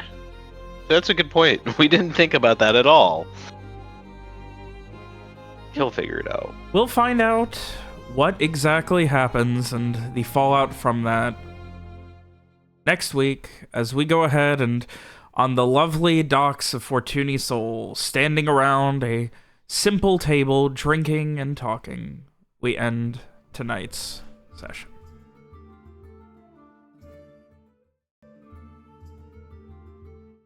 Oh. Well, you guys certainly learned a lot about Wallace tonight. Or you didn't. I'm not actually sure. We were besties. I lied. He's my dad. I don't think we learned a lot. We had a lot of opinions about Wallace. Listen. Of I knew course, for a long time. My opinions matter. of course he's not trustworthy. He'll stab you in the back, but he's not gonna stab me in the back. Just like me above the table, I don't know if I'm being like super paranoid for no reason, or if it's like somebody should be saying this, you know? Like I like how the only person who actually thinks Wallace is going to kill them is fucking McBrennan. Yeah. Which that made me feel a little better because it was like, okay, it's not just me telling the whole party like. Yeah, like it's the person who's been established to have the ability to see arcane auras and fuck with magic.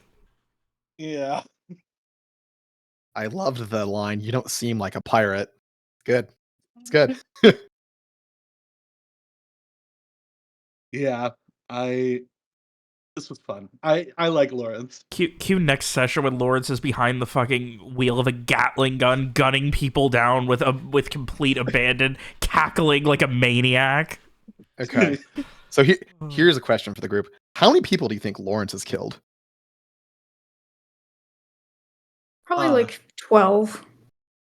It's a very specific amount. Swift dozen, easy peasy. Yeah. I feel like Lawrence killed a lot of people back in the day, but hasn't killed any people in the past 10 years, let's say. Yeah, that Interesting. sounds reasonable. He killed a lot of people back in his teens. Yeah, 10 Like- years ago when he was 20. I think it's one of those things like, as soon as you start having a conscience, like, you can't go back, you know? Mm. And so I think, like, as soon as the high of being a pirate, like, wore off, you were like, oh, okay, I'm gonna be like a normal person now. The high of being a pirate at The 16. high of piracy. Oh. The high of piracy on the high seas. There you go. The high of getting to sail with Captain Wallace. Y'all just got a taste. I had at the 10 time, years. he was just Mr. Wallace. Come now. Of course. And Lawrence will never call him anything else. What a lovely time to roll a 14 int no, so I can lore dump to re-emphasize how fucking insane Captain Soren is. And you Yeah. have at least 2 people in the vicinity who sailed with her. Yeah. Yeah, I do love the idea of, like, she was, like, the pirate king or whatever, and also, like won the war for us. It's, like, a very... What a fun dichotomy. Yeah. Yeah, It'd she be like if you were like, oh yeah, John Dillinger won us the Civil War or whatever. You know, like, okay. yeah, I she don't was understand how that- she was one of the big catalysts in ousting the Rayclarians from the fucking Vassal Barrier Islands during right after the Black Sun. Awesome. Love it. Robert, I did in fact keep the mustache for the sake of effective roleplay tonight. That's good. That's good. Yeah. Oh, that's very funny. Oh. Well, next week, hopefully Alex is no longer dying and we'll be back to surviving and healthy enough to hang out. And we will be able to see the rest of the gang meet Lawrence. I can't wait to question why she's here. Like I did everyone.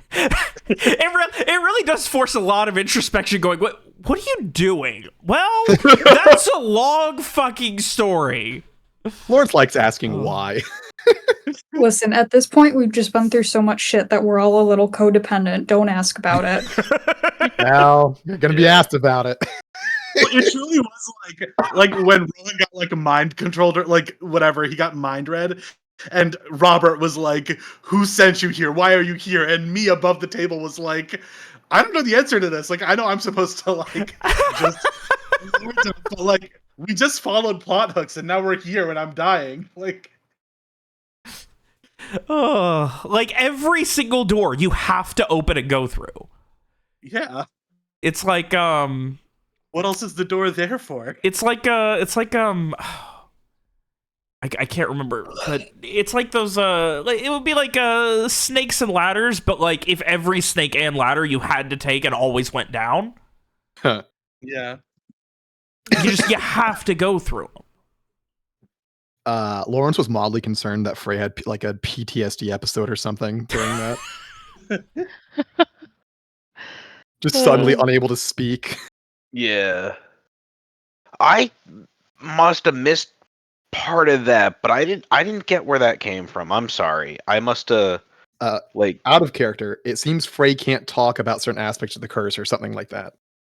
Yeah, that's what it is. And, oh, the sudden okay. I inability to completely speak, missed that. That's why Lawrence immediately got up to get him water. God, Yeah. what an interesting clusterfuck that you guys have to explain every time someone else is around. Oh. Oh god. I'm so fucking excited to see how the Guarantees respond to. Wait, Rowan died? Wait, you replaced him with 2 new people already? Wait, 3? Who the fuck is this Abney dude? Oh. Oh no! Fucking Magnus is gonna have to see Frey with his new boyfriend. Yeah. Yep. I have been thinking about that. I didn't think about that. I still ship Magnus. I still think that's my OTP. Oh. I know Adam left behind his whole life for you, but Magnus deserved better. Fragnus versus Frabney. Yeah. Oh. God, that's funny. I Well, gotta we'll say, see next week. shipping names Frabney is not Not a good one. a good one. No, it's not. How about I mean, Way? I think Can we go with Way? Let's not go with No. Way. Way. W-E-Y. Do Frillium. Frillium is okay. Frillium? Really? Do Really? do not involve me with this. Oh. There was Very something you said last week, Roddy, that had me dying. I don't remember what it was, but I don't remember either. I barely remember last week. hey, listen, this is why we gotta take notes. I do take notes. I know that's so you don't have to remember. I have a very mild amount of notes, and it starts with Frey being a fancy lad. I mean, that is accurate. That is also probably the first thing you notice. Yeah. I'm gonna hop off as well here because it has it's been 1 fun, a.m. you and I have to guys. be Yeah. at work in 6 hours. It has been fun. So Deuces, Good night, gang, everyone. until Right. next week. Good night. Good one.